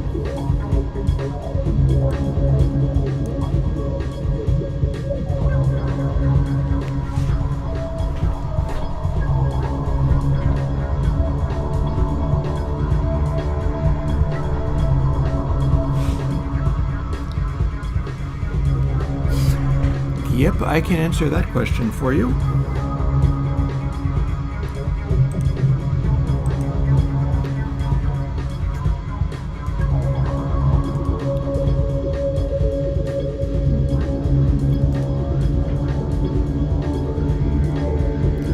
This is the new one that's streaming. This is the old one I'm coding on.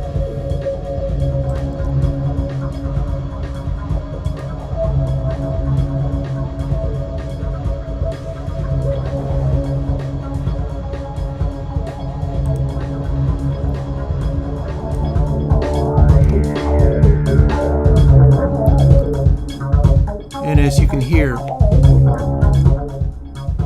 there's a high bip, bip, bip, bip, bip, bip, bip that is bouncing around from speaker to speaker that you can't hear. That's the ringing high tone. Bip, bip, bip, bip.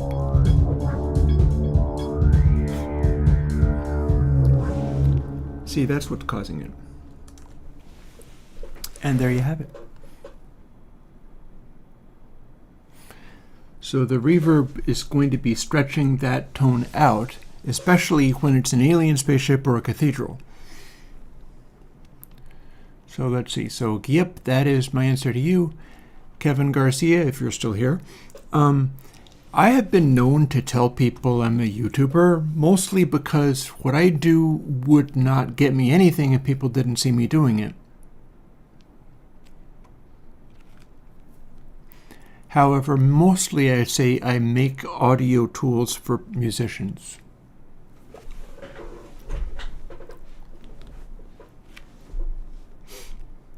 Also, Yuri from before turned on the regen. The space remains same huge but damped. Why, yes, that's what it does. It does that on purpose.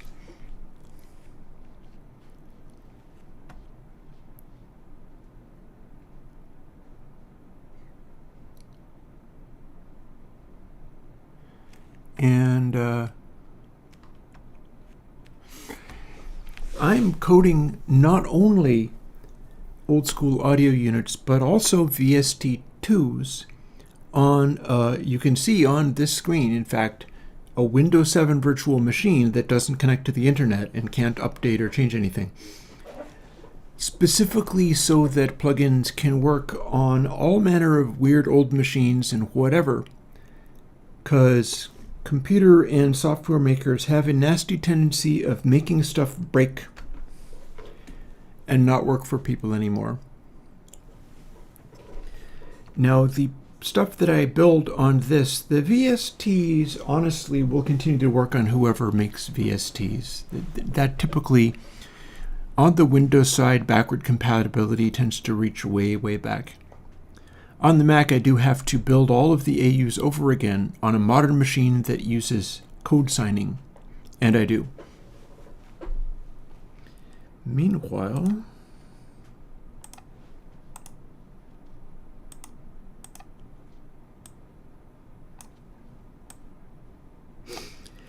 we've got stuff like this. And I shouldn't need the SD card, at least not right now. And I'll tell you why. It's time to do those filter changes.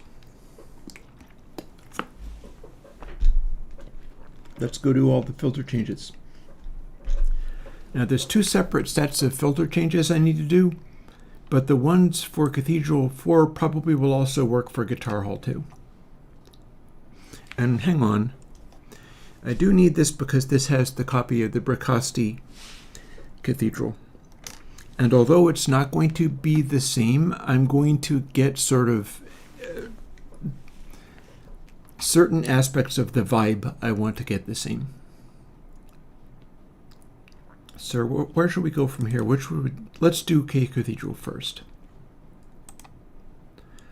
Open recent projects. I don't have that as a recent project, but I know where I need to get it. Probably.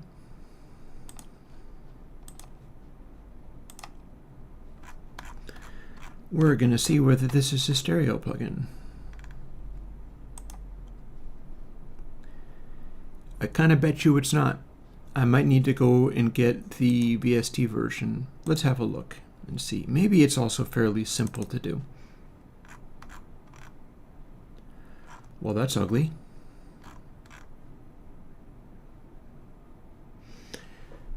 It might be ugly, but it has all of the correct right and left stuff. This is a stereo plugin. Well, that's weird, but okay.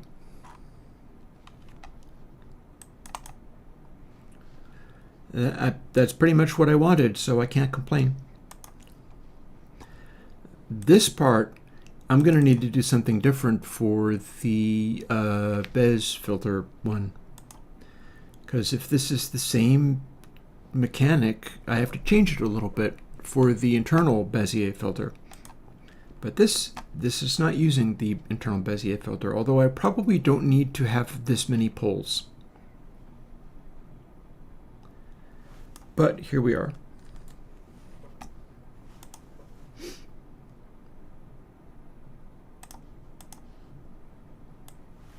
Here's what gets replaced.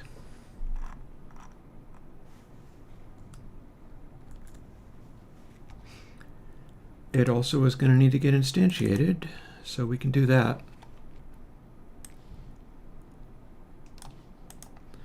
This is why I code stuff the way that I do. The idea is, with a bit of luck, if I do this correctly, I can replace it in each relevant place and update where it gets its control values.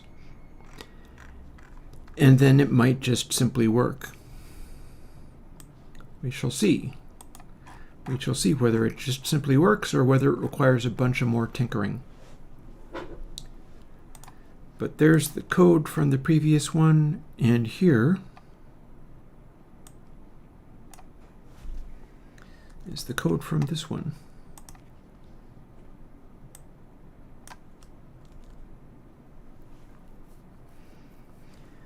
And there we are.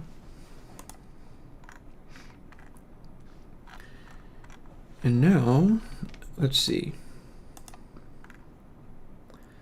So DRes remains the same. But this stops being the same.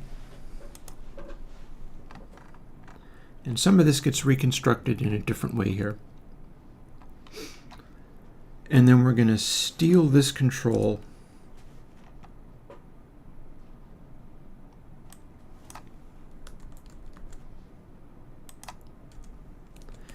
and make it be full wet until we're finished tinkering with it.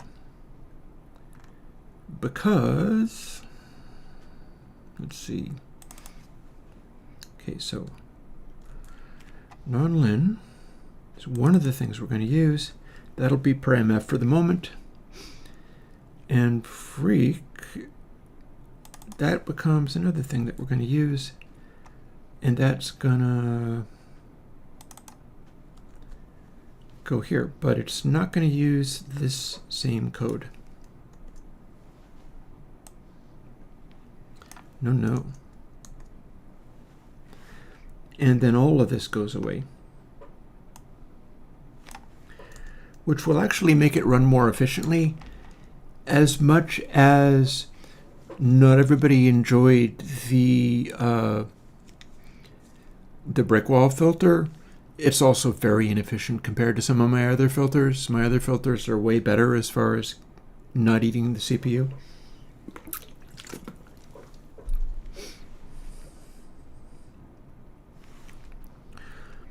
So let's see. That just interpolates. So here's what we're making it out of. Copy. Well, we're not going to keep that. We're going to override it.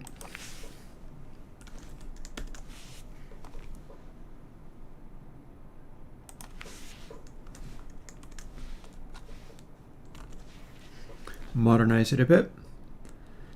And now we have a slope on that.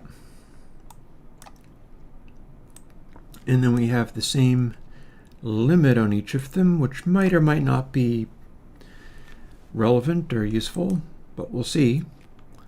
Also, we don't necessarily want it to have this curve. Fulcomus, you're welcome to like Gaver Matrix, by all means. It is permissible for you to use. Here we go. So what we need to do, let's see. Temp is being used for this purpose. Some of these things, let's see, are these all 0 to 1? Yes, they are. Therefore, if I do insist upon using a full loudness,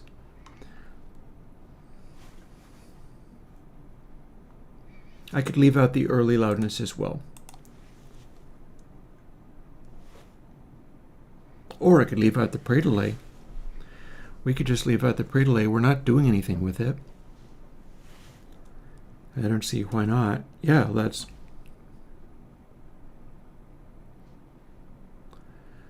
pre-delay times 0 times dres.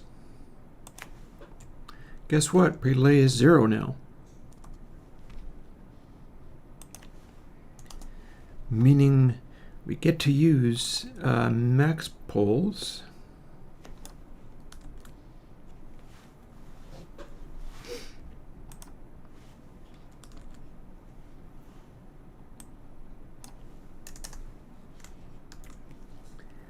And now we have a control for all of these little things, most of which are simply replacing other controls.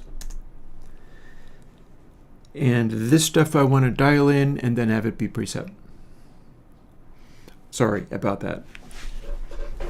I feel it is important and I wish to do it that way. Also, if I do it properly and I don't need to use the full number of poles, that means I can scale back the pair filter and it'll run more efficiently. Which very well might be, because I don't necessarily want to make it the steepest, most resonant possible filter, ever. It might be better to have it be a more natural sounding filter. So we may very well end up doing that. Okay, so now we've got frequency, we've got max poles, which is here. We've got nonlinear. Is that supposed to be what it is? Let's see. No, we had it be another power factor. I'm making it exactly match the one that shipped. So nonlin, get parameter param2, or in this case param f, comma 2, or 2.0. And then it just gets used directly. We're just crossfading it. And so these are now the controls that we need to use. Freq, max poles, and nonlin. And here's the guts of the stuff we need to use within it. And here's what gets replaced. And we're using input sample L and input sample R. And hey, look at that. This is already a stereo plugin. It's not even a mono plugin. Unless I made a pair 2 mono somewhere, but it looks like I didn't. It looks kind of like I didn't. And so, a little copy, a little paste, and it ought to do its thing on the input sample L and R. Yeah. Should work. We'll find out. We're about to find out. Boop.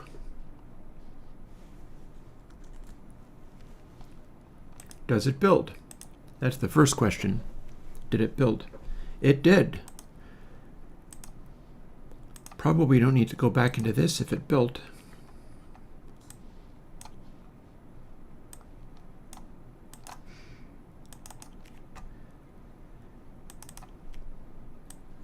Well, I've got tuning of it to do. If I can do the tuning of it fairly quickly as well, what that means is, and I have to put this back on so I can reference the Bracasti Cathedral. We can do that, and I have to put the cable back in so I can hear what it's doing. If we can get all of this done before 5, I can also see whether I can throw in the Bezier cue for the alien spaceship sound. And that will sound distinctly different and interesting. And I'm looking forward to playing with that. It might have a really cool, interesting, vibey quality going on. We'll see. Remembering, of course, also that it will have the ability to do early reflections, which will not be filtered. And the ability to de-res, making everything seem bigger, but also darker. And all of these things are possible. But for the cathedral, we can build it. It did not crash. And we have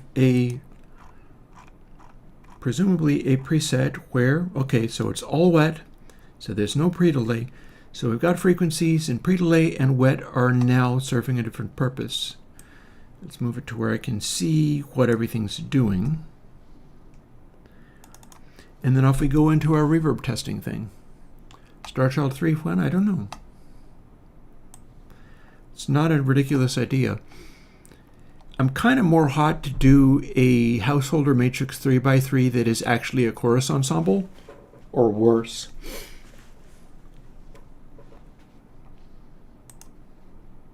You may well ask, what's worse than a chorus ensemble? And I'll have to show you. Okay, so full wet, no pre-delay. So that means no non-lin and no poles on the filter. With no poles on the filter, nothing happens. With lots of poles on the filter,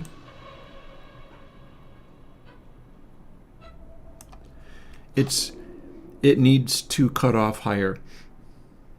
But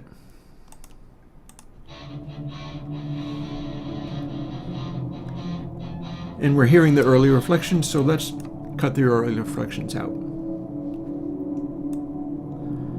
So that's cutting off way too low. Way too low. We're making it possible to only be subsonic. That's no good. So let's get some drums looping.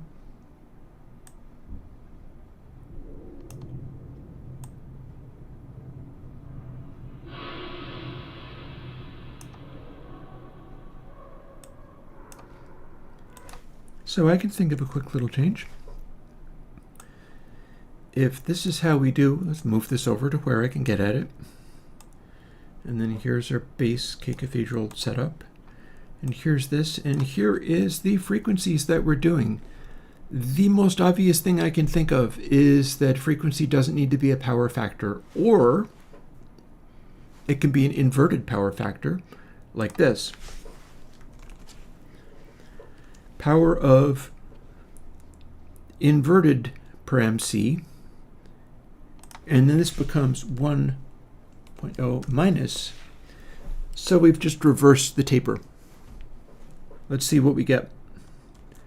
That is forcing everything to be more in the high frequency range rather than the low frequency range. Quick little change, and we do not need frequency to be that low. So let's take 1, 2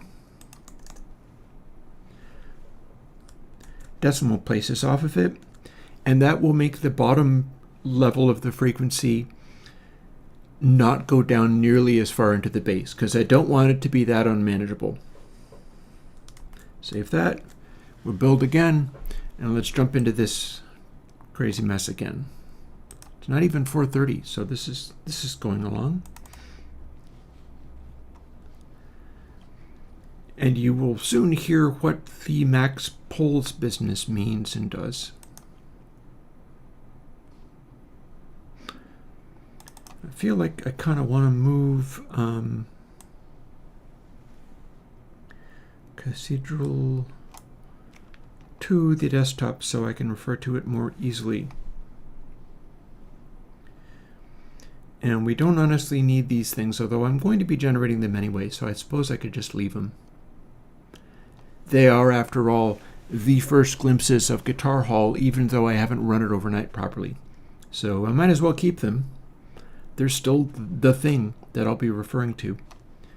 And if I've done that, that means I can eject and put aside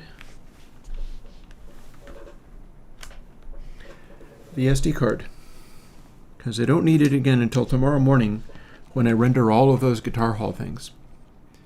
So here we are, or are we? Did it really do that properly? Let's make absolutely sure we're using the version that we just made, shall we? In you go. Yes, I want to replace it. Launch this again, and presumably I'm doing this over twice again. And here we go. See, now it can be brighter.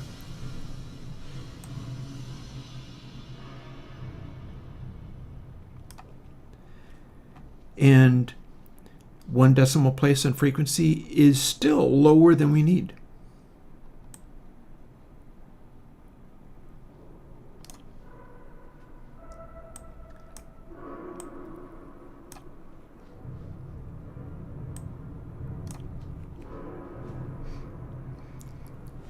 But I suppose there's no harm done letting it go down this slow. Particularly because watch what happens when I change what's marked pre-delay, but is actually the number of poles. See, it's as if there isn't anything here, but watch this.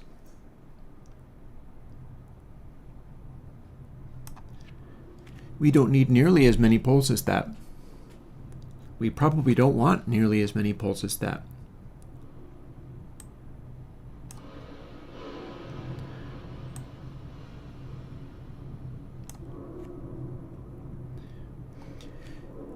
See, we can have a darker, vibier kind of sound to it. Although we're defaulting to pretty bright on the whole. I think I have another quick command decision to make, which is that this setting is probably fine, but we don't need any power factor. We're going to just use per MC directly. And that will be the correct taper. Let's do it. We could even add 0.1, except for I don't know what would happen to the very top end of it. Although I could put in a thing that just skips the entire filter if you do that. What would that take? What would that cost?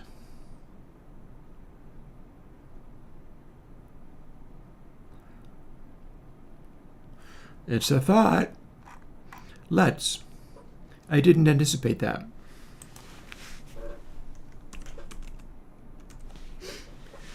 Freak becomes per MC plus 001. So it's never going to be less than 001 because it's always going to be at least 001. But what that means is now we have a bypass. Although that might cause noises as we turn it on and off.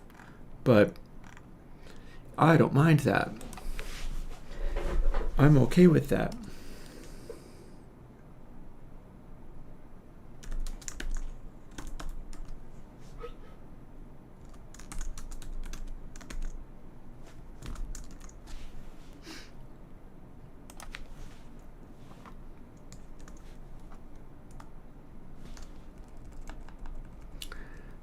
This should work. We just have to find out how awful the result is when it does what it does. And we will find out. We'll find out.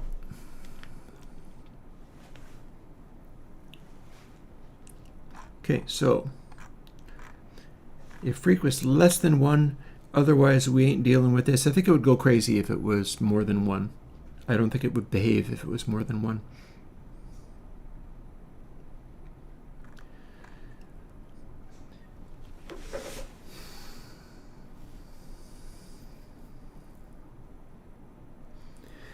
If there's a problem, I could put in an else, run the code anyway, but then force the original value back in again. I could do that. Or just kind of short circuit it.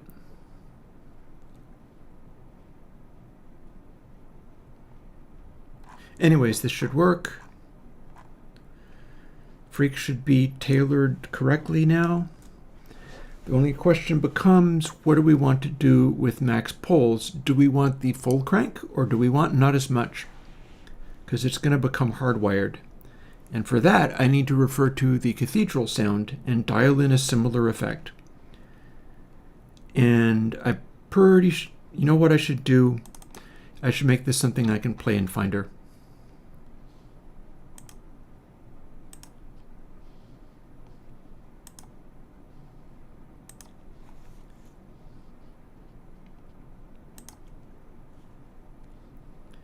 Fine, don't save the metadata.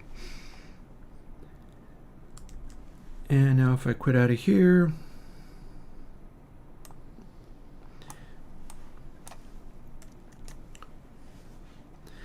we can play that in Finder against the filtered and processed version of the raw materials out of Cathedral 4.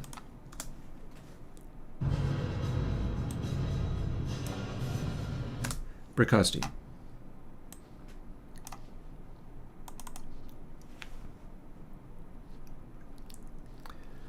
And I constantly forget what I'm doing, so we're going to just build it again just to make absolutely sure I have the current version in components. Not that I trust myself to keep track of all of this. What happens to me is there's too many things bouncing around in my head. There's a lot of associativity going on, which is how I get to some of this stuff. So it's very easy to get snowed and lost in the sauce and not able to track all of the things. So here we go.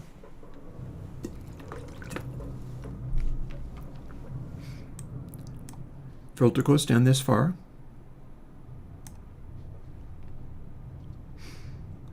Let's see. Here's non-lin. We haven't even touched that yet, but it's going to be interesting. Let's get this going with a continuing sound, shall we?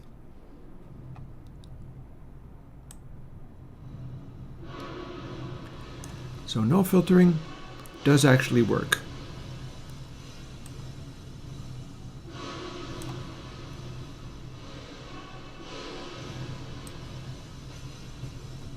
Early Reflections is in fact live. That's still working.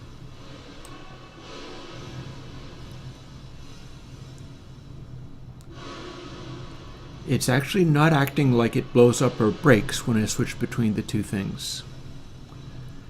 Which there is the capacity of there being a, load stuff up in there, switch it to bypass, go into a silent area, and engage the filter again, and there could be a noise.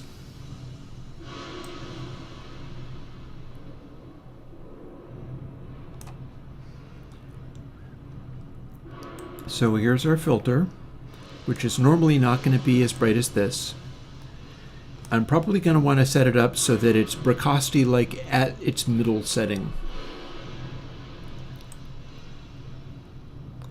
Unfortunately, that's going to be really very dark. So maybe I'm going to need to put the contour back into it. But pre-delay is going to let me make it much darker or much brighter. That's my number of poles for the filtering. And it's pretty efficient too.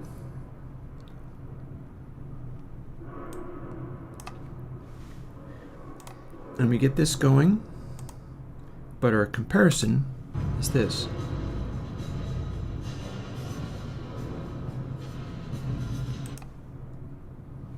Ooh, and we can switch away from that very quickly and easily.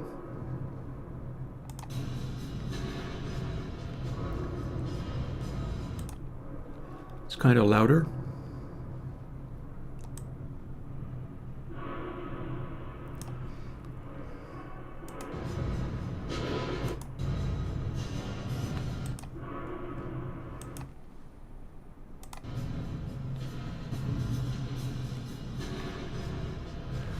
There's a little bit of echoiness in there, but you certainly don't get any of the cymbals.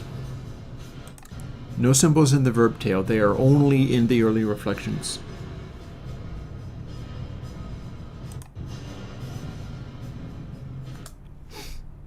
Back over to this. No cymbals in the verb tail. But those are cymbals.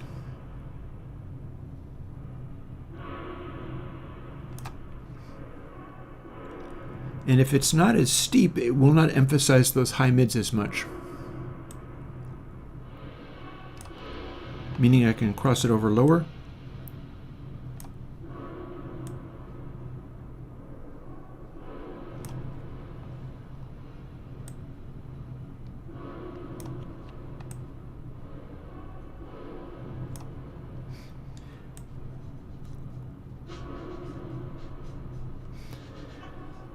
Here's what my early reflections sound like.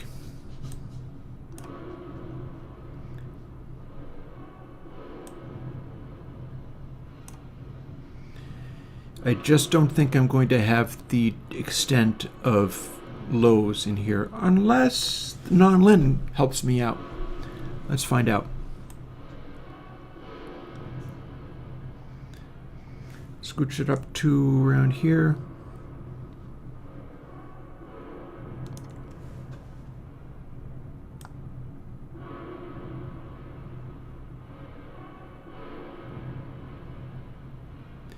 Make sure there's not a trace of hi-hats or cymbals in there. And what does it start to sound like when I bring in non-lin?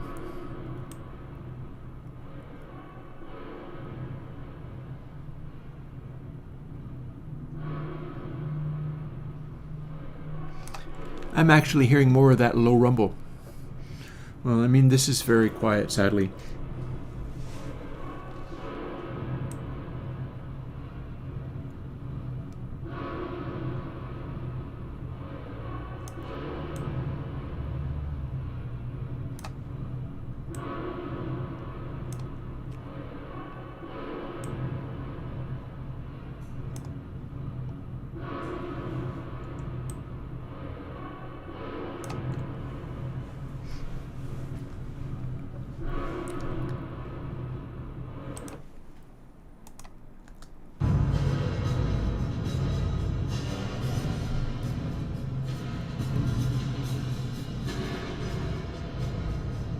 Again, with this, we can hear early reflections, so maybe I'd better sneak some of them in for comparison purposes. They don't sound the same, but they are there in both.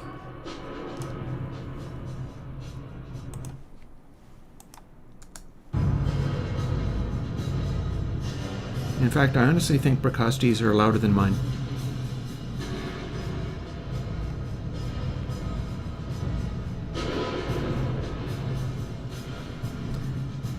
Also, the amplitude of that is enough louder that I probably need to correct it.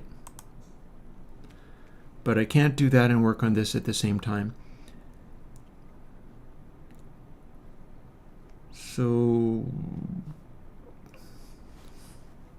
well, I can do that power function thing again. Oh, not only if I need to set, I need to go back to the original power function thing for frequency. So let's, we'll quit out of here. We'll open this up and pat it down a little bit because it is way louder than it needs to be for what I'm doing.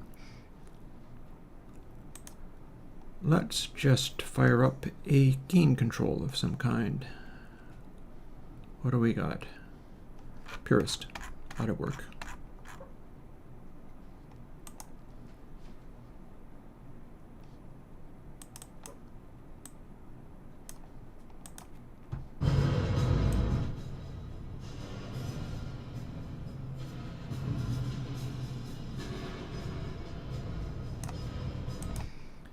Well, we can just shift the bits. That'd work. Exactly 1 bit down.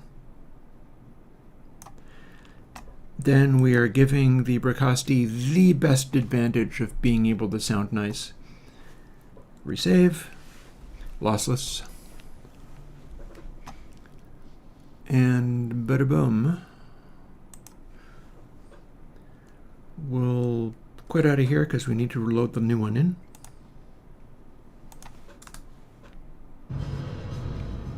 There, that's the level I'm talking about. And Freak needs to have the actual power function. We just add a little bit after. Or maybe even more. We'll see. We'll see how much it gets. Pow. And comma 2.0. And let's nudge this even more. After all, if it goes over 1, it bypasses. So you just crank it up all the way if you don't want the filtering there. In fact, we might be able to use this value to tune it in to where it's acting like the Bricasti at 0.5. Or continue to increase this power function. So thought.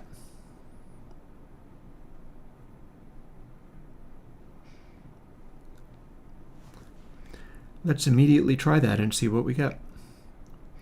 Also, I probably don't need a power function on this because I'm going to be looking for just literally the result.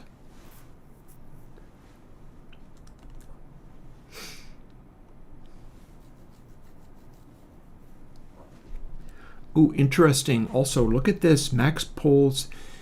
This is very heavily power functioned, similar to what Freak is doing. What that means is if I don't have it literally cranked out as hard as it can go, there's not as many poles as I think there are.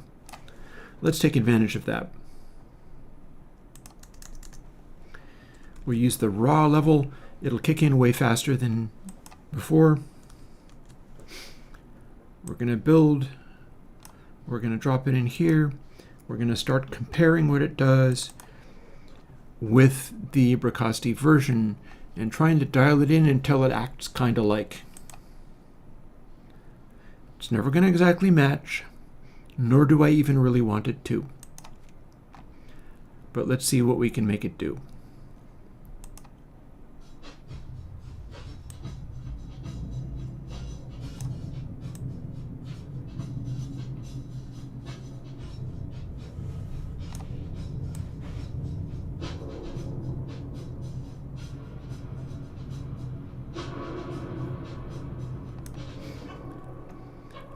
So if we have filter at literally 0.5,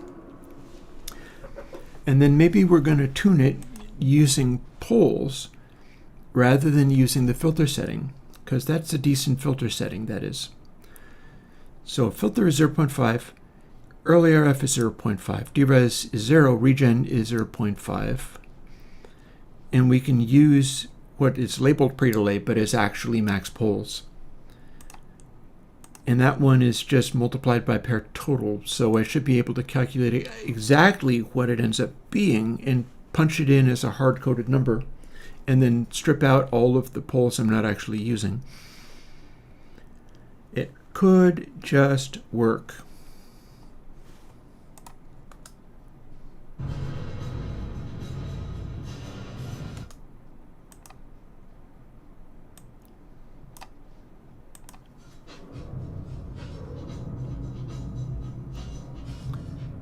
Early reflections do sound a little different.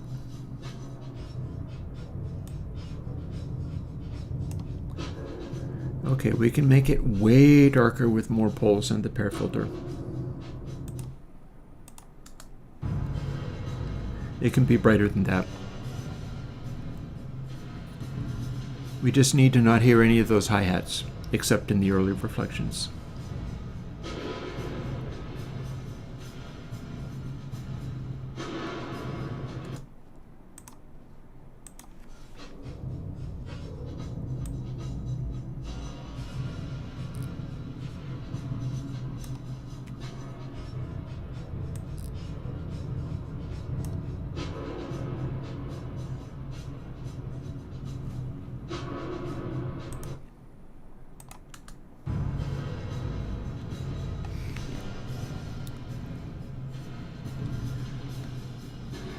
There's honestly a respectable amount of highs back there in the drum reverbs.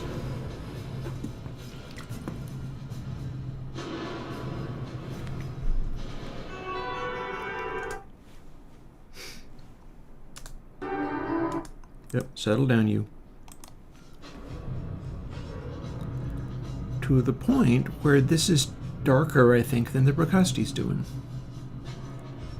Although, remember, Nonlin is also a factor.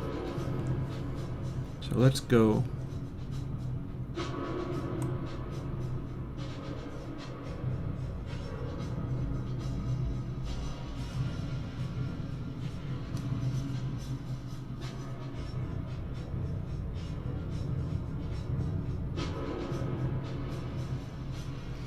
Okay, there's clearly a point in there where it kicks in.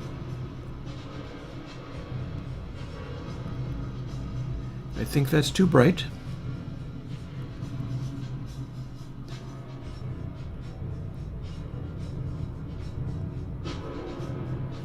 And I think this is the correct amount of dark. Yeah. Honestly, that feels a little hair brighter than mine at the moment, but it's suppressing the hats very effectively.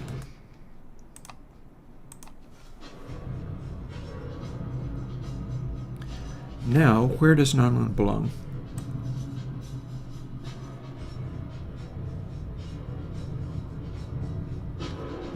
We get some of that low frequency throbbing as we add more of this.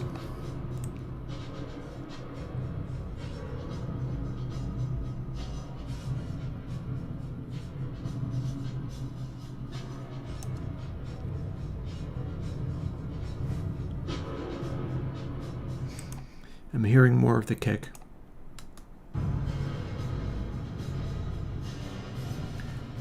But it feels brighter. I've got mine a little darker than it needs to be. So let's dial it back.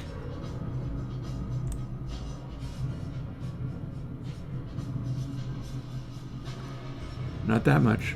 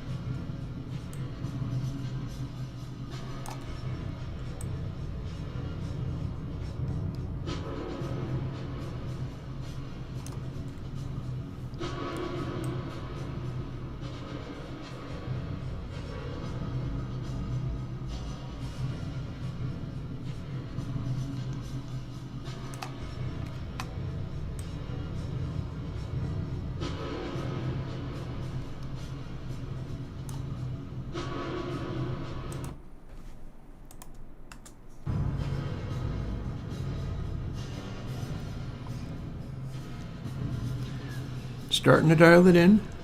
I'd better. I've got 10 minutes more of stream. Wait till you hear what we do with the guitar section.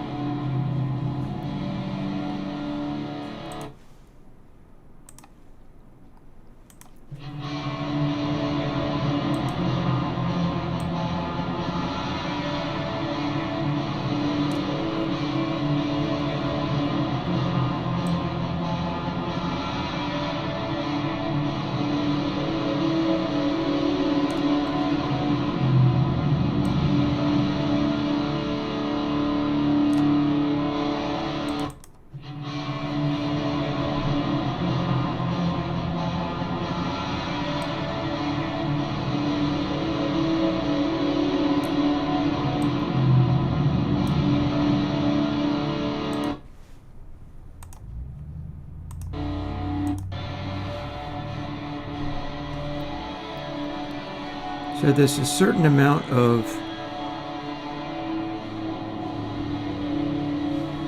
kind of spacey glossiness happening here.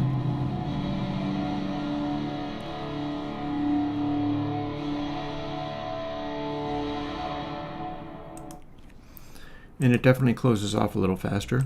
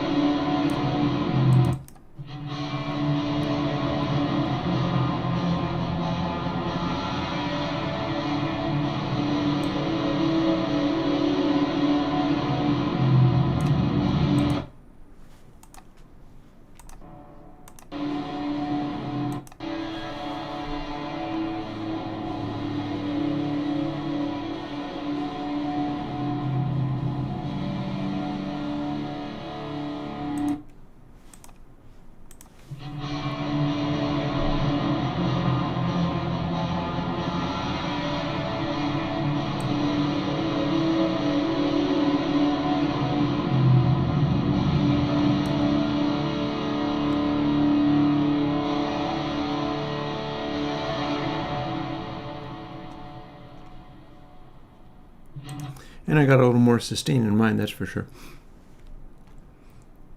Also, it's hanging out. The sustain is a little brighter, whereas the precocity definitely darkens as it goes into decay.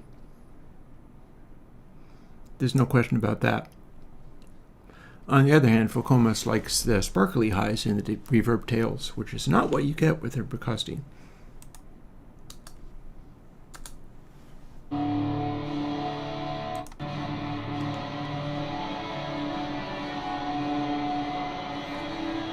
I think I'm hearing all pass filters in here too.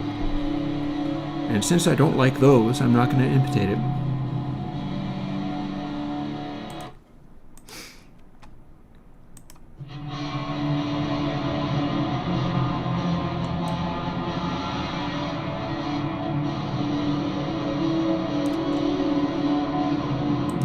Okay, that's interesting. We just got a lot darker.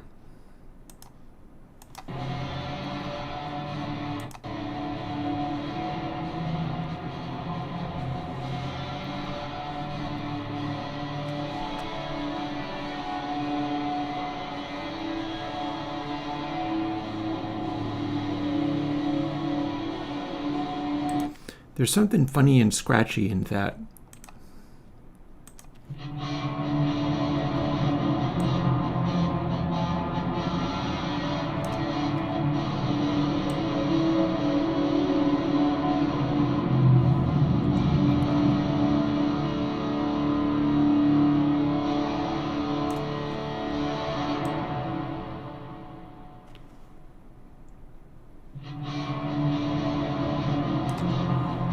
What if this?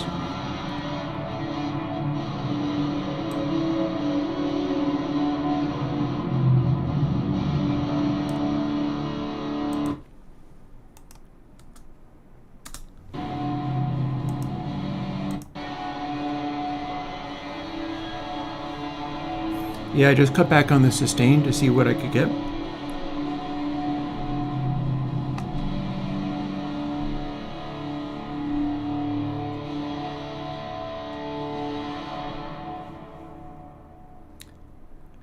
It definitely goes dark in the decay.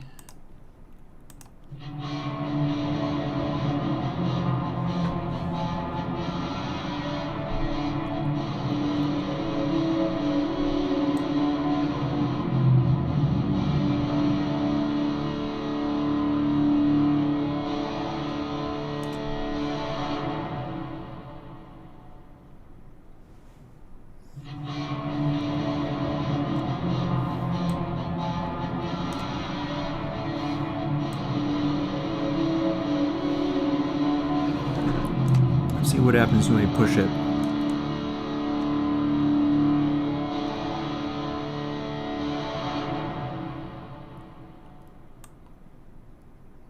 Well, already. Okay, full push it.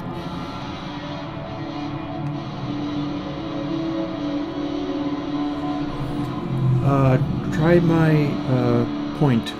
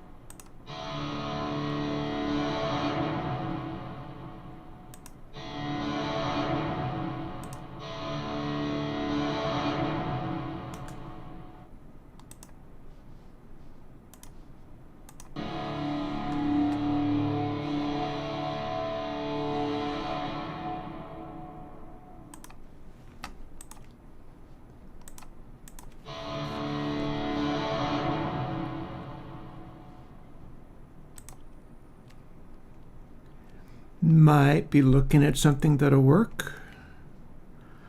Let's go back to the drum parts and play with those a little bit more.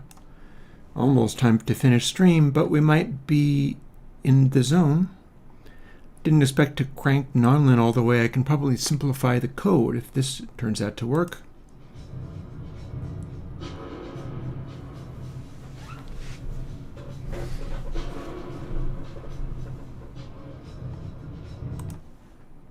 Compared to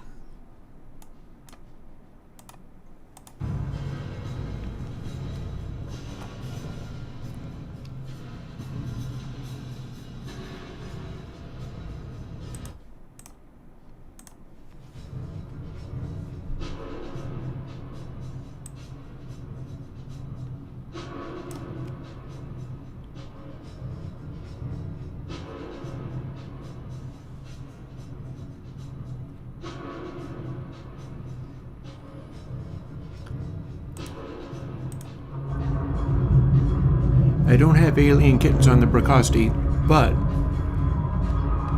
this is what it is on the Airwindows.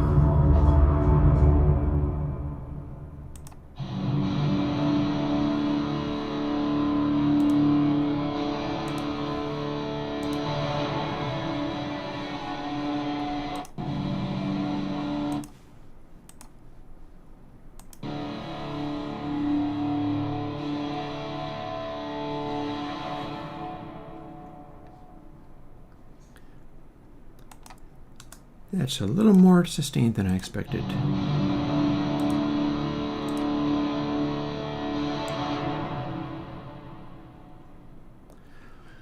think we're in the zone. And lastly,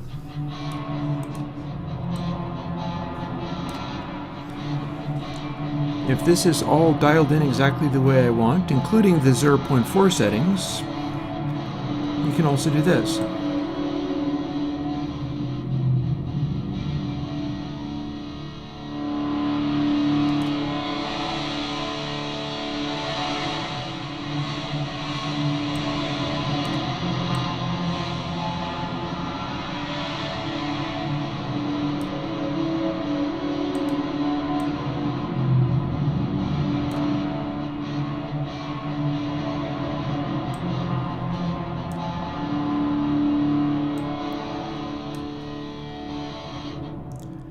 Let's lose the earlies.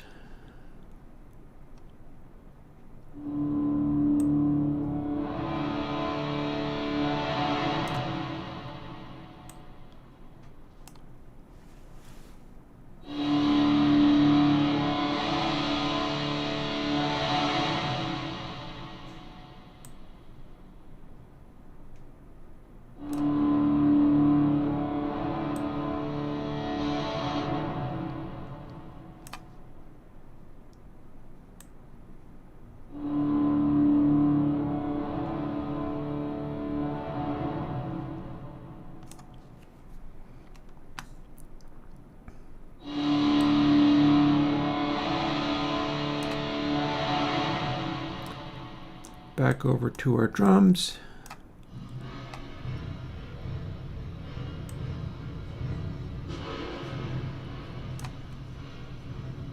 Just a hint of early reflections.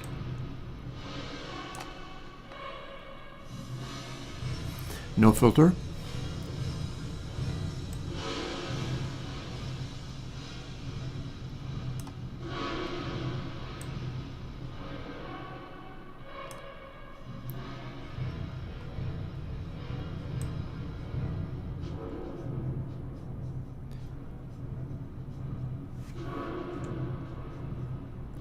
And the default Brocasti amounts have filtered.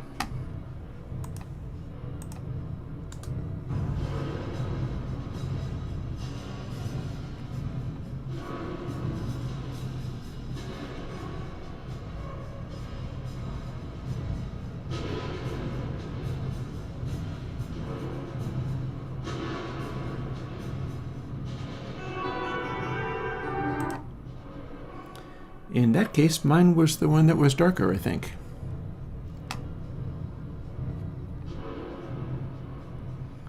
Which is not necessarily wrong, but maybe that means my default settings should also compensate for that.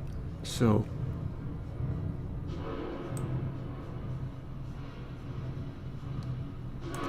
how far away are we?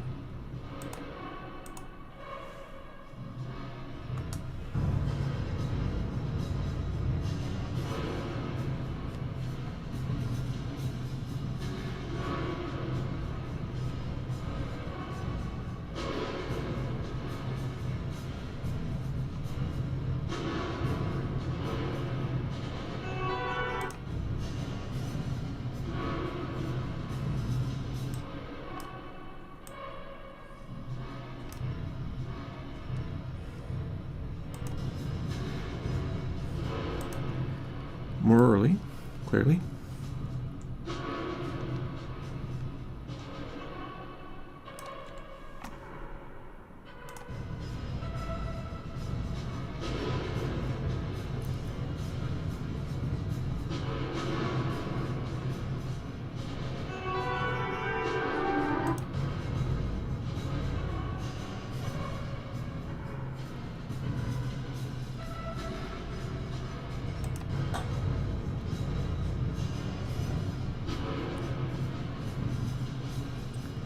They're about the same volume level now.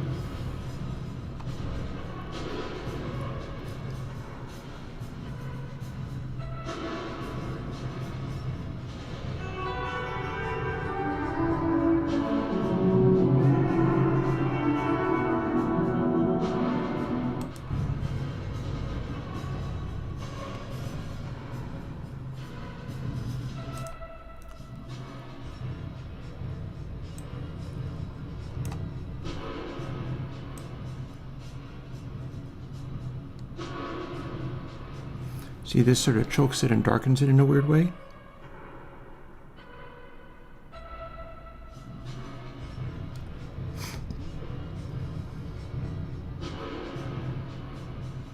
But it needs to not be too much.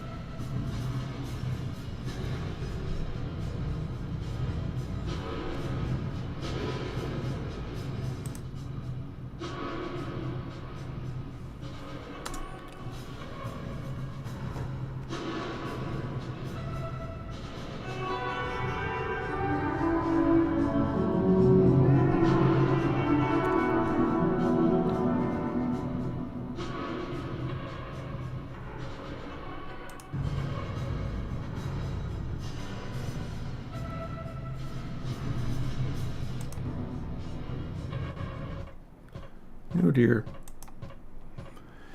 I made it upset.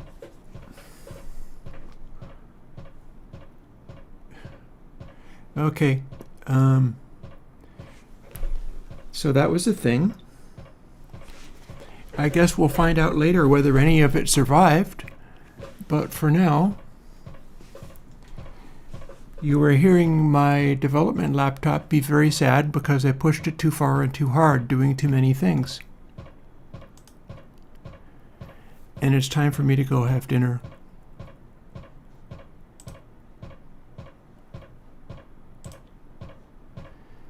So I'll talk to you later. Bye-bye.